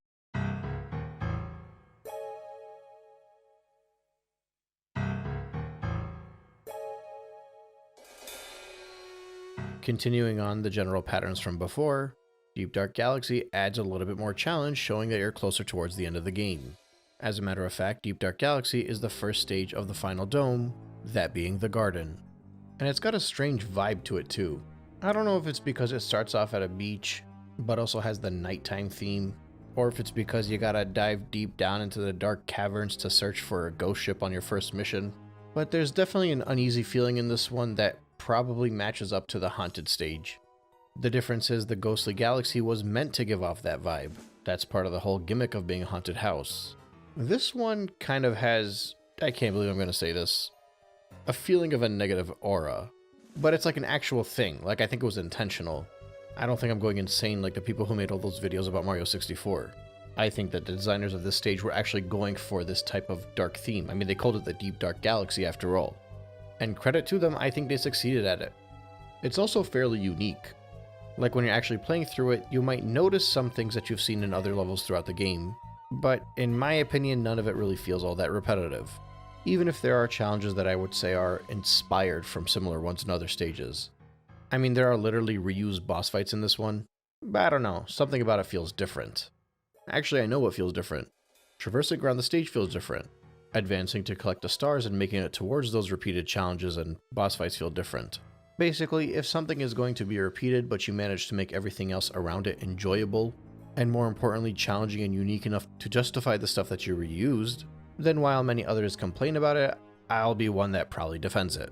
But I guess I'll actually have to go through the missions in order to figure out if I can defend it. And as I previously mentioned, the first star is the underground ghost ship. You start off in this opening area with really nowhere to go except for this cannon that will blast you off into a planetoid in the sky where you can collect a fire flower. And of course, where there's a fire flower, there are torches. So you gotta be quick enough to make it back down there and shoot the fireballs in order to make it to the next section, which is a deep underwater cave. As you swim lower and lower, there'll be a little path for you to follow, some bricks for you to knock out of your way, and eventually a switch that you have to flick in order to move forward. After that, you've basically found the ghost ship. Waiting for you is another encounter with Camilla. The fight starts off the same way it did last time. She'll be out in the distance and eventually one of her projectiles will be green and that one will turn into a green shell. but she does take more shots until the green shell actually comes out, so you'll have to spend more time dodging. Once you hit her, she'll be up in your personal space and you'll have to continue on and hit her a second time. The big change here is that on the third hit, she'll go up to a crow's nest where she'll summon 2 little magic Koopas. Due to how small this little area is, it actually could be pretty tricky. It's a good thing I searched a little bit before I got to this challenge because I was able to find a 6-hit mushroom, because I'm almost certain I would have lost a life if I did not find it. Between the Fire Flower challenge in the beginning and swimming your way through, dodging all the enemies, it's not really that crazy of a challenge, but it was a pretty fun star to have to go through. But when you do make it to Camelot and you get up into that crow's nest, I think it's a pretty good difficulty jump for the first star in the endgame Galaxy. Moving on, the second mission is titled Bubble Blast Off. So you start off with a repeated boss fight, but really it's more of a mini-boss. It's that same Bubble Bazooka from earlier. You know the drill, just get up there and ground pound him a few times. Once that's all said and done, you'll get access to the cannon once again. I'll admit that I don't think this is the right way you're supposed to do this, but I thought I would experiment and blast off to the left, and sure enough, I landed on a platform. Apparently you're supposed to grab a fire flower and blast a bunch of torches and then use an ice flower to create some platforms, but I think this is a lot more fun. After I got up there, I just kind of kept moving forward. Basically, you have to go through a string of challenges while hoping you don't fall down, because then you'd have to start all over. There'll be magic Koopas along your route, fireballs, bubble shots, all kinds of things that could throw you off your balance. When you finally make it to the top, one of the bubble shots will send you over to a small planet out in the distance, at which point you'll just have to easily ground pound the 3 stumps to get sent to the next section. You're standing on a planetoid with these lasers that are trying to harm you, and you have to run around the outside of this capsule and ground pound the 3 tennis balls in order to free the star. It's weird to me that you ground pound these stars in order to make a watermelon expand, but it is what it is. I think this is another fun star. I think the shortcut that I took makes it a lot more memorable, and even with the shortcut, I found it to be quite a bit of a challenge. And when I looked up the actual long way to do it, or I guess the planned way to do it, it's seemingly a pretty difficult one. But as it stands for me, Deep Dark Galaxy is 2 for 2. And that's despite the fact that there are basically 2 repeated boss fights. And if you want repetition, Guppy's back. So at the start of this star, they let you right in. The caves open and you can work your way towards the lake so you can swim downwards.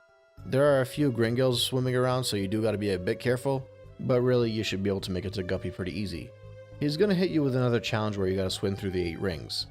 The thing is, while in Sea Slide Galaxy this felt like it was kind of a mundane mission, over here it's a lot more difficult.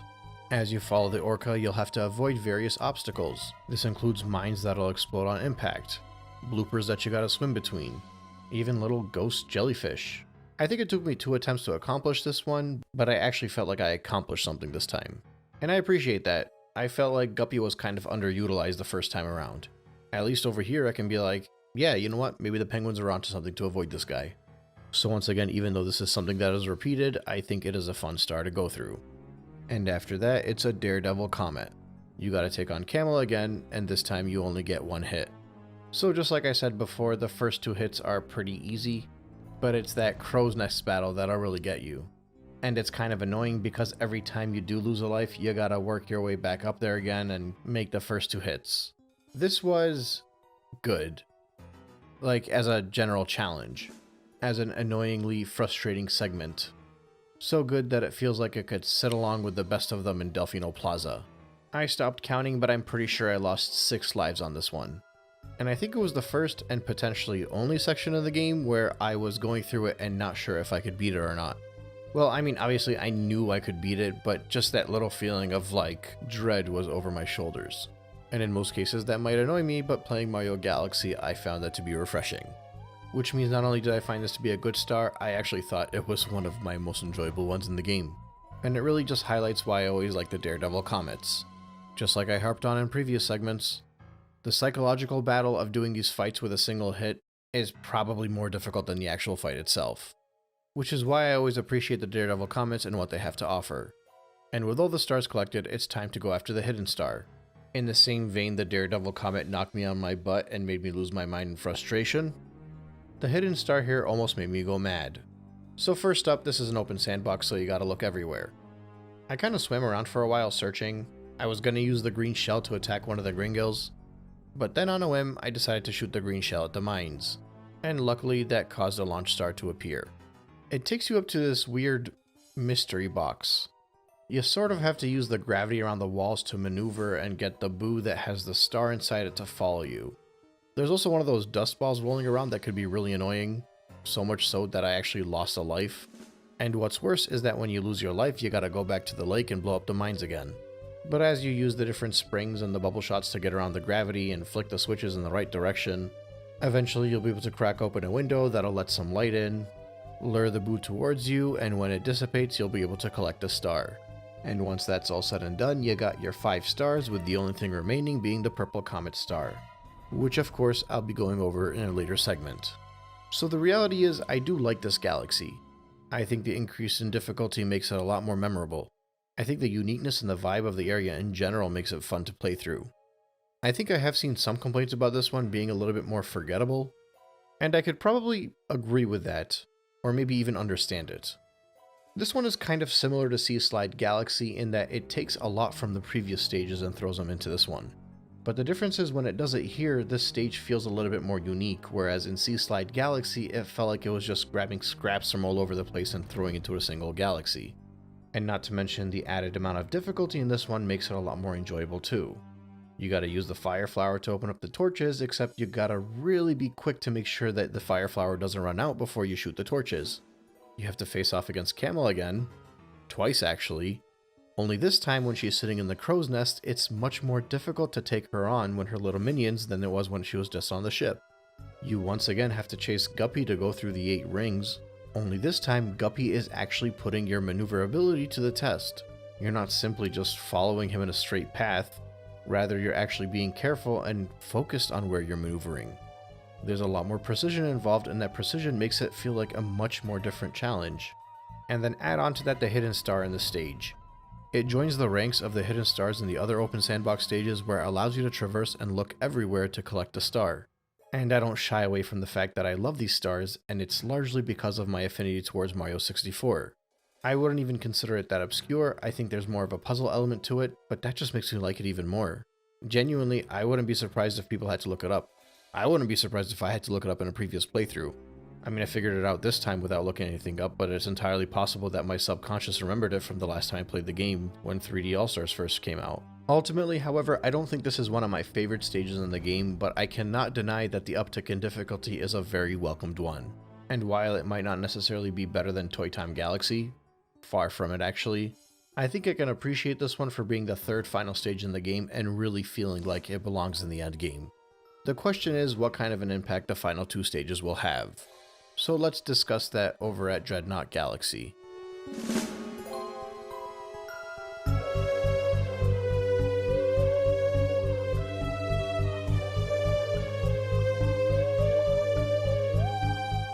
I'm guessing most people struggled with Dreadnought Galaxy when they were younger.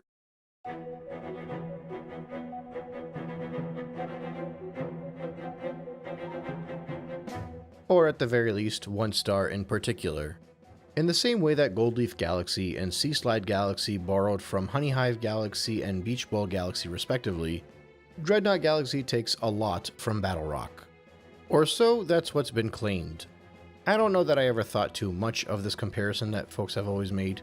There might be some repeated enemies and assets and general themes that people like to point towards, and this even includes the fact that they use the same music. But outside a few things like a repeated boss fight and luring bullet bills, both of which aren't really unique repeat offenders just for these 2 stages, I'm kind of leaning towards the opinion that Dreadnought Galaxy does more than enough to differentiate itself from Battlerock. So much so that I'm saying it before I even go through the stars. Like in most cases, I would be like, let's go through all the stars and figure out if they are the same or not. But over here, I actually feel like Dreadnought does a lot more to differentiate itself from Battlerock than some of the other stages that I previously compared do. So while yes, you'll have an auto-scroller, and yes, you'll have a fight against the top maniac, despite all of that, the level is pretty different. And honestly, it's pretty difficult too. This is the first one of the segmented large galaxies in a while. And obviously by segmented, I mean the planetoid to planetoid or object to object missions that take place in outer space. Off the top of my head, these include Good Egg Galaxy, Space Junk Galaxy, Battlerock Galaxy, Gusty Garden Galaxy, and now Dreadnought Galaxy. Everything prior to Dreadnought Galaxy took place in the first half of the game, and outside of Gusty Garden Galaxy, 3 out of the first 5 stages are in the list that I just mentioned. Up until Dreadnought Galaxy, I just kind of accepted that these types of levels were going to be very easy, and that the ease of the stages are going to make them feel very samey. This is obviously in addition to the fact that they take place with a night backdrop. While aesthetically speaking, Dreadnought Galaxy may suffer from looking too similar to these other stages, the big difference is this one is the second last stage in the game. In a game, mind you, that has had a very good difficulty curve up to this point. So even if the aesthetics still match up, and some of the challenges might give off a familiar vibe, even the challenges that are the most similar to some of the ones that were done in Battlerock Galaxy feel a whole lot more difficult in this stage than they did back then. And as somebody that was, quite frankly, dreading the simplicity of the early game, when I got to Dreadnought Galaxy, I kind of started falling in love with the whole space theme all over again. Because now, not only did it have the visuals, the vibe, the epic music, it even has the challenge, which I think is what drastically made the earlier ones feel inferior. In the same manner that I felt that Freezeflame Galaxy was the first one of the non-space themed stages to feel like it has a proper difficulty, as in that should be the easiest the game gets in those types of levels, I think Dreadnought Galaxy should be the easiest these space themes get too. And it's a little bit unfortunate that it's the last one of these space themes object-to-object levels. But obviously I am getting ahead of myself and we need to go through all of these stars. The first star is infiltrating the Dreadnought, which is a similar concept to infiltrating the Battlerock, but as I go through the star you'll notice it's much different. Right off the bat, you start on this weird hourglass-shaped object and you gotta find a way to make it to the other side while avoiding taking damage. The thing is, it's so dense with enemies and hazards that you will probably get hit at least once, which is very rare for any stage I've played this early on in the stage. When you make it to the launch star, you move on to the next section, seemingly the exhaust of the Dreadnought, in which case you have to defeat the 3 Goombas wearing helmets. After that, you get to a fairly difficult 2D platforming section, probably one of the more intense ones in the game. It of course has the usual gravity gimmicks, wall jumping involved, keeping an eye on your surroundings so you never get crushed and can continue to move forward. And as soon as you make it out of there, you gotta climb up these platforms while avoiding bombs and top men. Every one of these top men you jump on create a spring for you to jump forward. But you also gotta be quick because the stage is falling apart as you're moving up. I lost a life here, and I think I got smushed at least once during the 2D section, so that was 2 lives already.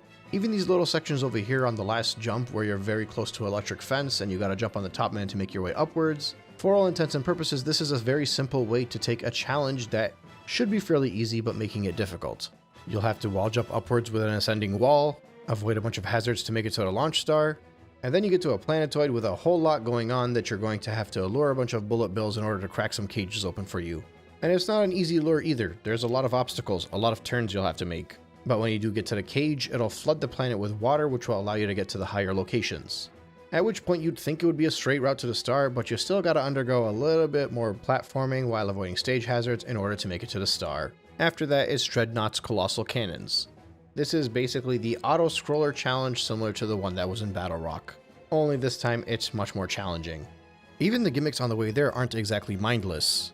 You gotta get through this revolving platform that's shaped like a bunch of screw nuts, dodge falling chain chomps and electric fences while flipping switches from yellow to blue. Also, I absolutely adore these chain chomps doghouses. I know he's always been a dog, but it just feels funny seeing him actually come out of a doghouse. After that, it's a little bit more revolving, and this time you're going to be playing a little bit of tennis with these octopi until you make it to your launch star. And I just love how even in this small segment, they kind of just took every gimmick and built off of it. After that, it's the auto-scroller portion. You're dodging the cannonballs, you're avoiding the spikes, shifting your gravity back and forth from above to below, and even sideways eventually. It's just nice to go through one of these sections and actually genuinely be challenged. I lost 2 lives. One of those times I fell off, and the other time I lost all of my health. But eventually, if you persevere, you'll make it to your star. Next up is Revenge of the Top Man Tribe. You're advancing from object to object here while taking on different gimmicks involving the top men. At first it's pretty easy, you're just flinging them into the fence. Shortly after that, you go through a pretty intense pool star challenge. I don't know if this one is as hard as I made it out to be because I was trying to go as quickly as possible, but it's definitely more intense than any other ones that came before it in the larger galaxies. And that's despite the fact that they give you an extra mushroom so you can have more health going into it.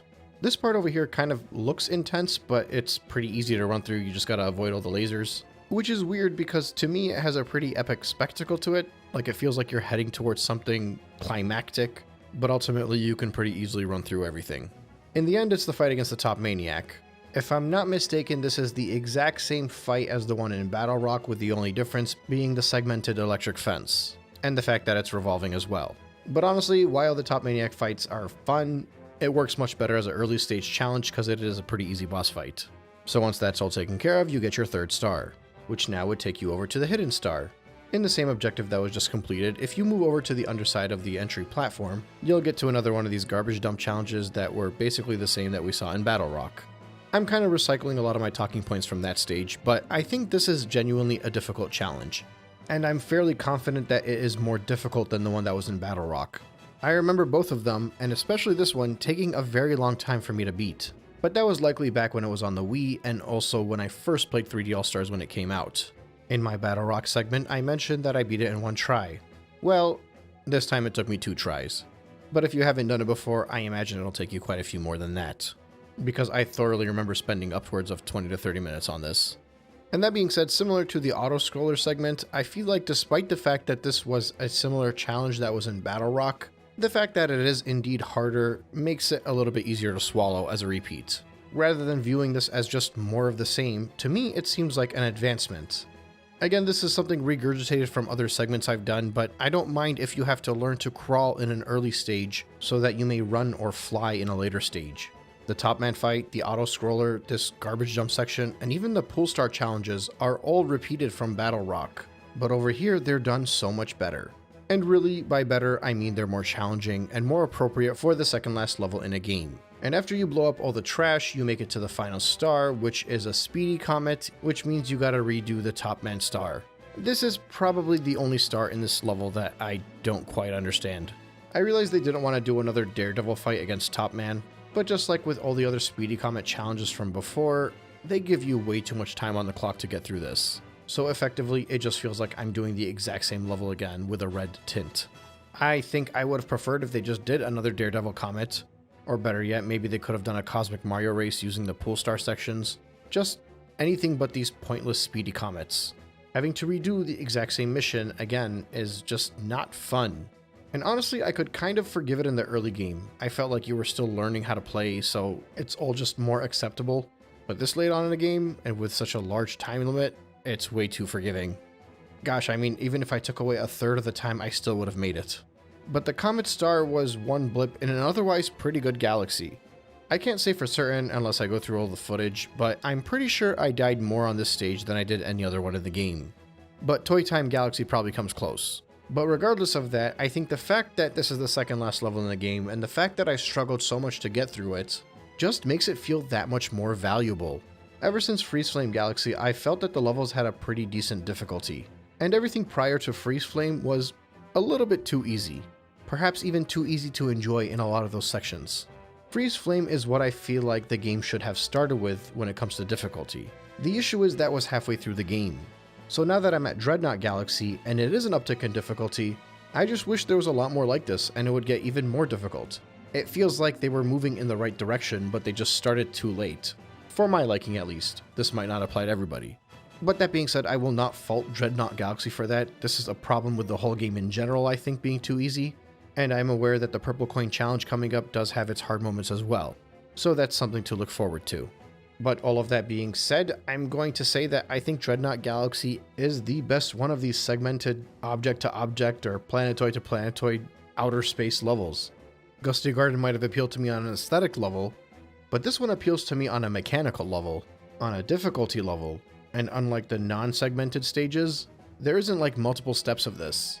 On one side, you have Good Egg Galaxy, Space Junk Galaxy, Battlerock Galaxy, and even Gusty Garden Galaxy, which are probably too easy for me to enjoy coming back to, even though I'll enjoy them for the atmosphere and for the experience. But on the other side of it, you have Dreadnought Galaxy, which I would love to return to and play and just see if I can get better at. And in many ways, I wish there were about 3 or 4 more levels that took what they did in Dreadnought and just applied that concept into 3 or 4 more stages. But with that being said, I think this level did set up the endgame pretty well, but more importantly, we still need to get through Melty Molten Galaxy before we can move on. So let's take care of that in the next segment.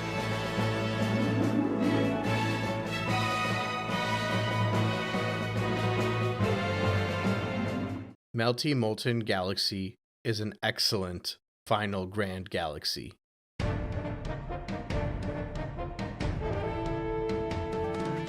I won't sugarcoat it. I think Mario Galaxy has inarguably the best final stages of the first 3 3D Mario titles. As much as I enjoyed Rainbow Ride, and especially Tick-Tock Clock, they just didn't feel like final stages in a Mario game, primarily because they lacked the theming. Heck, they even lacked the music. And while Bowser in the Sky will always be iconic to me, it definitely has early transition to 3D vibes. And Pianta Village, I mean, it had some challenge to it, and I know many will disagree with me here, but I did not feel like that was worthy of being a final level in a game. And Corona Mountain, while it had the aesthetics, outside of the abysmal control of the boat as you were trying to grab blue coins, didn't really offer much more than a little bit of platforming. And I realize that this is pretty subjective, but for me it's pretty clear that Mario Galaxy pays a lot more respect to the end of the game than those 2 titles did. And I don't think it's only because of the lava and the flame aesthetics, although that does help drastically. The stars here are pretty good.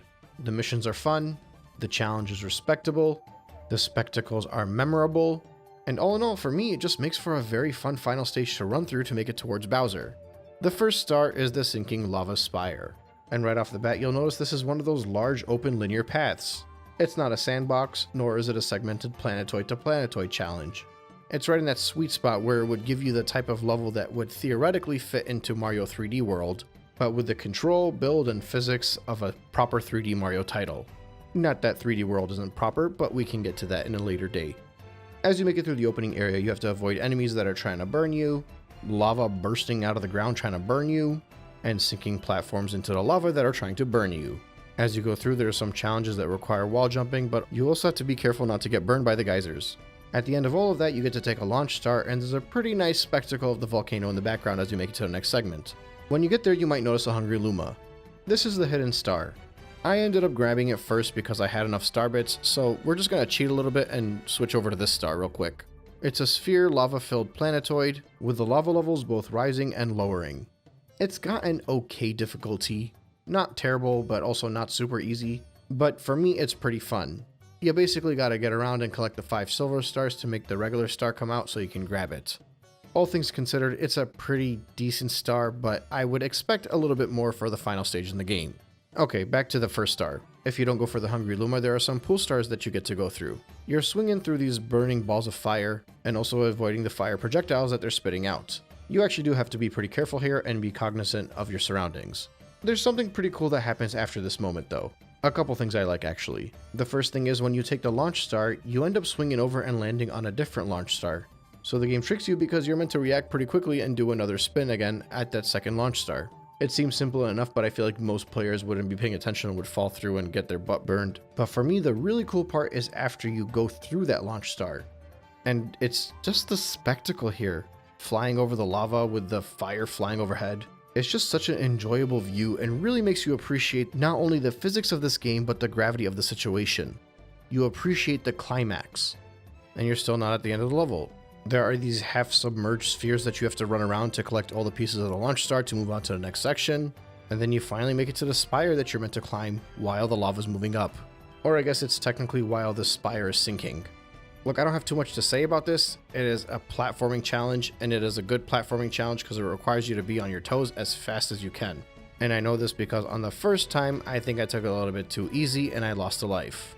And on the second time, I tried to take a shortcut and I lost another life. But on the third time, I was paying a lot more attention and I got to the star. And moving straight into the next star, it's through the meteor storm. You start in the same area, but there are a ton of meteors flying down. You'll notice the 2 torches, but there is no fire flower in sight. And that's because you have to lure the flame enemies into lighting up the torches so you can move on to the next section. You get this fun polygon that you gotta run around while avoiding all the thwomps. And on the next area, you just gotta carefully maneuver around while collecting the pieces of the launch star. At this point, I had 1 hit point remaining, but luckily there was a mushroom there waiting for me to collect. And even then, I got hit a few more times by the time I was able to get the final piece of the launch star.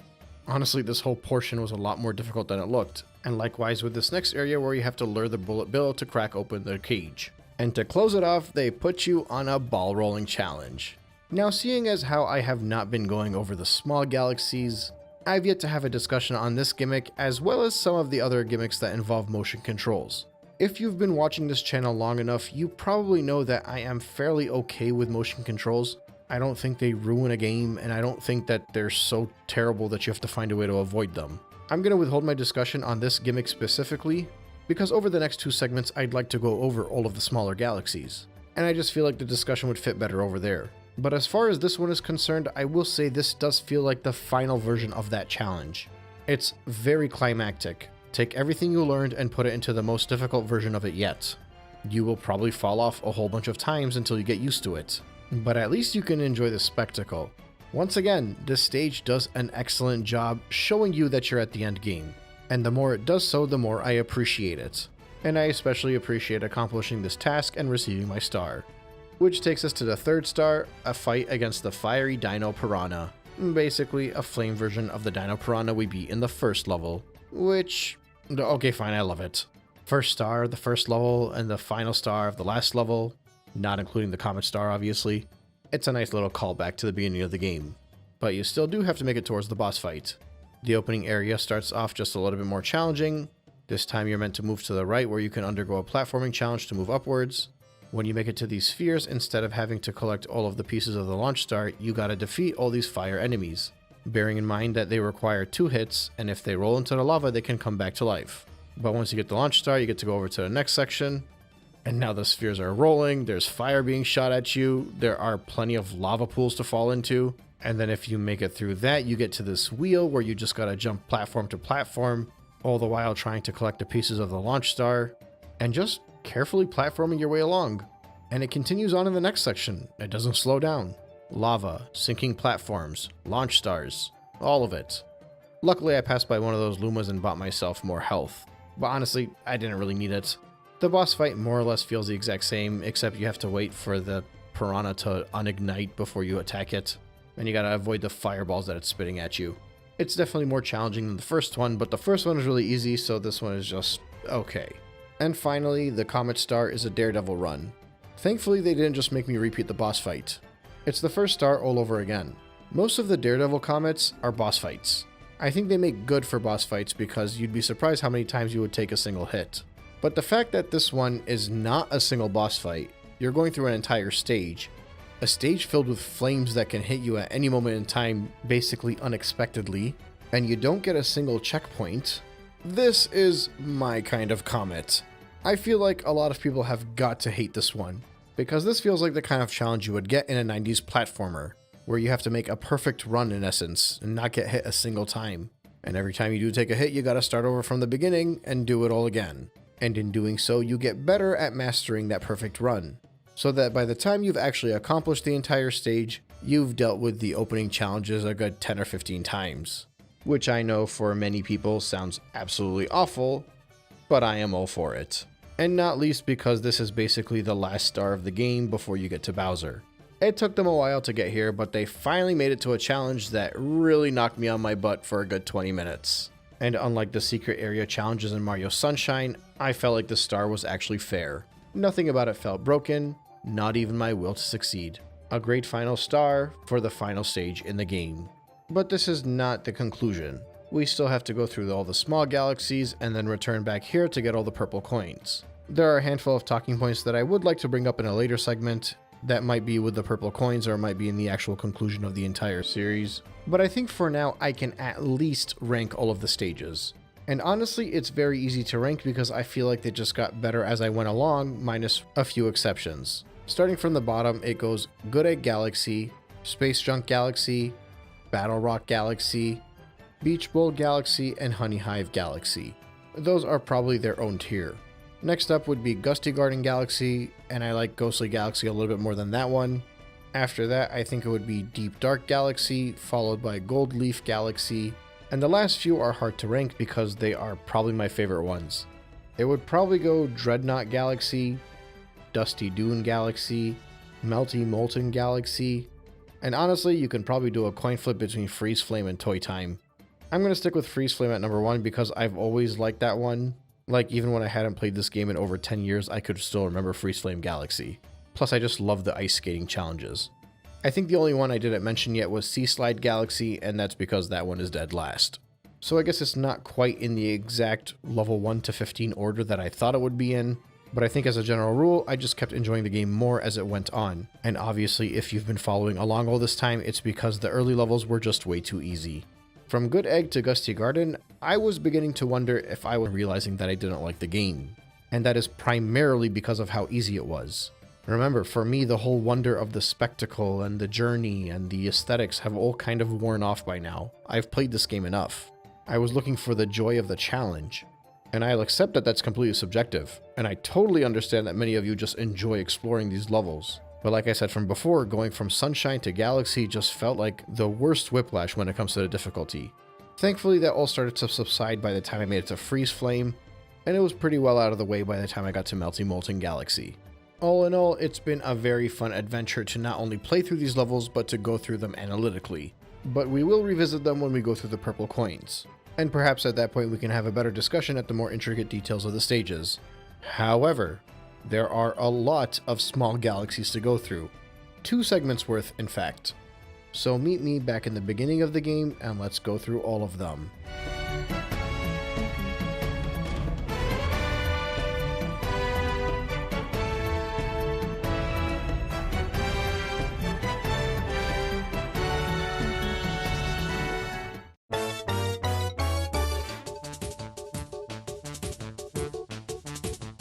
Some of the most fun star objectives in this game can be found in the smaller galaxies.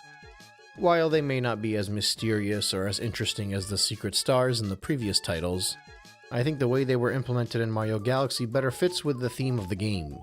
Despite a few of these objectives feeling like they could have just easily been included in one of the larger galaxies, some of these small galaxies actually could have had the full 6 stars. They also complement the game in various ways. A few of them will have taken a gimmick that you did in the larger galaxy and applied it into a smaller and more focused challenge, while others can serve as a fresh change of pace, and provide a unique type of platforming challenge that may not necessarily feel like it belongs in Super Mario Galaxy. The point is that for the most part, while I think the 15 large galaxies served as the primary focus of the game, as if they're the main course of the meal, the smaller galaxies are basically the sides that would take it from being a simple meal to a golden 3-course experience. Including the purple comet stars, the 15 main galaxies would bring you up to 92 stars total, which means you'd have 28 remaining to get you to that 120 count. 16 of those small galaxies can be spawned by the hungry Lumas outside the domes, or the green stars, as well as the Bowser and the Bowser Jr. stages. Those will be covered in a later segment. The remaining can basically be found as you go through the domes. Well, one of them is the very first star that we collected. Those remaining stars in those small galaxies are the ones that I would like to go through today. For each small galaxy, I want to analyze a few things, specifically in relation to the difficulty of those galaxies, as well as how well they complement the large galaxies in the domes they reside in. This is obviously in addition to the actual challenge itself and how well the small galaxy was built. The first one's easier enough, and I kinda covered it in a previous segment. After meeting Rosalina early on, she'll send you over to a planetoid where you have to collect 5 pieces of a launch star. Then you get to a planetoid where you have to defeat all the Goombas to find the one that has the key to free the Luma. And then same idea, only this time you gotta defeat the giant Goomba, take the pipe maze to the inside of the planetoid, run around, make all the floor panels blue, and collect your Grand Star. I have no issues with this, it's basically an introductory segment just to get you used to controlling Mario in this unique game. Now here is where the fun actually starts. Some of these might be slightly out of order, I'm just going in the order that I played them in. But the first small galaxy in the Terrace Dome is Loop-de-Loop Galaxy. The star title is Surfing 101. It's a figure 8 track. A motion control tilting star. I'll tell you guys this from now, I pretty much love every one of these stars. I think they were very smart to separate them from the primary stages. Some of the gimmicks might have snuck in a few areas, but for the most part they limited them to the small galaxies. I liked these back when they were on the Wiimote, and I like them when I'm revisiting it on the Switch. It just feels like a fun change of pace, and while I may understand why some people may feel like it's completely out of place for a Mario title, for me I think the fact that they gave us so much of the game without these gimmicks makes them a lot more fun as added challenges. And in addition to that, while a few of them may take a few tries to get used to, as far as I'm concerned when I'm playing it, I feel like it's a fresh change of pace, and given how everything else was so easy, I felt the focus that I had to put in for some of these segments made the game a little bit more enjoyable. Loop-de-Loop Galaxy is as simple as it got for me, again, at least for this playthrough. I'm pretty sure it took me a few tries to get used to it in my previous playthroughs. But for all intents and purposes, it was probably a lot more exhilarating than the 2 large galaxies that I had just played, which made me appreciate the star all the more. The second one in here is Flip Switch Galaxy. This honestly just feels like a challenge that could have appeared in another stage as a hidden star of some sort. It honestly feels like a secret area challenge that you would have found in Mario Sunshine. The OG Super Mario Bros. Backdrop just makes it all the better. In the same way that Loop-de-Loop gave you a fresh challenge using motion controls, this one gives you a pure platforming challenge that feels like it doesn't belong in the first two stages at all. It's got one of those random, why is this here vibes to it. The kind that I feel like most fans of Galaxy like to comment on. It doesn't really fit in with the story or the setting of the game. But seeing as how this exists in a Galaxy that had Good Egg Galaxy followed by Honeyhive Galaxy, I think a platforming challenge like this was much needed, and for me, it was very enjoyable. Once again, it was pretty easy, but I mean, it could have been easier. And I think along with Loop-de-Loop Galaxy, it makes the terrace feel a lot more diverse and, personally, more enjoyable. While these two small galaxies are beginner small galaxies, unlike their counterpart stages that exist in the same terrace, they are at a difficulty level that I feel like is a lot more in line to how difficult an early stage for a Mario game should be. So by that metric, I think they do an excellent job complementing the two stages in this terrace, and I think they were great early small galaxy challenges. Next we enter the Fountain Dome, which contains Space Junk Galaxy as well as Battlerock Galaxy. These are still very easy early levels in the game, but they are a minor step up in difficulty of what came before. So let's see if the two small galaxies follow that same pattern. In the previous dome, the motion control star was in Loop-de-Loop Galaxy. Over in this one, it's in Rolling Green Galaxy. The objective is titled Rolling in the Clouds. In the previous segment, I basically went through what was the final challenge of this same objective. The gimmick of standing on a ball and rolling it into a hole. This is fun for multiple reasons for me. For starters, it's harder than what we did in Loop-de-Loop Galaxy. Everything I praised there about the challenge and getting used to the motion control, that all applies here as well. But it's even harder, and for me that makes it even more fun too. But it has the added bonus of the goofy music, the fun golf course aesthetic, and really just the all-around happy vibes in the sunshine. I could be wrong, but I'm pretty sure this star was the first one that I actually lost lives in this game. But it wasn't even that terrible, it was just a matter of getting used to the sensitivity. For what it does, I think it does it very well. But there's always the added caveat of whether or not somebody actually thinks this belongs in a Mario game. And I don't know, I feel like this belongs just as much as any other gimmicky challenge in the game.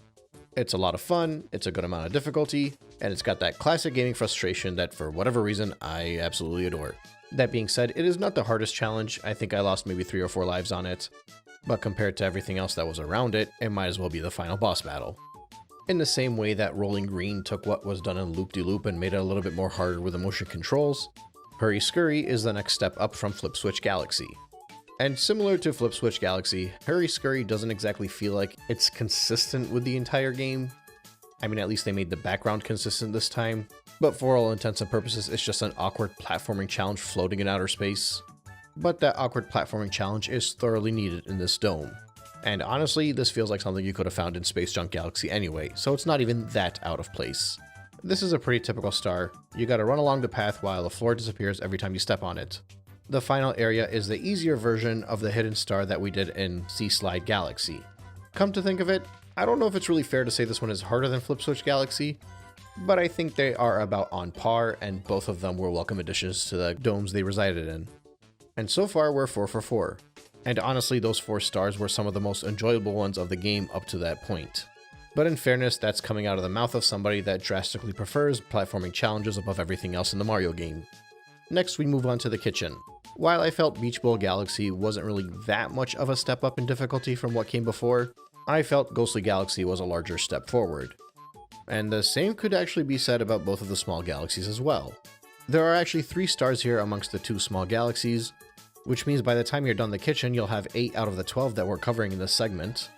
So at the very least, I can say that the first 2/3 of these stars not only have a good difficulty curve that is probably better than the one that was implemented in the 5 larger galaxies, but almost all of these 8 stars are some of the most fun of the first half of the game so far, both from a creativity factor as well as a challenging factor. The first one here is Bubble Breeze. The title of the objective is Through the Poison Swamp, and if I'm not mistaken, this is the introduction of the pointer gimmick that involves pushing a bubble around. I believe it's the one that we will see again in Gold Leaf Galaxy. Similar to Loop-de-Loop, as well as Rolling Green, I imagine a lot of people dislike this strictly because it involves some kind of motion control gimmick, or in this case, pointing gimmick. And similar to those ones, I don't mind the use of this at all. If anything, I like just how much effort they put into this challenge. You have to push your bubble through the wind, avoiding the spikes, being cautious of some pretty tight turns you gotta make, all the while collecting the segments of the launch star. This requires a lot of focus, a lot of patience, a lot of concentration. It can and will probably frustrate you, but I think it is a very enjoyable challenge to master. And likewise, I think the better you get at controlling it, the more fun it gets. And you are going to have to get better at controlling it, because when you get to the second half of this challenge, it gets a lot harder. I'm talking doors blocking your path, more spikes in the way, more gusts of wind pushing you in directions you may not want to go. But if you're careful and you're patient and you know what you're doing, you'll eventually make it to the star. Which would then take us on to Buoy Base Galaxy, which is the first one of these things to feel like it could actually be one of the larger galaxies. I mean, heck, this is almost as fleshed out as something like Beach Bowl or definitely Sea Slide. Also, there are 2 stars here. The first one is the Floating Fortress. And there isn't really a gimmick here. You gotta figure out how to get to the top. You might notice all of the platforms that are underwater, as well as one of the gear modes hinting you towards finding something underwater. And when you get down there, you'll notice a bunch of shells and some torpedo bullet bills that can chase you into cracking them.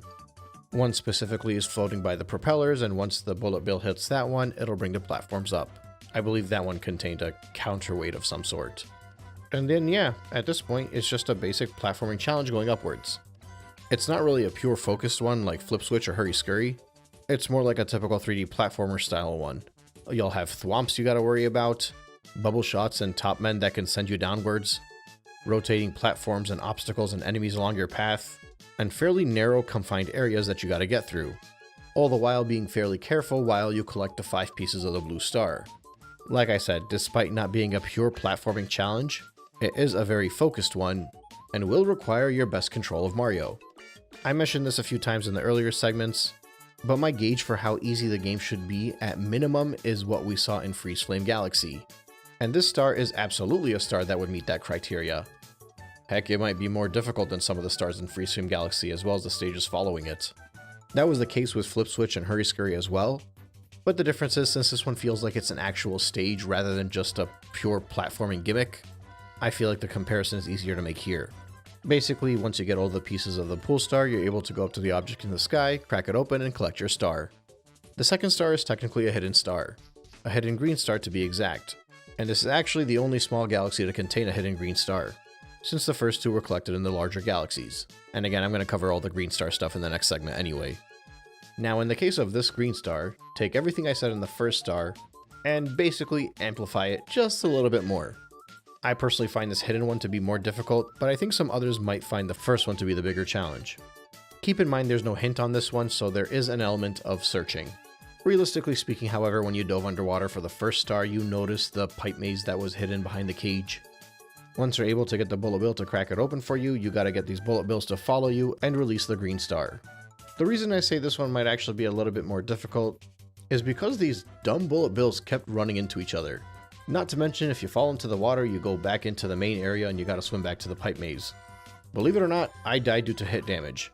I think the best way I can describe it is that this one is a simpler challenge, in the sense that the concept itself is simpler, but it doesn't necessarily mean it's easier one. But all in all, I think what we see in Buoy Galaxy lives up to what we saw in all of the large galaxies of the game so far. And heck, it could easily live up to all of the challenges in the later stages as well. This challenge might take place in the kitchen, which is only the 3rd dome of the game, but it easily could have taken place in any of the 3 later domes as well. But keep in mind, the 3 later domes only had a single small galaxy each, so we only have 3 more of these to go. So let's continue on over to the bedroom dome. The only small galaxy that exists here is Honeyhive Galaxy. It's more or less a B Mario wall climb. Now, for this one, I'm not sure if I've just gotten pretty good at it, but I found it to be pretty simple. I do think it's a fun B Mario star, if that counts for anything, but compared to the challenges we faced in the previous small galaxies, I think this one was a little bit underwhelming. But that's me strictly speaking from a difficulty angle. The actual galaxy itself and the challenge that it provides is fun enough. Like, I wouldn't go out of my way to say it's boring or unimaginative, but this easily could have been the final star in Honeyhive Galaxy, for example. Or, since we're in the bedroom dome, this could have fit in with Gusty Garden Galaxy. I liked Gusty Garden Galaxy. I felt like Gusty Garden, in addition to Ghostly Galaxy, were a step up of everything that came before, but they were just short of Freezeflame Galaxy when it comes to what I would consider a good starting point for this game. And I actually think Honeyhive Galaxy is in line with that. But also, this might just be me and others might find this one absolutely ridiculously difficult, but I doubt it. and I will admit that the second half can get you if you're not paying enough attention. But that being said, considering this is the bedroom dome and already contains Dusty Dune Galaxy and Freezeflame Galaxy, I don't think Honeyclimb Galaxy is that offensive. There's enough of a challenge in those two large galaxies, and Gusty Garden, in addition to Honeyclimb, can round out the galaxy. This might be my least favorite small galaxy of the bunch so far, but I wouldn't go out of my way to say it's a terrible galaxy, or even a bad one at that. I like it. It's just my least favorite. But don't you worry, because the next two are pretty awesome. Bonefin Galaxy might actually be the best boss fight in the entire game. This one takes place in the engine room, and I think it drastically makes up for the disappointment that was Sea Slide Galaxy. Heck, this probably should have been a boss fight in Sea Slide Galaxy. It's a fight against Kingfin, one of the most menacing looking enemies in the game, and they do such a good job setting up the tone for it too, from the spectacle of how you arrive into the stage as well as the way the camera pans from the inside of his mouth. You basically gotta grab some shells and fling it at him, but it's a lot easier said than done. This is made worse after you strike him because you'll have a bunch of bonefins swimming after you. And they'll actually throw you off. You might take a shell and fire it, and one of the bonefins might take the hit for it. All the while, you gotta make sure you got good aim and keep track of your air meter. I'm not gonna go out of my way to say it's the hardest challenge in the game, but considering how easy most of the boss fights in this game were, this one definitely stands out. I'd say along with Bouldergeist, these are the two best boss fights in the game. And that's based both off of the gimmick of the fight itself, as well as the challenge. Simply put, similar to all of the previous small galaxies aside from Honeyclimb Galaxy, Bonefin Galaxy is amongst the best missions in the game up to this point. And it's going to get even better because next up is the Matter Splatter Galaxy. This one sits in the final dome, which is the garden. And it borrows the gimmick that was used in Ghostly Galaxy's Hidden Star, which might actually be one of my favorite gimmicks in the entire game. Which obviously makes this one of my favorite stars in the entire game. And I don't think I'm alone on that. I've heard this one get a lot of praise. And the best part is the name of the objective is appropriately named Watch Your Step. I also like how they shift the camera angle too. It really makes you feel like you're in a weird dimension. Add on to that the way they implement the wall jumping, the frantic stress created because you have to keep moving as fast as you can, all the while not going too fast in some instances and watching out for Magic Koopa. And then they completely throw the challenge on your head by adding the Spring Mario power-up, which just adds a whole other element of trying to figure out how to bounce your way upwards while making sure you're aiming in the right area. Missing a jump on this thing is so frantic because you can see the ground disappearing beneath you as you jump, and it was such a relief when I made it to the launch star and got to the next segment. The final area was more of a typical platforming challenge. This area here felt more like a Mario Party minigame than anything else, of all things. And I mean that as a compliment. If you're careful and you, well, watch your step, you'll make it to the star. Now I did technically go out of order a bit because before you make it to the Garden Dome, you get to go back to the Gateway Galaxy, which is what you started the game in when you got the first star. At first when you revisit it, it may seem like there's really nothing there, but if you go to the top and you speak to Rosalina, she'll give you a bunch of story beats that we'll discuss in a later segment, and then a red Luma will offer you a chance to use the red star to try to collect all of the purple coins. The red star is your flying power-up. I think the function here is really cool. Mario is very easy to control and it's very intuitive. I think his outfit is awesome. It's a really unique color scheme and really sticks out. However, and I know I'm not the first person to say this is one of the most underutilized power-ups in the entire franchise. This purple coin collecting mission is fun enough, but it's more like a leisure experience. A chance to practice the flight more than anything else. But the kicker is that you're basically practicing it for nothing, which I find to be a little bit disappointing. I debated covering this star with the purple coin segment, but I felt this one just was its own thing, especially considering it's in the same small galaxy of the first star that we collected. Can I say that I like this one for the vibes, but not really for the objective? Like, its existence is cool, I guess, but it feels more like a tutorial, and I think that's intentional. But I do think it's really cool that once you do get the 100 purple coins, the star you get to collect is red. But I don't want to harp on it too much. I think the two stars in Gateway Galaxy serve their purpose. The first one was the first star in the game, which was more or less a tutorial stage. The second one was one of the last stars in the game, and that also served as a tutorial in that very same stage, only this time it was to teach you how to fly. What remains were the 10 stars across the small galaxies that I just went through. And while I'm obviously not going to rank the 120 star objectives, I can say with complete confidence that 9 of those 10 stars would easily be in the top 20 or 30%, maybe 35%, with the only exception being Honeyclimb Galaxy, which might be a top 50 or 60%. And I think I kind of alluded to this before, but covering these types of games is very difficult to really get a hand on the difficulty curve. I've been kind of going through it the same way I went through Mario Sunshine and even Mario 64, where I complete a stage in its entirety and then move on to the next one. But the reality is you can jump around to your heart's content. You can move on to the next galaxy as soon as you're able to defeat Bowser, which requires much fewer stars than what I was going for. So while I've been faulting different stages for being too easy or too difficult, the reality is the difficulty curve is dynamic and the discussion is a lot more nuanced. And when you add on to it that I was basically only going through the large galaxies and not including the small galaxies, which are some of the most difficult stars in every one of the domes that they exist in for the most part, it's a key point in the narrative that I think should be addressed. I don't think it necessarily takes anything away from what I said prior. I still think all of the large galaxies that come before Freezeflame Galaxy are just too easy for a Mario game. And likewise, I still think that even the hardest of what came in the second half of the game was just not hard enough to make me feel like I overcame a good challenge. But with these small galaxies sprinkled throughout, I think it definitely made the experience a lot easier to stomach. But that being said, there are still 16 stars to go in this discussion, and the 10 we are going to cover in the next segment involve the Hungry Lumas and the Green Stars. So let's meet up in the Comet Observatory and discuss those.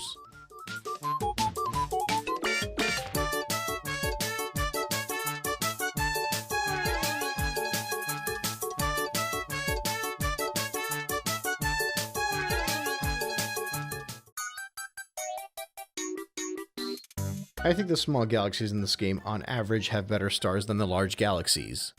I mean, that makes a lot of sense. With the amount of stars each of the larger galaxies contains, it's a lot harder to keep the quality up and much more likely to lead to objectives that feel like they're filler. In the previous segment, I discussed all of the small galaxies that exist in the domes, and I spoke fairly highly of them.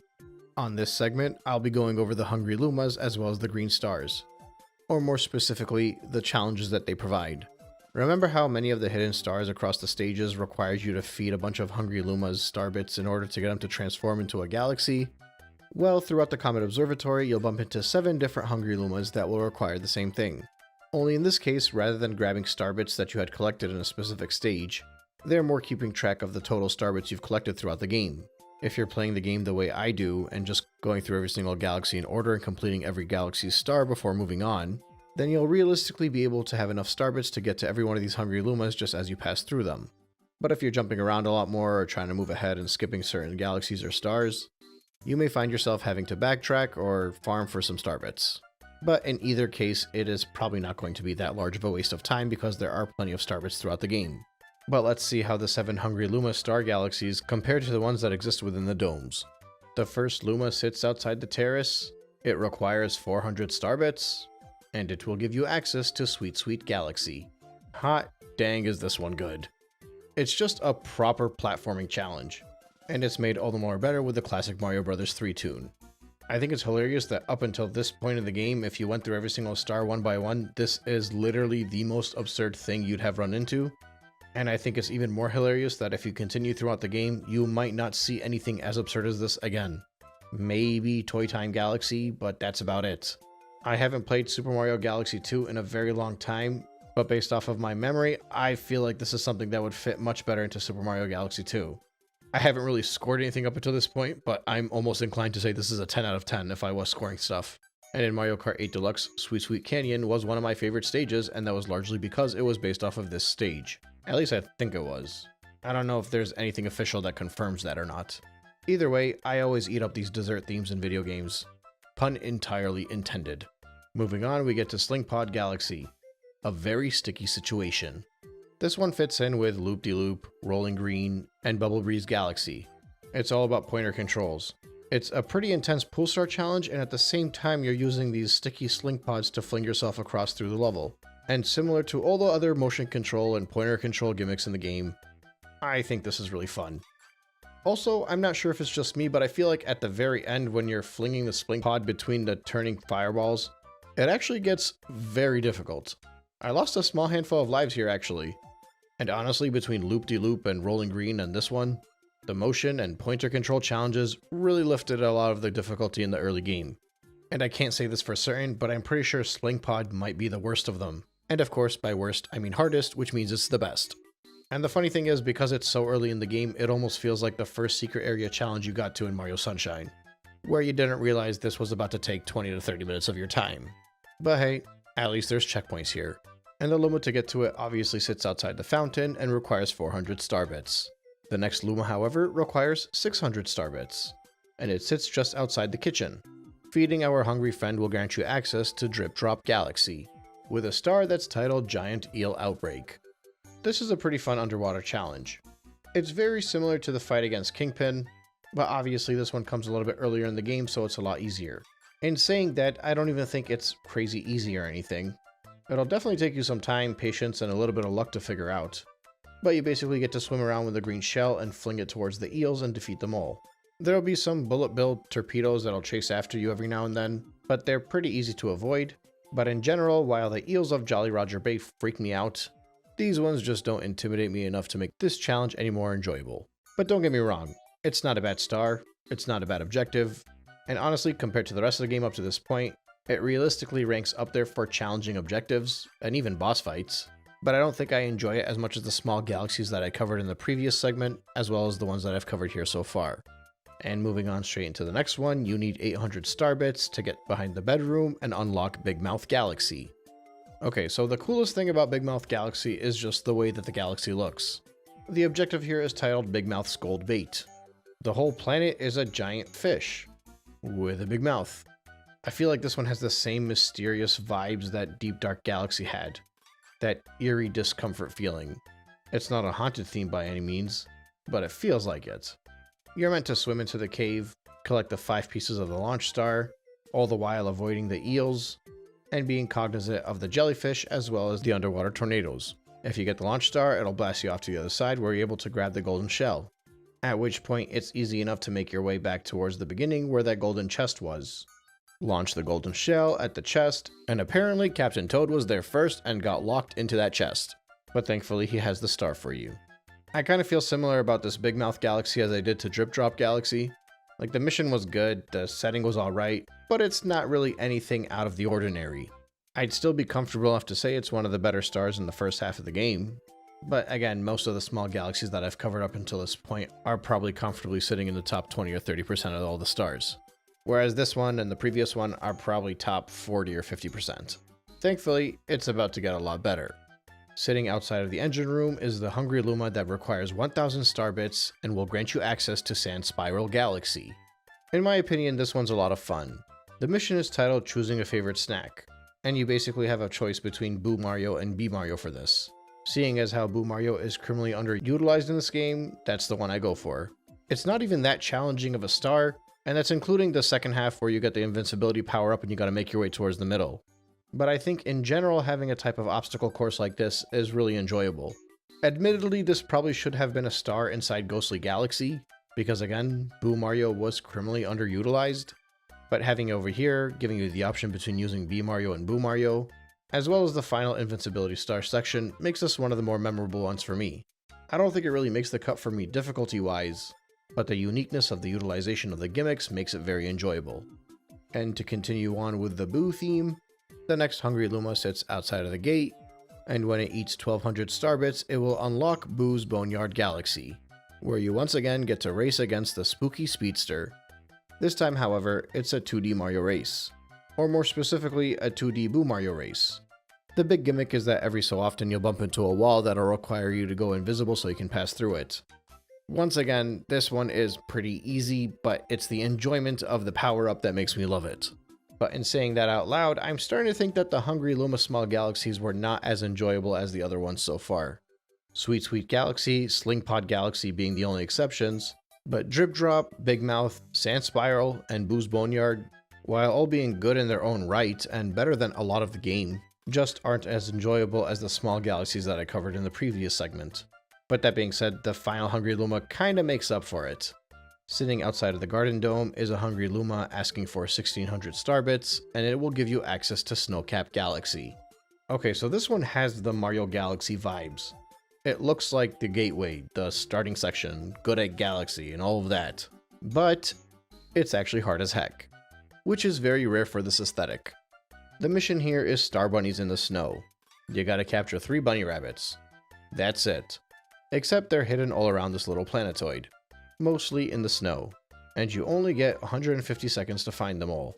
The problem is not only do you have to find them, you have to catch them. And really the only way you can get away with doing that is by hitting all the switches that are hidden in the snow. This will create a little hole on the side of the planet so that you can chase the bunny rabbits into. Again, after you find them. You'll also get access to a fire flower which you can use to shoot the snowmen, which will unlock one of the bunny rabbits. And similarly, you'll eventually get a green shell to open up a chest. But really the issue with this is that the time limit is very stingy and you really have to do it a few times to figure out exactly where everything is. It's not the worst challenge, I mean don't get me wrong, it took me about 4 attempts, but it can be extremely annoying, which obviously is something I enjoy.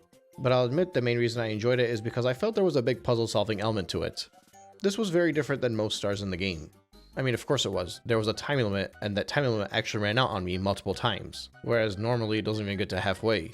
But even despite the time limit, I thought the problem solving was a nice touch. There aren't really that many puzzles throughout Mario Galaxy. Heck, there aren't that many scavenger hunts in Mario Galaxy either. This is a small planetoid, so it's not like one of those giant sandbox scavenger hunts that you'd get used to if you played 3D Mario. But I think the puzzle solving, mixed with the search, mixed with the action chase, with the ever-present countdown timer overhead, really makes this one stick out.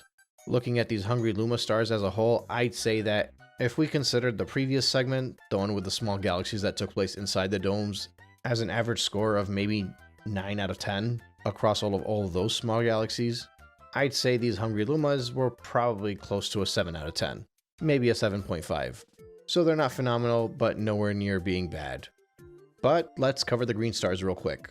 Alright, so in Battlerock Galaxy, Dusty Dune Galaxy, and Buoy Base Galaxy, there were hidden stars in each of those that contained a green star. Collecting the 3 green stars would get you a green launch star in the Comet Observatory that would take you up to an oddly shaped planetoid. There are 3 green Lumas on this planetoid, and each one will send you to a small galaxy. You can technically do these in any order. The first one I got was Rolling Gizmo Galaxy. This is the 3rd star in the game with this gimmick. I think I previously said the one in Melty Molten Galaxy might have been the hardest one, but I'm pretty sure I only said that because I forgot how hard this one was. I feel like in every step of this challenge, I kept losing a life and then having to redo it like 4 or 5 times until I figured out how to get to the next section. I lost 4 or 5 lives alone just making it through this first zigzag. Also, I don't think I was going fast enough to hit the blocks in the second segment, so I was wondering what I was doing wrong and had to do it again. Turns out I just needed more speed. Keep in mind while you're doing all this work, you're sitting there wiggling your controller around like a maniac. Or I guess not wiggling, just tilting. But you know what I mean. I think by the time I made it through these gray blocks, I had maybe lost 10 lives already. And that was the easy part. Although in fairness, that easy part was necessary because it gets you used to the control when you get to the later section. And oh yeah, when you fall off in these challenges, you start from the beginning. Which means when I ran into a Bob-omb party, I had to go through the zigzag bridge again. But in typical classic platforming difficulty challenge style, I was able to get through it pretty easily and make my way over to the Bob-ombs again. And at that point, I was able to get through everything and make it to the flag because by that point, I had fallen off so many times that I was extremely comfortable with my controls. Next up is Loop-de-Swoop Galaxy, the Galaxy's greatest wave. I love these names, it sounds like a child made them. So this is a harder version of Loop-de-Loop. You're surfing on the manta ray yet again, only this time the turns are a lot more sharp and the width is a lot narrower. Also, you have a 3-minute timer tops. Honestly, I love this. I'm surprised they didn't capitalize on all this hype during the time of the Wii and make a whole game out of this. Although it probably would have sold terribly, but at the bare minimum they should have had a multiplayer mode in this game included. I think one of the Mario parties has a few minigames like this. Maybe multiple Mario parties have similar ones to this too. But I don't know, it always feels watered down in Mario Party. Either way, these green stars are 2 out of 3 for awesomeness so far. What can I say? I love motion controls. And finally, we have Bubble Blast Galaxy, the Electric Labyrinth. This one involves the bubble push gimmick. On the starting platform, you'll have 5 pipe mazes you can jump through. You gotta go through each of these and collect the launch star segment at the end of it. Some of the easier paths will just involve rotating platforms along your way, some stagnant spike balls that should be easy enough to avoid, but there are ones that involve dynamic moving obstacles that are a little bit more difficult. And keep in mind, you're surrounded by an electric fence, so you can't really go too close to the ends either. I think the one with the electric fences is probably the hardest one to get through in the beginning, but they're all very much doable. That is, of course, until you get to the launch star and you get to the second half, the actual challenge. Almost without warning, you start getting chased by a bullet bill. I'll tell you what, I got through this in one try, but I could not believe that I made it to the end. I was moving so fast. I had no idea I had it in me, but when there's a bullet bill on your tail and you just keep getting more and more shot towards you, you kinda just gotta keep moving. This was stupidly one of the most adrenaline-filled stars for me in the game, and I loved it all the more for it. I think all 3 Green Star challenges were very fun, and they were good implementations of the motion controls. Add onto it the super fun challenge that was Sweet Sweet Galaxy, the crazy difficult challenge that was Slingpod Galaxy, the frustratingly difficult challenge that was Snowcap Galaxy, and the average to above average experiences from Big Mouth Galaxy, Drip Drop Galaxy, Sand Spiral Galaxy, and Boo's Boneyard Galaxy. And you get a solid 10 small galaxies that don't quite live up to the ones that I covered in the previous segment, those being the small galaxies that exist within the domes. But all in all, they are still very fun. They live up to the hype set by the secret stars from Mario 64, as well as the secret shines from Super Mario Sunshine. Obviously over here they're less of a secret and more of an additional challenge, but Galaxy is also less of an exploration game and more streamlined, so it makes a lot of sense. At the end of the day, however, the best thing you can ask from these additional stars is that they complement the main game and make it better, providing an extra challenge where it's needed, a more focused objective when it's available, and in general, a little bit of a break from the status quo.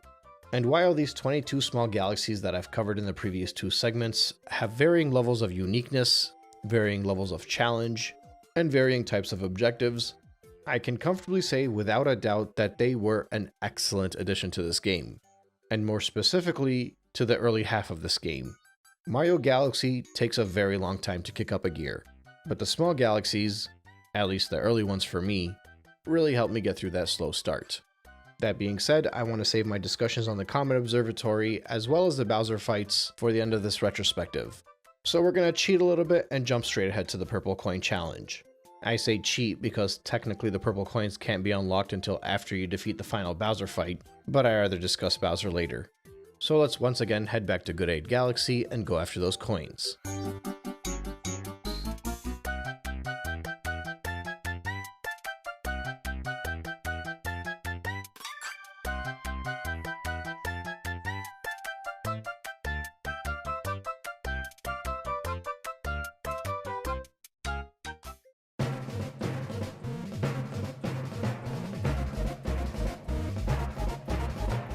I am so glad they added the Purple Coin Collection to this game. Anybody that played a 3D Mario before this knew that there was going to have to be some sort of collection challenge. Specifically, a 100 coin collection challenge. After all, not only did the previous games have you collect 100 coins in each stage to get a star, or I guess a shine sprite in the case of Mario Sunshine, but Mario Sunshine also had all of those blue coins. So naturally, even though Mario Galaxy was not going to be as open sandbox style as the first 2 games, you'd still expect it to have some kind of collection in the same vein. Now, I think they could have just stuck with the regular 100 coin collection, since effectively the Purple Coin Collection is more similar to that than the Blue Coin Challenge, but I guess if they wanted to make this stand out as its own type of objective specific to Mario Galaxy, purple works as well. Also, I guess it's not entirely like the 100 coin collection, but then again there was a big difference between the 100 coin collection in Mario 64 as well as Mario Sunshine. If you recall, when you were collecting the coins in Mario 64, it just kind of felt more natural, more organic, or so to speak. Like they didn't design the stage around the star, rather they just added the star to the completed stage. And that's basically because the stage never actually changed throughout Mario 64 for the most part. And it's also the same reason why whenever you'd play the stage, you can collect a 100 coin star and not get kicked back to the hub world. In the case of Sunshine, they didn't have a specific episode for the 100 coin collection, but if you were to collect 100 coins, you would be kicked back to the hub world there. Not to mention the 100 coin collection during Mario Sunshine varied depending on which episode you picked. But that being said, where Mario 64 felt more like a search to discover where the coins were, Mario Sunshine felt more like you were trying to figure out where the gimmicks were that would give you the most coins. Which is why during my playthrough of Mario Galaxy, I wanted to figure out 2 things. The first thing was whether the coin collection would be more similar to Mario 64's coin collection or Mario Sunshine's coin collection. But that's only if the 100 coin collection would actually feel like those stars and shine sprites. Because my second question was whether this would feel more like the blue coin challenge in Mario Sunshine. On that second question, I'm fairly comfortable saying it's less like the blue coin collection, although the way some of the purple coins are hidden just kind of give you the same feeling.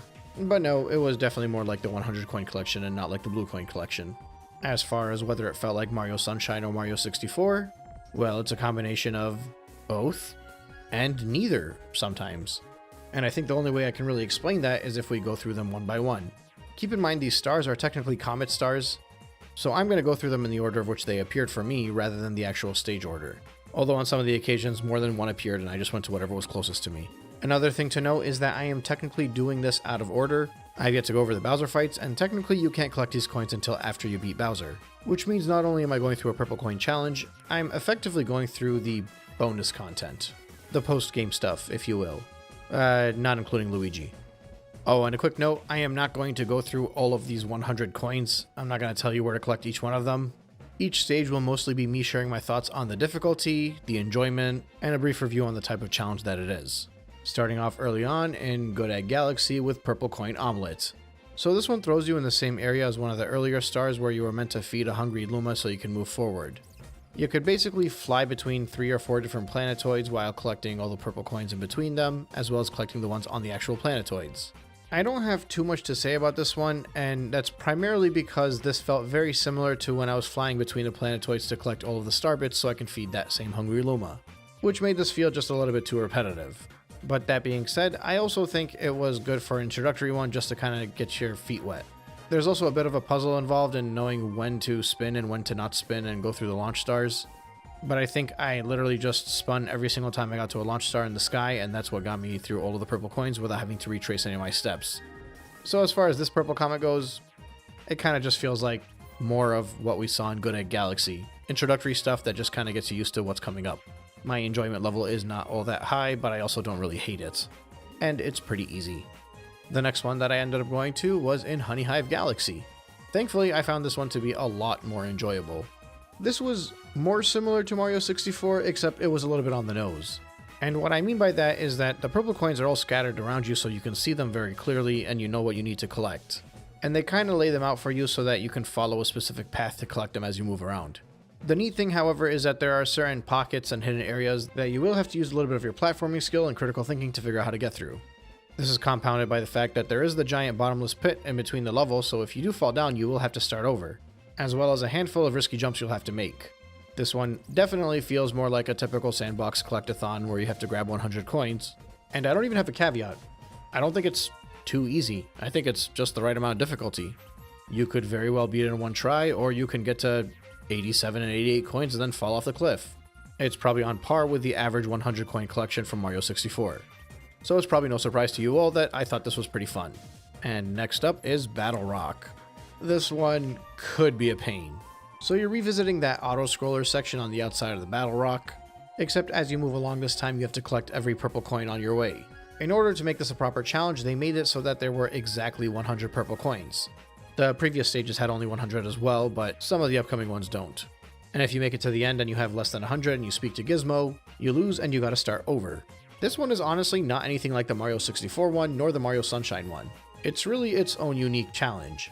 At first I thought it was kinda lame because I was finding it pretty easy, and it just felt like we were doing the exact same thing we did during the level and then the exact same thing we repeated to get Luigi. But you'd be surprised how hard it is to get exactly 100 coins. It's not terrible, I think I only repeated it 2 or 3 times, but specifically on the moments where you're under the saucer and you gotta know whether to push up or down to move yourself forwards or backwards, those moments could easily make you miss a single purple coin and have to start over. And if you start over, it's back to the beginning and you have to move at the stage's pace, which just adds more to the punishment. All in all, once again, I think this had a pretty decent difficulty, but it does lose a few points for me because of that whole running upside down thing, making it feel like a failure is the game's fault and not your own. But I did enjoy it. After Battlerock, I took on Ghostly Galaxy. This is another pretty gimmicky one. You have to collect 100 coins here, but there are more than 100 coins available. The catch is the entire thing is on a pool star challenge. Oh, and you only get 1 minute to accomplish it. This one is hard to explain why it's difficult unless you're actually playing through it, but that 1 minute timer will surely make you repeat it a few times. The issue is, in a lot of cases, you have to kind of slow down to a halt in order to be able to move to the next purple coin without hitting the pieces of meat or the obstacles in the way. But at the same time, there are some turns where you need to kind of let the momentum carry you so you can hit the arc on the outside. Basically, what all of this adds up to is a fairly difficult challenge that you'll probably have to repeat a few times to get a hand on, and usually anything with pointer or motion controls plus difficulty is a good time for me. Following that, we have Gusty Garden Galaxy. Over here, you're grabbing the purple coins on the puzzle cube.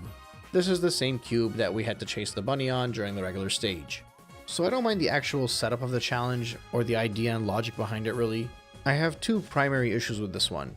You get a 2.5 minute timer, which I felt was a little bit too much, and you also have more than 100 coins available. There's no gimmick here since you're really just running around the cube, and at no point in time did I feel threatened or feel like I was going to be losing this.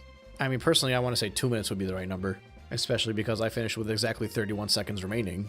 But it also took me only one attempt, so if I had failed the first time and got a more optimal idea of how to run through it the second time, I probably would have succeeded even if it was only at 2 minutes. Also, keep in mind the timer is not only for collecting the 100 coins, it's also for running back to the star. In this case, it did not affect me, but in the previous one, I didn't mention it, and it was kind of annoying there. I think there were 1 or 2 times where I got the 100 coins, but I didn't make it to the star in time. And in order to succeed, I ended up adapting to make sure that I collect the final few coins in the area where the star was going to spawn. Which is why I think the time limit here on the cube would have been the same idea. If you ran out of time the first time, you would develop an optimal route to make sure you end near where the star spawns. That being said, Gusty Garden Star feels similar to Good Egg Galaxy, where it's kind of just like, okay, and the challenge is not really there. And next up is Beach Ball Galaxy. This feels exactly like Honeyhive, more similar to Mario 64 than anything else, and it makes sense because these two stages are sandboxes. There are exactly 100 coins available, and you gotta collect every single one of them in a single life. This one is actually easier than Honeyhive because there are fewer ways to lose a life here, but basically in the same manner that I enjoyed the hidden star in both Honeyhive and Beach Ball Galaxy, I also enjoyed the purple coin collection in both Honeyhive and Beach Ball Galaxy. And yes, it is because they are open sandbox stages, and yes, it is because I felt like I was playing an old school collectathon. A tip of the hat to lovers of Mario 64. And speaking of tip of the hat to lovers of Mario 64, the next one is Freezeflame Galaxy. You're collecting purple coins and climbing up the summit. The neat thing is there are purple coins everywhere. Any random routes or bonuses that you decided not to go through when you're playing through the game before getting to the end are paths that you're just going to have to learn this time around. You're going to cover all of the ground, you're going to get all the way up to the peak, and after that you're going to take a launch star back to the beginning where you're going to find the first 2 purple coins that you missed because they were on the step that you just jumped down on when you first started the stage. I don't have much to add that I didn't say previously. This is a typical collectathon style star. The challenge is in the search itself, and I think that's a decent difficulty, and I had a lot of fun doing it. Dune is a 100 coin collection, but it is more or less on a linear path. There's no time limit on this one, but because of all the quicksand, there's a very likely chance that you will have to lose a life and start over. Due to all the hazards and the amount of time you gotta spend using that tornado to collect the coins, I think this one might actually be the most challenging one of the collectathon style ones so far. But the challenge itself feels a little bit more unique than those ones anyway. It's actually hard to group them in the same category. The ones with a time limit felt like the challenge was figuring out how to beat the clock. The ones in the sandbox felt like you were trying to figure out how to get everywhere. In the case of this one, you can see where all the coins are, but the challenge is figuring out how to pick them up. If anything, Dune might be more similar to what we did in Battlerock, but realistically, it's in its own category. Once again, this is another one that I really like. I think the difficulty is really good, and I wholeheartedly enjoyed the challenge, and even though I got a little bit upset when I was at 80 something coins and got knocked into the sand, I couldn't help but smile because the game was challenging me. Next, it's Space Junk's Purple Coin Spacewalk. Although for the sake of transparency, I actually played this one second. But while I was working on this video, I forgot to mention it earlier on, so I'm squeezing it in over here. This one is a time challenge. 2 minutes to be exact. In the same area that constructed and deconstructed where we collected silver stars. You're not really collecting 100 purple coins in a conventional manner. More realistically, you're seeing how quickly you can get to the 10 platforms that carry the purple coins and make it back to collect a star. I enjoy this one a little bit more than I enjoyed Good Egg Galaxies and Gusty Gardens, but I don't hold it in as high as a regard as I do the other ones. I think it's a good challenge, but I think it's too easy. Since you can see all the purple coins, you know exactly where the platforms will be built, so you can just long jump and collect the coins. I think it would have been a little bit more fun if the purple coins disappeared along with the platforms and then constructed with them as well. But as it stands, it's a little bit too easy, it's kind of enjoyable. Nothing terrible, nothing amazing. And then we head back to what is probably the most popular purple coin challenge in this game. Toy Time Galaxies Luigi's Purple Coins. I still haven't figured out if this one is famous or infamous. The way I see it, and this might be a thought that's worth delving deeper into during the conclusion, people that think that Mario Galaxy is the best game ever usually hate this star. Whereas people that usually find this game to be too easy and as a result boring in some instances, like this one a lot. Maybe even love it.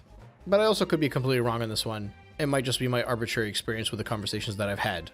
That being said, I didn't think Mario Galaxy was boring necessarily, but I did think it was easy, and so stars like this are amazing to me. Despite Mario being way easier to control, this feels like a Mario Sunshine star if there ever was a Mario Sunshine star in this game.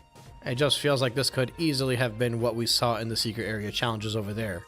So, funnily enough, when I did the Silver Star challenge in this area earlier on, I remember when I got to it, I was excited to face the challenge.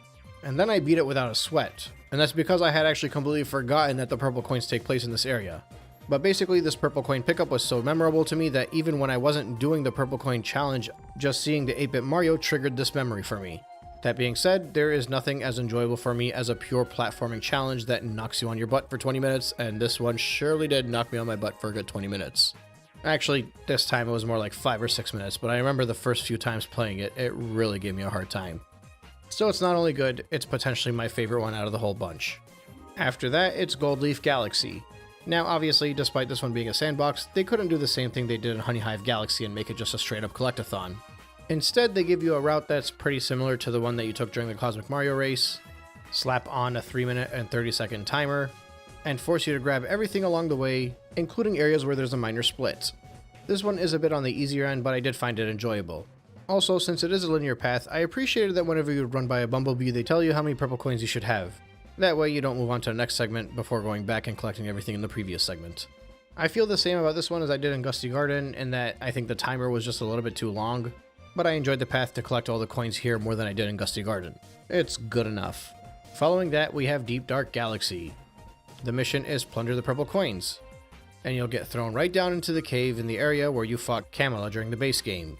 Despite the fact that this is a pretty small area, this one might be the most difficult of all of the sandbox style purple coin stars. And that's because they do a pretty good job hiding them anywhere and everywhere they can.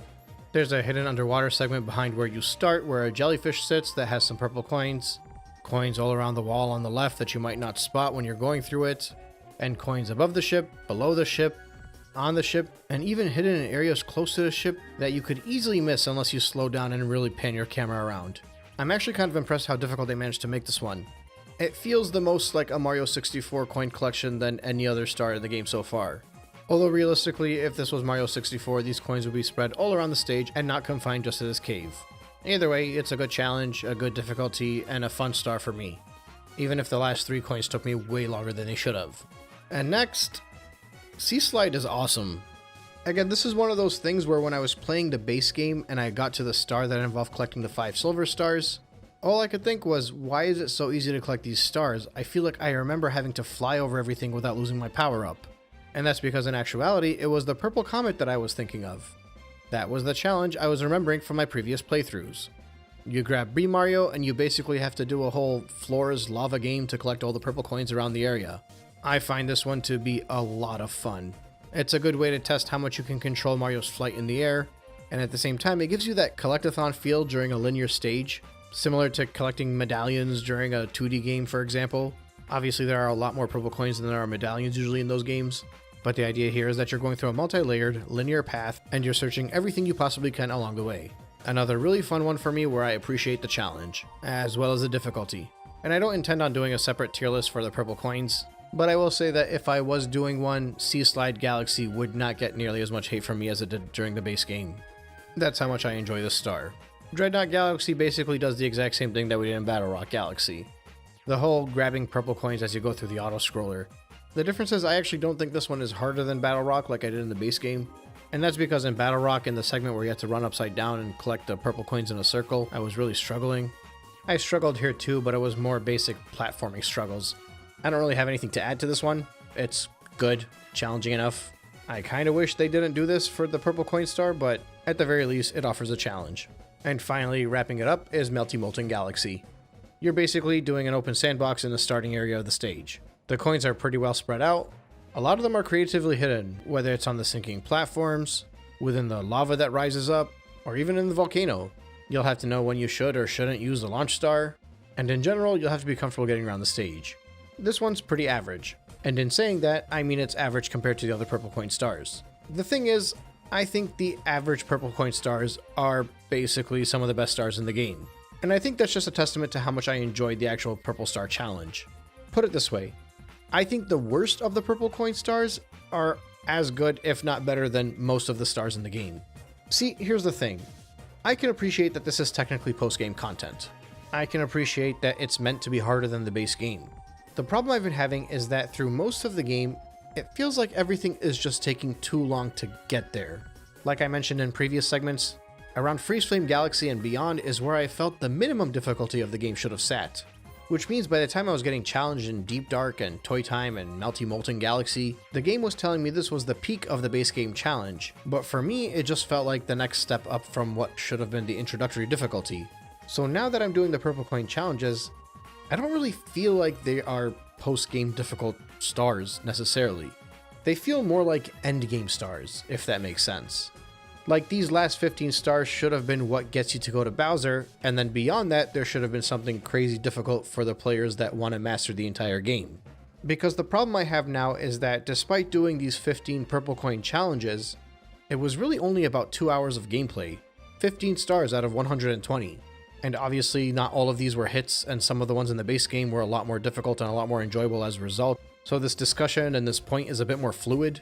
But basically what I'm trying to get at is that I'm very happy these purple coins were implemented because they offered me that challenge that I was seeking throughout the entire game. It's just a bit unfortunate how long it took for that challenge to show up. With all that being said, I think Mario Galaxy offers more as an experience that I didn't really delve into as I was going through this retrospective. Yet.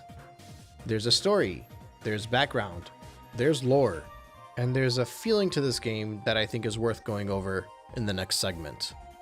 We'll talk about this back at the Comet Observatory.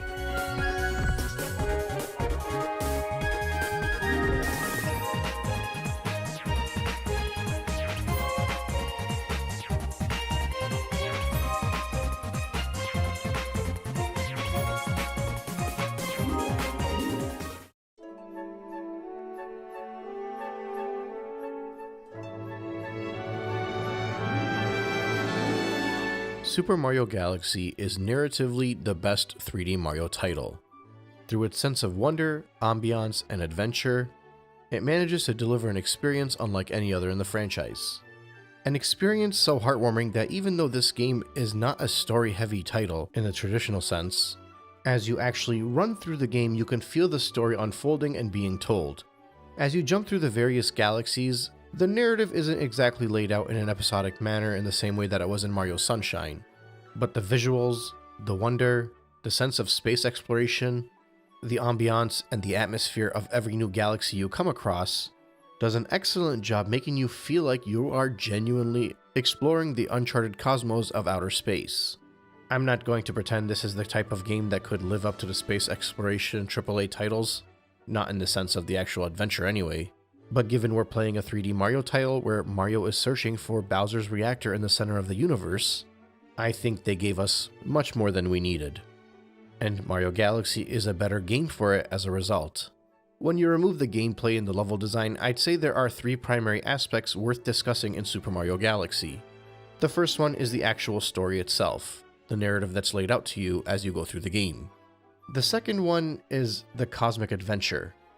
You can call it whatever you like. Ambiance, vibes, wonder, atmosphere. It's whatever that feeling was that wowed you the first time you played the game. And finally, it's the world building and narrative designed around the Comet Observatory. My intention during this segment is to give a fairly deep dive on all 3 of these aspects. And I think a good place to start is the actual story itself. Some of this will have been mentioned in previous segments, but I figured it's worth running through quickly again. The adventure starts off on the night of the Star Festival, a special event held once every 100 years when a comet passes over the Mushroom Kingdom. Princess Peach invites Mario to her castle to watch the festivities together. As Mario makes his way to the castle, the celebration is interrupted by Bowser, who arrives in a massive fleet of airships. Using powerful technology, Bowser lifts Peach's castle into outer space, kidnapping her and leaving Mario stranded on a small planetoid. Mario is rescued by a mysterious, ethereal being named Rosalina, She explains that Bowser has stolen the observatory's power stars to fuel his new empire at the center of the universe. Without the power stars, the observatory is powerless and cannot travel. Rosalina enlists Mario's help to recover the power stars, restore the observatory's energy, and rescue Princess Peach. Mario embarks on a journey through various galaxies, each filled with diverse and imaginative environments such as lush planets, fiery volcanoes, icy worlds, and mysterious voids. Each galaxy contains several missions, often culminating in a battle against one of Bowser's minions or other formidable foes. Mario collects power stars by completing these missions, which gradually restore power to the Comet Observatory and unlocks new areas of space to explore. Throughout his quest, Mario encounters Lumas, star-like creatures who serve as companions to Rosalina.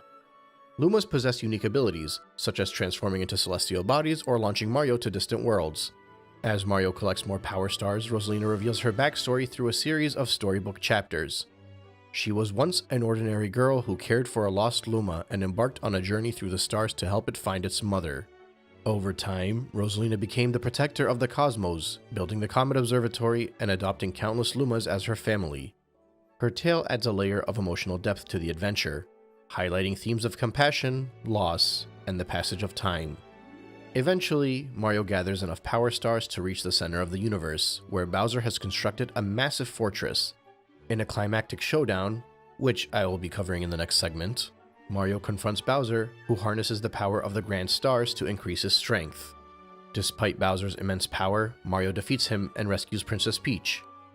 Bowser's defeat triggers a catastrophic collapse of the fortress, creating a black hole that threatens to consume the entire galaxy.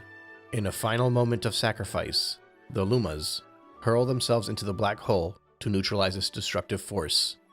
This act of bravery causes the black hole to implode, leading to a cosmic rebirth. Mario, Peach, and Bowser are safely returned to the Mushroom Kingdom, and the universe is restored to its natural order. In the grand scheme of things, this story isn't really that deep, but in the context of a Mario title, I think it does a very good job. I was in high school the first time I played this game, and I remember thinking the story was pretty epic. Specifically for a children's title, I can only imagine the impact the story had on kids that were a decade or so younger than me. It also does just enough. When you consider this game came out roughly around the time Sonic 06 was released, and obviously Sonic 06 had an ocean of other issues that were not even related to the stories, but you can still learn from the reaction of having too serious of a story in a 3D platformer, primarily one intended for children.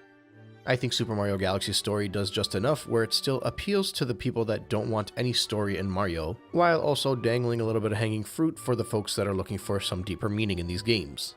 But again, the actual story of Super Mario Galaxy is only part of the equation. The vibes also tell their own story. At the heart of Super Mario Galaxy's atmosphere lies its sweeping orchestral soundtrack. The music elevates the game's sense of wonder and adventure to celestial heights. Unlike the jaunty and upbeat tunes of previous Mario titles, Galaxy's soundtrack pulls inspiration from classical compositions and cinematic scores.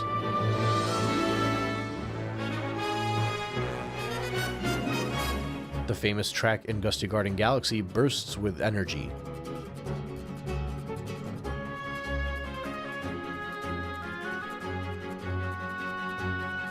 While Space Junk Galaxy captures an almost haunting sense of loneliness and the quiet beauty of drifting through the cosmic debris.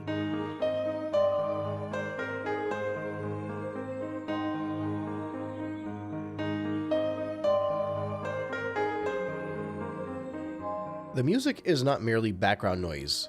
It's a character in and of itself, guides players' emotions as they traverse planets large and small. Honestly, in many ways, it reminds me of the Donkey Kong Country series. It has a presence in the game that's felt more than in most titles.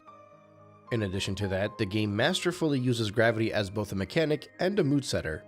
Walking upside down on a tiny planetoid feels both disorienting and exhilarating, emphasizing the game's playful defiance of real-world physics.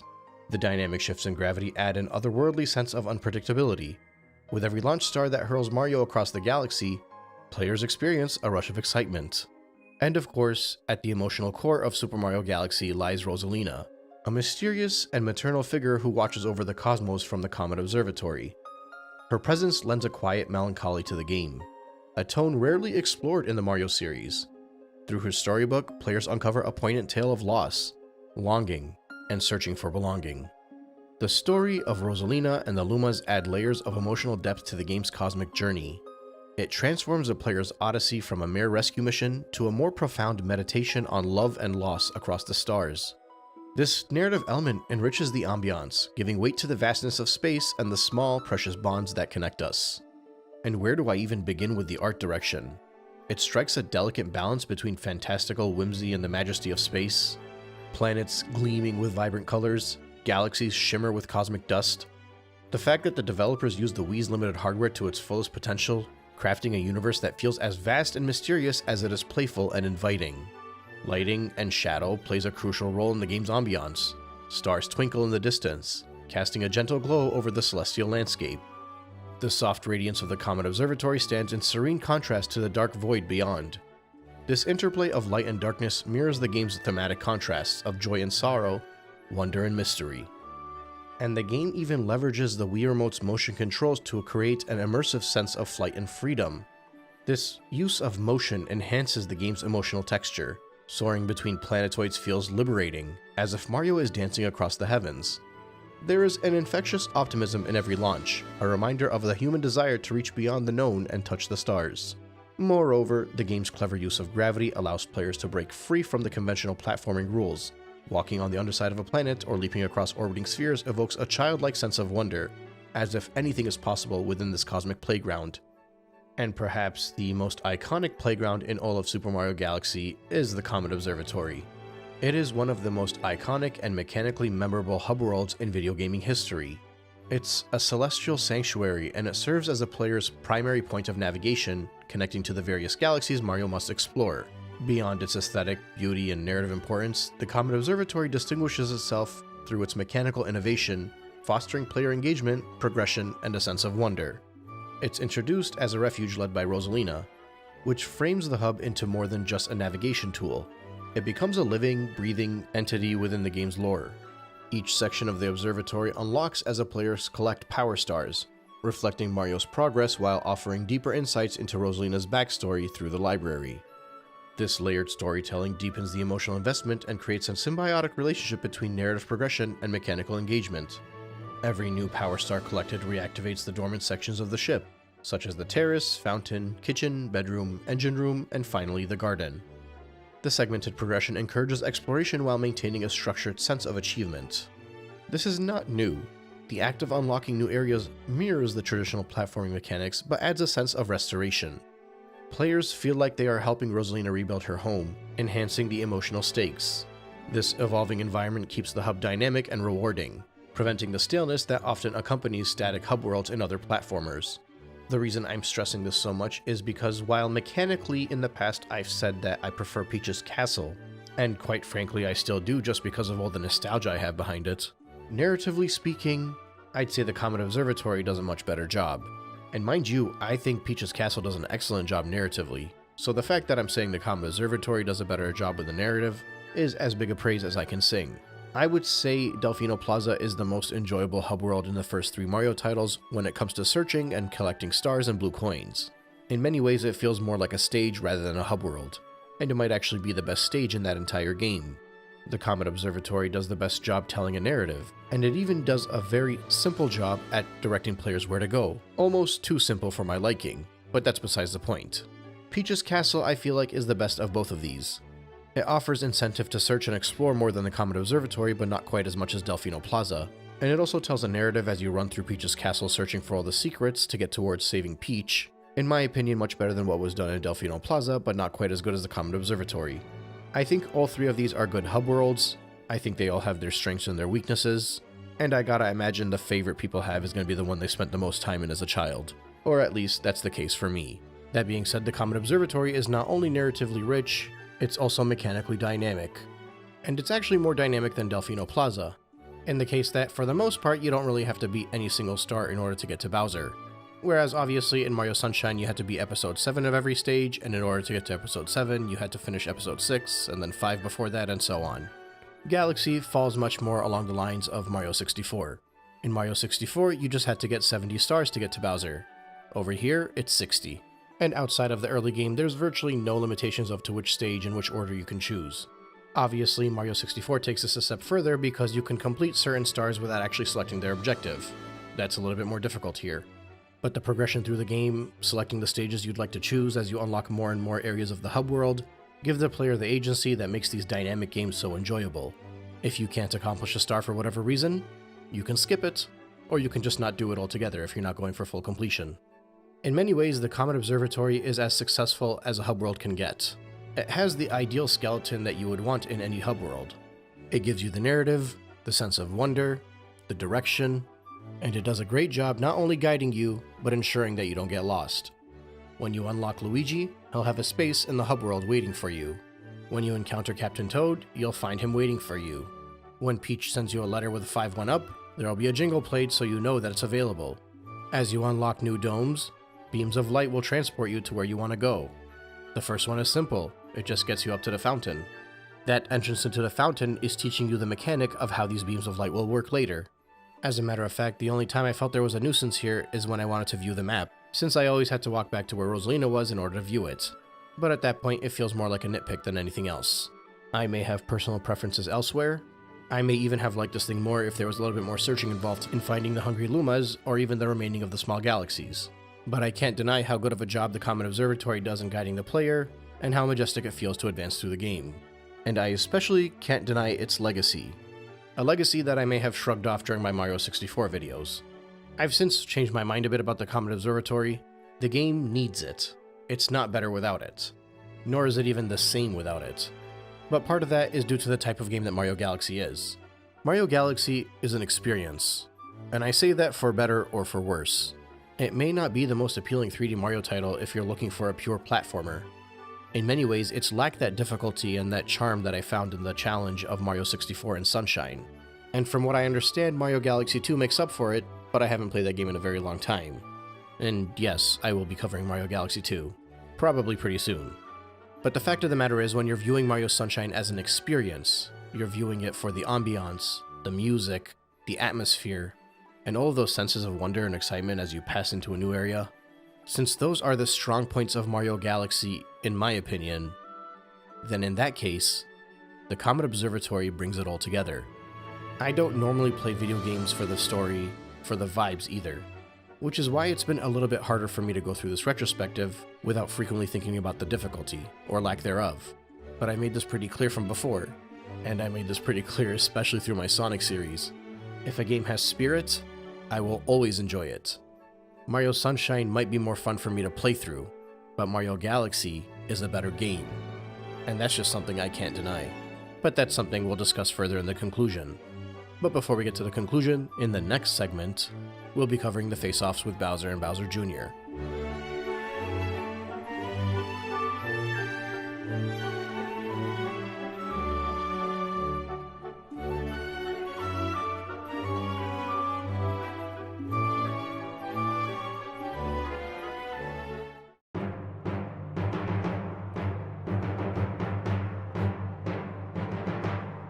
It's really nice to see thematically appropriate Bowser boss fights in this game.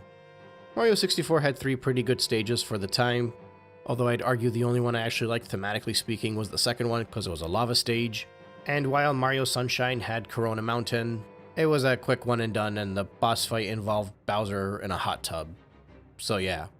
Over here, I feel like the Bowser, and Bowser Jr. stages for that matter, thematically fit the part, and they not only do a good job modernizing the Bowser stages, they even do a pretty good job paying respects to the old ones in a variety of ways. That being said, much like everything else in Super Mario Galaxy, the boss fights can be pretty hit or miss, the challenge to actually get through the stage can be hit or miss, and the stage gimmicks could be hit or miss. But hey, thematically it works.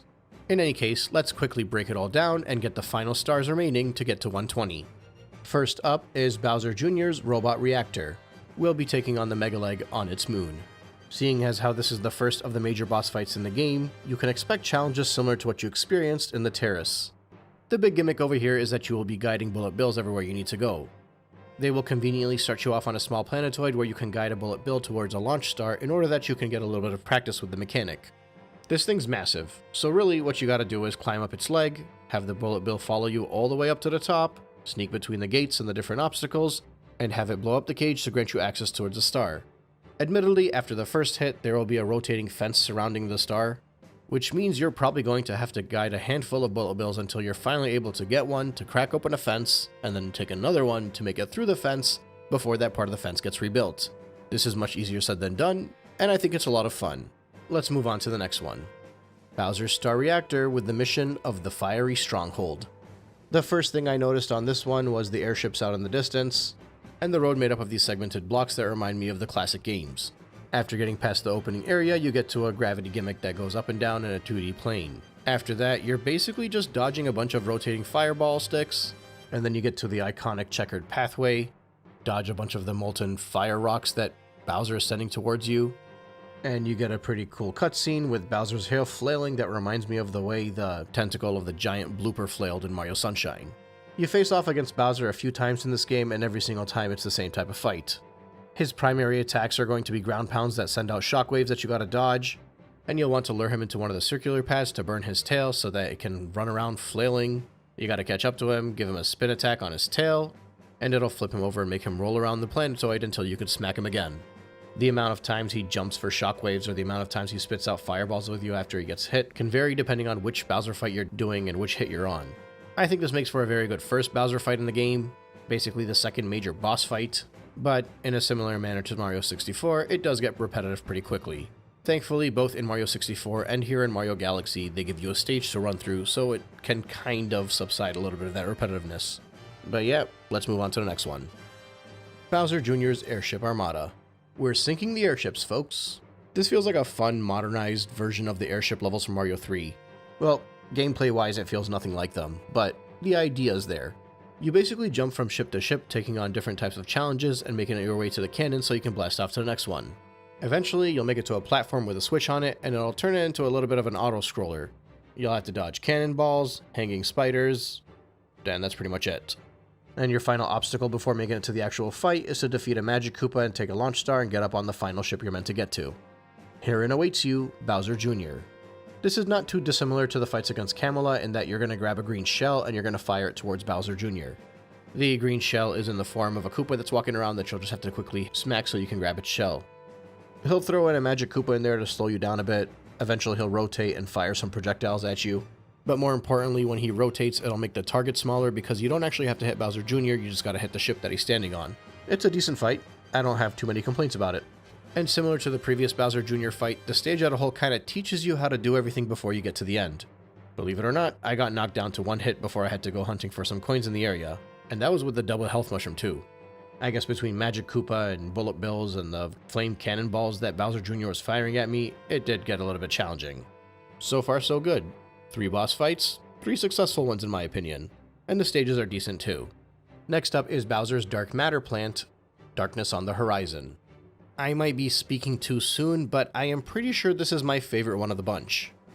For the most part, it throws you back into another 2D segment, only this time the gravity gimmick goes in multiple directions. The whole challenge here is knowing which side and which part of the different platforms you need to stand on in order to make sure that when you go through the change in gravity, you don't fall off. I feel like I've played a lot of games where this gimmick's been done, and I enjoy it pretty much every time. Since these platforms are more or less scrolling at their own pace and not at your own, you gotta think pretty quickly as to where to jump. Also, the last portion does the dark matter thing where the platforms randomly disappear and have gaps in them. It's one of my favorite gimmicks in the entire game, but I think it was done better in the Ghost level and in the Small Galaxy. But prior to making it to Bowser, you get to one more 2D section with all these weirdly shaped platforms. And this one is actually a little bit harder than the previous one. Once again, this is another really good Bowser stage. It's a really good stage in general, to be honest. And so far, 4 of these boss stages in, it's consistent with the idea that the small galaxies provide more of a challenge in this game than the large galaxies do, which makes it a little bit more lame when you take on Bowser once again, and it's pretty much the same fight with a few obstacles in the way, and he'll just do a few more attacks.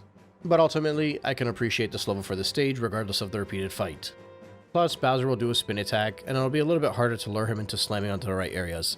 So maybe I'm being a little bit harsh in saying that it's a repeated fight, but it kind of feels the same. Either way, that's 4 down, let's move on. Next up, we have Bowser Jr.'s Lava Reactor, and it's another fight against King Caliante. I think I'm a bit more indifferent about this one. The challenge it gives you is similar to the first Bowser Jr. one, where it starts you off on a planetoid and you have to guide a Bullet Bill to crack open a shell to give you the launch star. And then after that, it's a bunch of tennis matches with octopi as you smack their coconuts back onto them. And it's also just a slightly harder variation of King Caliante fight. The platform you stand on starts to sink if you stay on it too much, so you gotta move around a lot more. He'll shoot more flame projectiles at you before sending over the coconuts. I guess with the sinking platforms, you do gotta keep moving around a lot more, and that does distract you quite a bit. But I don't know, I'm not really feeling this one. Not in the actual stage, nor the boss fight. It just feels too repetitive to what came before. It's not bad, I would just expect more to earn myself a grand star. Especially one this late in the game. Every dome has a Bowser or Bowser Jr. fight except for the garden. And that's because you're not supposed to go to the garden. So technically you can go defeat Bowser right when you get to 60 stars. I waited until I hit the max amount that I could before getting purple coins, and then I went and defeated Bowser. And then after I defeated Bowser, there was a timer that said there was 15 stars remaining. I grabbed all of the purple coins so I can get those 15 stars, and then I made my way back to Rosalina to repeat the fight once again. Because those of you who have played this game know that that's the only way to actually reach full completion. Well, full completion of the first half of the game. But I'll get to that. Can I say that the sight of the Comet Observatory transforming when you speak to Rosalina is one of the coolest cinematics in this game, and maybe even most of 3D Mario. It turns this serene, peaceful hub world into something of nightmares, like a giant spear ready to take anything down along its path. And Rosalina drives it straight into the center of the universe, passing by all of Bowser's airships and destroying everything along its path, making it towards Peach's castle. She notifies Mario that there is a warp field inside the castle, and Mario makes his way towards this segment of Wii's Rainbow Road and enters Peach's castle. And the warp takes you to Bowser's Galaxy Reactor, the fate of the universe. The backdrop is a giant star, except it's got a bunch of holes in it like it's a planetoid from level 1. The first area here isn't all that difficult. There's a spotlight you gotta jump between as you dodge different fireballs. That spotlight carries your gravity towards where it's shining. It gets fun for me when you get to the lava portion, which is basically just a miniature star that you have to run through to get to the next segment. After that, you run through this icy platform that's being constructed as you run through it. It takes place over a blue star this time. I'm assuming that means it's a cold star. Jump through, you get to another fiery one where you gotta do a little bit more careful platforming to dodge all the obstacles, primarily spinning fireball sticks, and doing your best to remain on the platforms.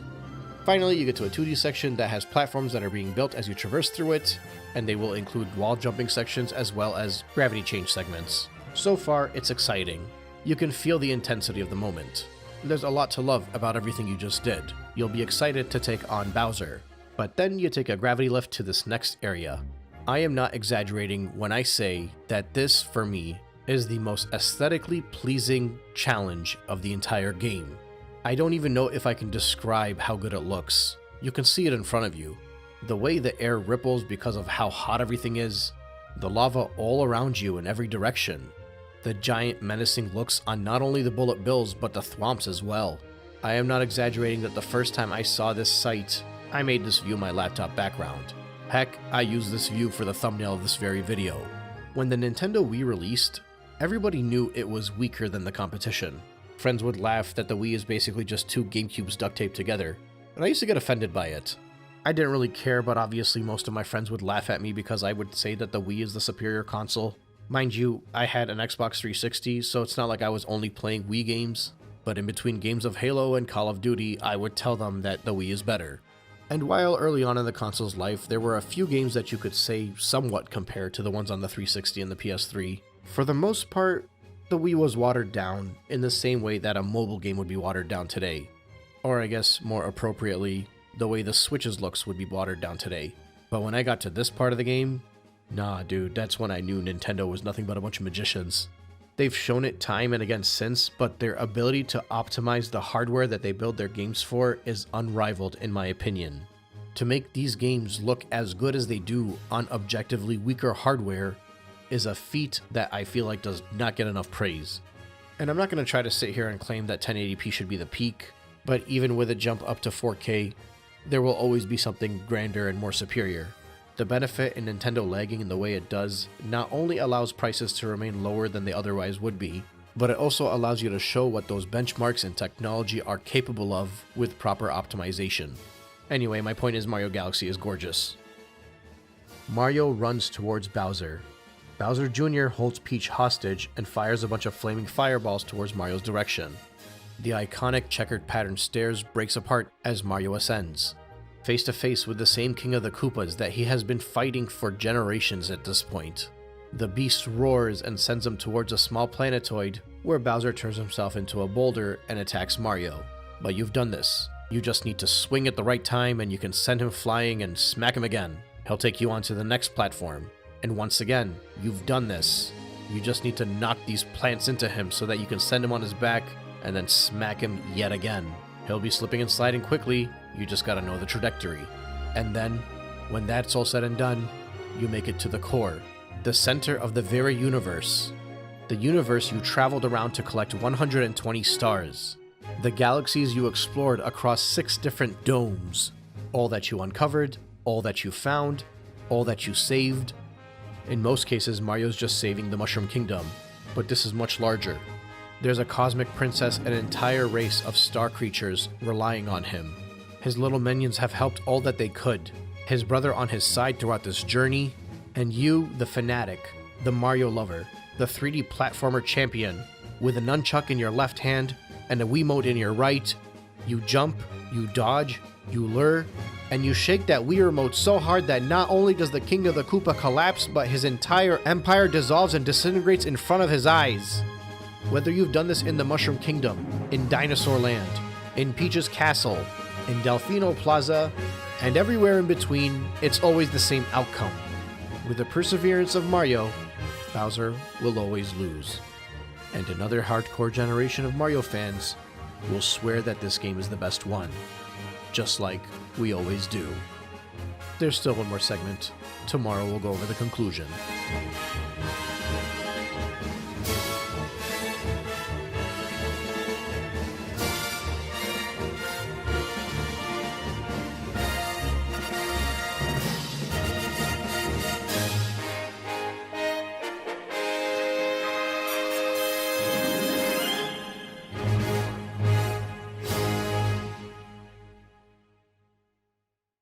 At what point does a console become retro?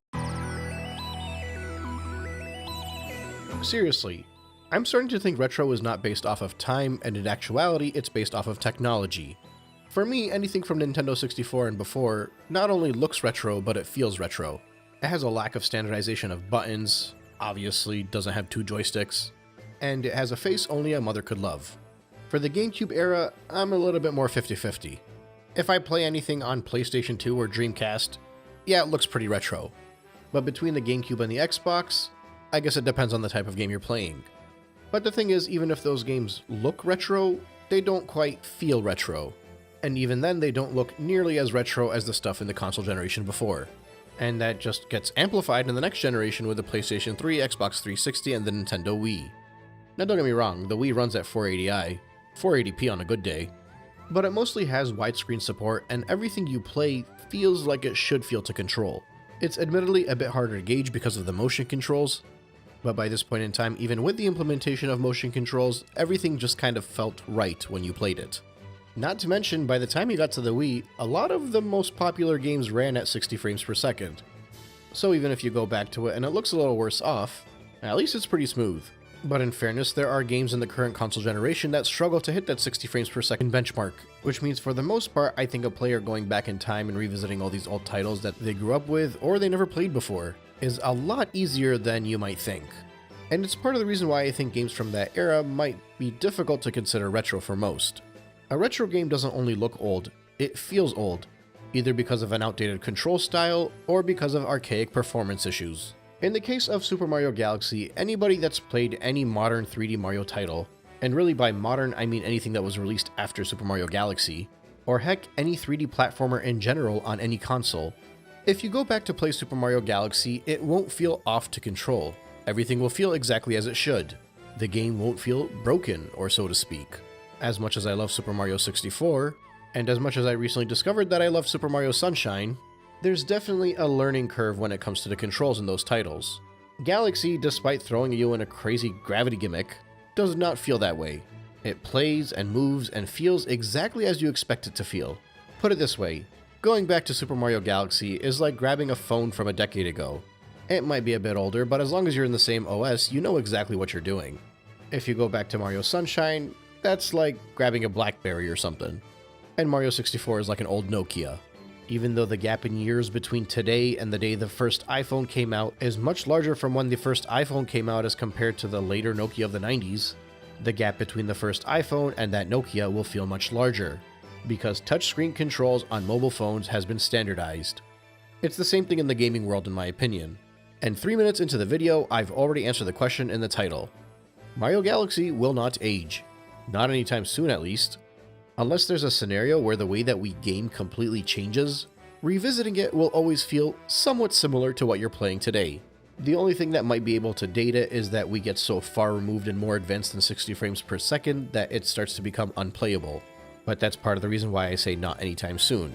Now, of course, I am playing this on 3D All-Stars, which is a little bit more touched up than the Wii version, but if you go back to play it on the Wii, you'll see that it feels pretty much just as good, if not better in some instances.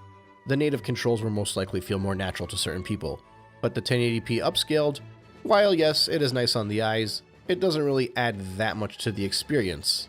And I'm not saying that to downplay how good a game can look when it gets upscaled to 1080p from 480p. I'm saying that because the original 480p version was made with a great art style to make it beautiful already. In addition to that, think about the first 3D Mario games you might have played on the Nintendo Switch if that's where you started. Your choices are basically Mario 3D World or Mario Odyssey. While 3D World might have the simplified controls, the limited directional movements, as well as the run button, as you run through the stages, you feel the same philosophy that you would feel if you played Mario Galaxy today. Mario moving, start to end, and being pretty comfortable to control in a standardized fashion. Let's say Odyssey is the only Mario game you've ever played. The dynamic moveset, the open sandbox, the full control that you can get. Transitioning from there into Super Mario Galaxy feels the exact same way to play, minus a few differences in the movements. You obviously don't have Cappy, and you also don't have a dive. But the long jump, the side flip, all of that stuff is still there. So while you might be tackling a smaller sandbox or running through a more linear stage, it feels right. And I think you can take that idea and also apply it to the games that came before Galaxy. I delved a lot into this on the first segment of this whole retrospective, but Galaxy feels much more similar to Super Mario 64 and Super Mario Sunshine than people make it out to be. I feel like there's been this weird narrative where people view Galaxy as a straight linear game as if it's over Mario's shoulder walking down a tunnel. But I don't think the game is nearly that stiff. I think I've recently come to a conclusion that it's not only about the way a level is designed that determines if it's linear or not. I think the way the player controls plays a huge factor in that, even if a stage is laid out to be linear. If you have that 360 movement control, you're able to turn the camera around for the most part. Despite effectively having nowhere to go, that freedom in your control makes it feel a lot less linear. It's the reason why a stage in Super Mario 3D World that might have wide and open areas to traverse will still feel a lot more linear than the most narrowest of paths in Super Mario Galaxy. This honestly became very apparent to me when Shadow Generations came out. The levels in Shadow Generations are pretty similar to Sonic Generations, maybe a little bit more fleshed out. But the part of Shadow Generations that felt more comfortable, more open, and less restrained for me in a lot of ways is the fact that with Shadow, I didn't feel like I was being forced to move forward. Whereas in Sonic Generations, I felt like moving backwards was not really planned at all. You couldn't really slow down and appreciate the environment in that game. Not without moving around all awkwardly at least. All of that is to reiterate my claim that I think Super Mario Galaxy has a lot more in common with the sandbox titles before it than people make it out to be. And that is especially when you consider a very large chunk of the stars and shine sprites from the previous titles were nothing more than linear paths disguised in an open sandbox. The only difference is in those games, the controls feel dated by today's standards. My opinion may change later on as I cover more and more of the 3D Mario series, but as it stands, I feel like on a macro level, there are two categories: 3D Land and World, and then everything else, regardless of what Nintendo thinks. There is another bonus to Super Mario Galaxy that for me ends up being a flaw. It may actually be one of the most welcoming 3D Mario games to play, or at least in the non-3D Land and 3D World variety. Now, pretty much every 3D Mario game is pretty accessible. The two older ones might take a little bit more time to adapt to, but they're still for the most part accessible. Galaxy is easy to a fault. It's very welcoming. So welcoming in fact that I enjoy the moments with motion controls more because they were harder to control. Even the ice skating, you build up a lot of momentum and speed and it makes it so much harder to control. But the reward is that speed. It's that momentum. It's that challenge. This is something that I never really noticed when the Wii first came out, but in my revisits since 3D All-Stars came out, it became blatantly obvious to me. Now, I'd say if I wasn't going through this analytically, I'd probably be going on about how Mario Galaxy is actually not that good of a game because they sacrifice the gameplay. But I think I have to be a little bit more fair. I was 6 the first time I played Super Mario 64. I have spent all of my life playing every single 3D Mario title since. And I really don't want to be that old fart that's going around saying that this game is too difficult because you youngins need easy games. There's a bond created between the player and the experience in Super Mario Galaxy that I think I was hyper-focused on shrugging to the side earlier on in this retrospective. I don't know exactly at which point it started to click for me, but I'm assuming it was around Freezeflame Galaxy. I've been praising Freezeflame Galaxy as the point in time in the game where it feels like that's the minimum difficulty the game should have, and I still stand by that. But what I realized when I got to Freezeflame Galaxy, because I was no longer so hyper-focused on the lack of difficulty, I found myself appreciating the music, the environment, the atmosphere, and the general vibes a lot more.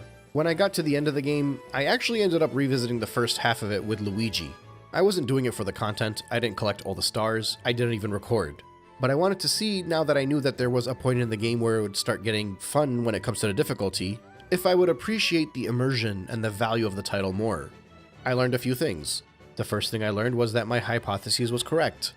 I appreciated Good Egg Galaxy and Space Junk and Battlerock so much more than I expected. The music in all these stages started resonating me in ways that it did not resonate with me when I was going through it with Mario. And the second thing I learned was that Luigi was harder to control. He was faster. He had momentum. He was more fun. I've played the game with Luigi in the past. I did the 121 stars, got to do the fun purple coin challenge in the starting area, which I'm sorry that I'm just glossing it over like this because it really is a phenomenal gift for full completion. But I did not remember how much more enjoyable Luigi was. And I think part of that reason is because playing it back to back, you don't really think too much about how much different it feels because that first playthrough might be a little bit too fresh. But then I started to remember the race with the Boo Mushroom being more difficult because you were slower, the races against Cosmic Mario being way more tighter, losing air when you swim fast underwater, and like I mentioned before, less traction, higher jumps, and faster speeds. Even that Toy Time Galaxy Luigi Purple Coin Challenge was way harder with Luigi. All of these memories started to come back to me. Through most of this retrospective, in my mind I was thinking that I was having issues with Super Mario Galaxy because I was comparing it to Mario Sunshine. I think my bigger issue is that subconsciously I was comparing it to playing the game with Luigi. Now obviously I'm not going to do Luigi for this retrospective. I have too much to cover, I've done it in the past, and I think I've covered the talking points that are worth discussing already. But now, I'm kind of annoyed, because I think I should be doing it with Luigi. I feel like if I redid this entire retrospective now with Luigi, you wouldn't hear me nearly whining as much when it comes to the difficulty. Now I'm not trying to say that Luigi is like a Kaizo hard mode, but all of these little improvements in the speed and in the challenge would make it much easier to swallow. And I think that actually angers me more than it should make me happy. Nintendo should have let you start with Luigi if you wanted to. They could have straight up said he was the hard mode, or at the very least let players switch back and forth like they do in some of the other titles. I think a lot of the complaints players would have made about Super Mario Galaxy over the years would have subsided. While I can admit that I may have been being unfair in trying to shrug off the story and the atmosphere and the narrative, at the same time I think it is important to view it from my perspective. And not just because it's my perspective, I think I've seen many people share the same view that I have. When a game challenges you, and more importantly, challenges you in a way that you enjoy, at that point you start to appreciate all of the emotional sides of things. And again, I'm not even saying I want Kaizo Mario, I'm just saying Luigi. When the gameplay is good, and I realize good is a very subjective term, the flights between the planetoids on Good Egg Galaxy become a lot more enjoyable. The mysterious music of Space Junk Galaxy becomes something that tugs at your heartstrings. Battlerock Galaxy's commanding music feels a lot more impactful. Ghostly Galaxy becomes less of a cute gimmick and more of an eerie set piece. And Gusty Garden Galaxy? Oh man. I praised the aesthetics, I praised the music, I spoke fairly highly of it. I did all that when I thought the game was too easy and a little too boring. Going back to it a second time, it gave me chills. The Comet Observatory gave me chills. Rosalina gave me chills. That library where Rosalina goes through the story to you, I didn't care about it in the first playthrough, because I viewed it as another symptom of why this game was not as fun as it could be. But when I started having fun, it was so pleasant to revisit. When I made my Comet Observatory segment, it was after I had revisited all these parts of the game. And in many ways, that's why my tone was a lot deeper during those moments. I felt like this game had spirit. And I know many of you are new around here and have probably not watched my Sonic Retrospective, but I defended the hell out of Sonic 06, Sonic and the Black Knight, and especially Sonic Unleashed. And even more. And it's because those games had spirit. 3D Mario games in general do not have spirit. And I think the spirit in Super Mario Galaxy at first went unnoticed, and then it blindsided me. I get it now. I started to get it when I went through the dichotomy of the vibes in Freezeflame Galaxy. Dusty Dune Galaxy took it up a level. Toy Time Galaxy was not only fun as heck, the strange backdrop just made it feel surreal. Deep Dark Galaxy gave me this uncomfortable and uncanny feeling, and Dreadnought Galaxy felt like what I wanted Battlerock Galaxy to feel like. And then you just spread it around with everything that I had already enjoyed. Honeyhive, Beach Bowl, Gold Leaf, Molten, 1 or 2 stars in Sea Slide, all of the purple coin challenges, and all of the various types of small galaxies spread throughout the game. And all of a sudden, because I'm having a good time, because now I think the game is good, all of that stuff that I shrugged off initially, the story and atmosphere and the like, changes it to a great game, changes it to an amazing game. And look, at the end of the day, I might not think Super Mario Galaxy is the best 3D Mario title. I'll be blunt, the fun factor is very important to me, and subjectively, I enjoy Super Mario Sunshine more, and it's not going to surpass Super Mario 64 because of all the nostalgia I have for it. But I've always said that every 3D Mario title is at least a 9 out of 10, so even if you're the worst, you're still pretty damn good. It makes me very excited to visit Super Mario Galaxy 2. At the time of recording, I can't say for certain when I'm starting that series, but I'm guessing it's only a week after you guys are watching this segment. When I covered Mario Sunshine, I set a goal to upload a video every day for 30 days straight. If I'm not mistaken, today or tomorrow is day 60. I think at least taking a week off to build myself a little bit of a bigger buffer is worth it. Primarily because I don't want my rushing videos to feel like I'm sacrificing quality. And I genuinely hope that if I ever do get to that point, you guys will let me know. Thankfully, I'm not yet feeling burnt out. If anything, I've never felt more motivated. When I did the Super Mario 64 daily videos, I had never intended to continue on with it. 64 DS, Mario Sunshine, Mario Kart, and now Mario Galaxy are way more than I expected to cover in the first quarter of the year. Once again, thank you all so much for joining me on this journey. Whether it's tomorrow, the day after, or next week, I'll be here.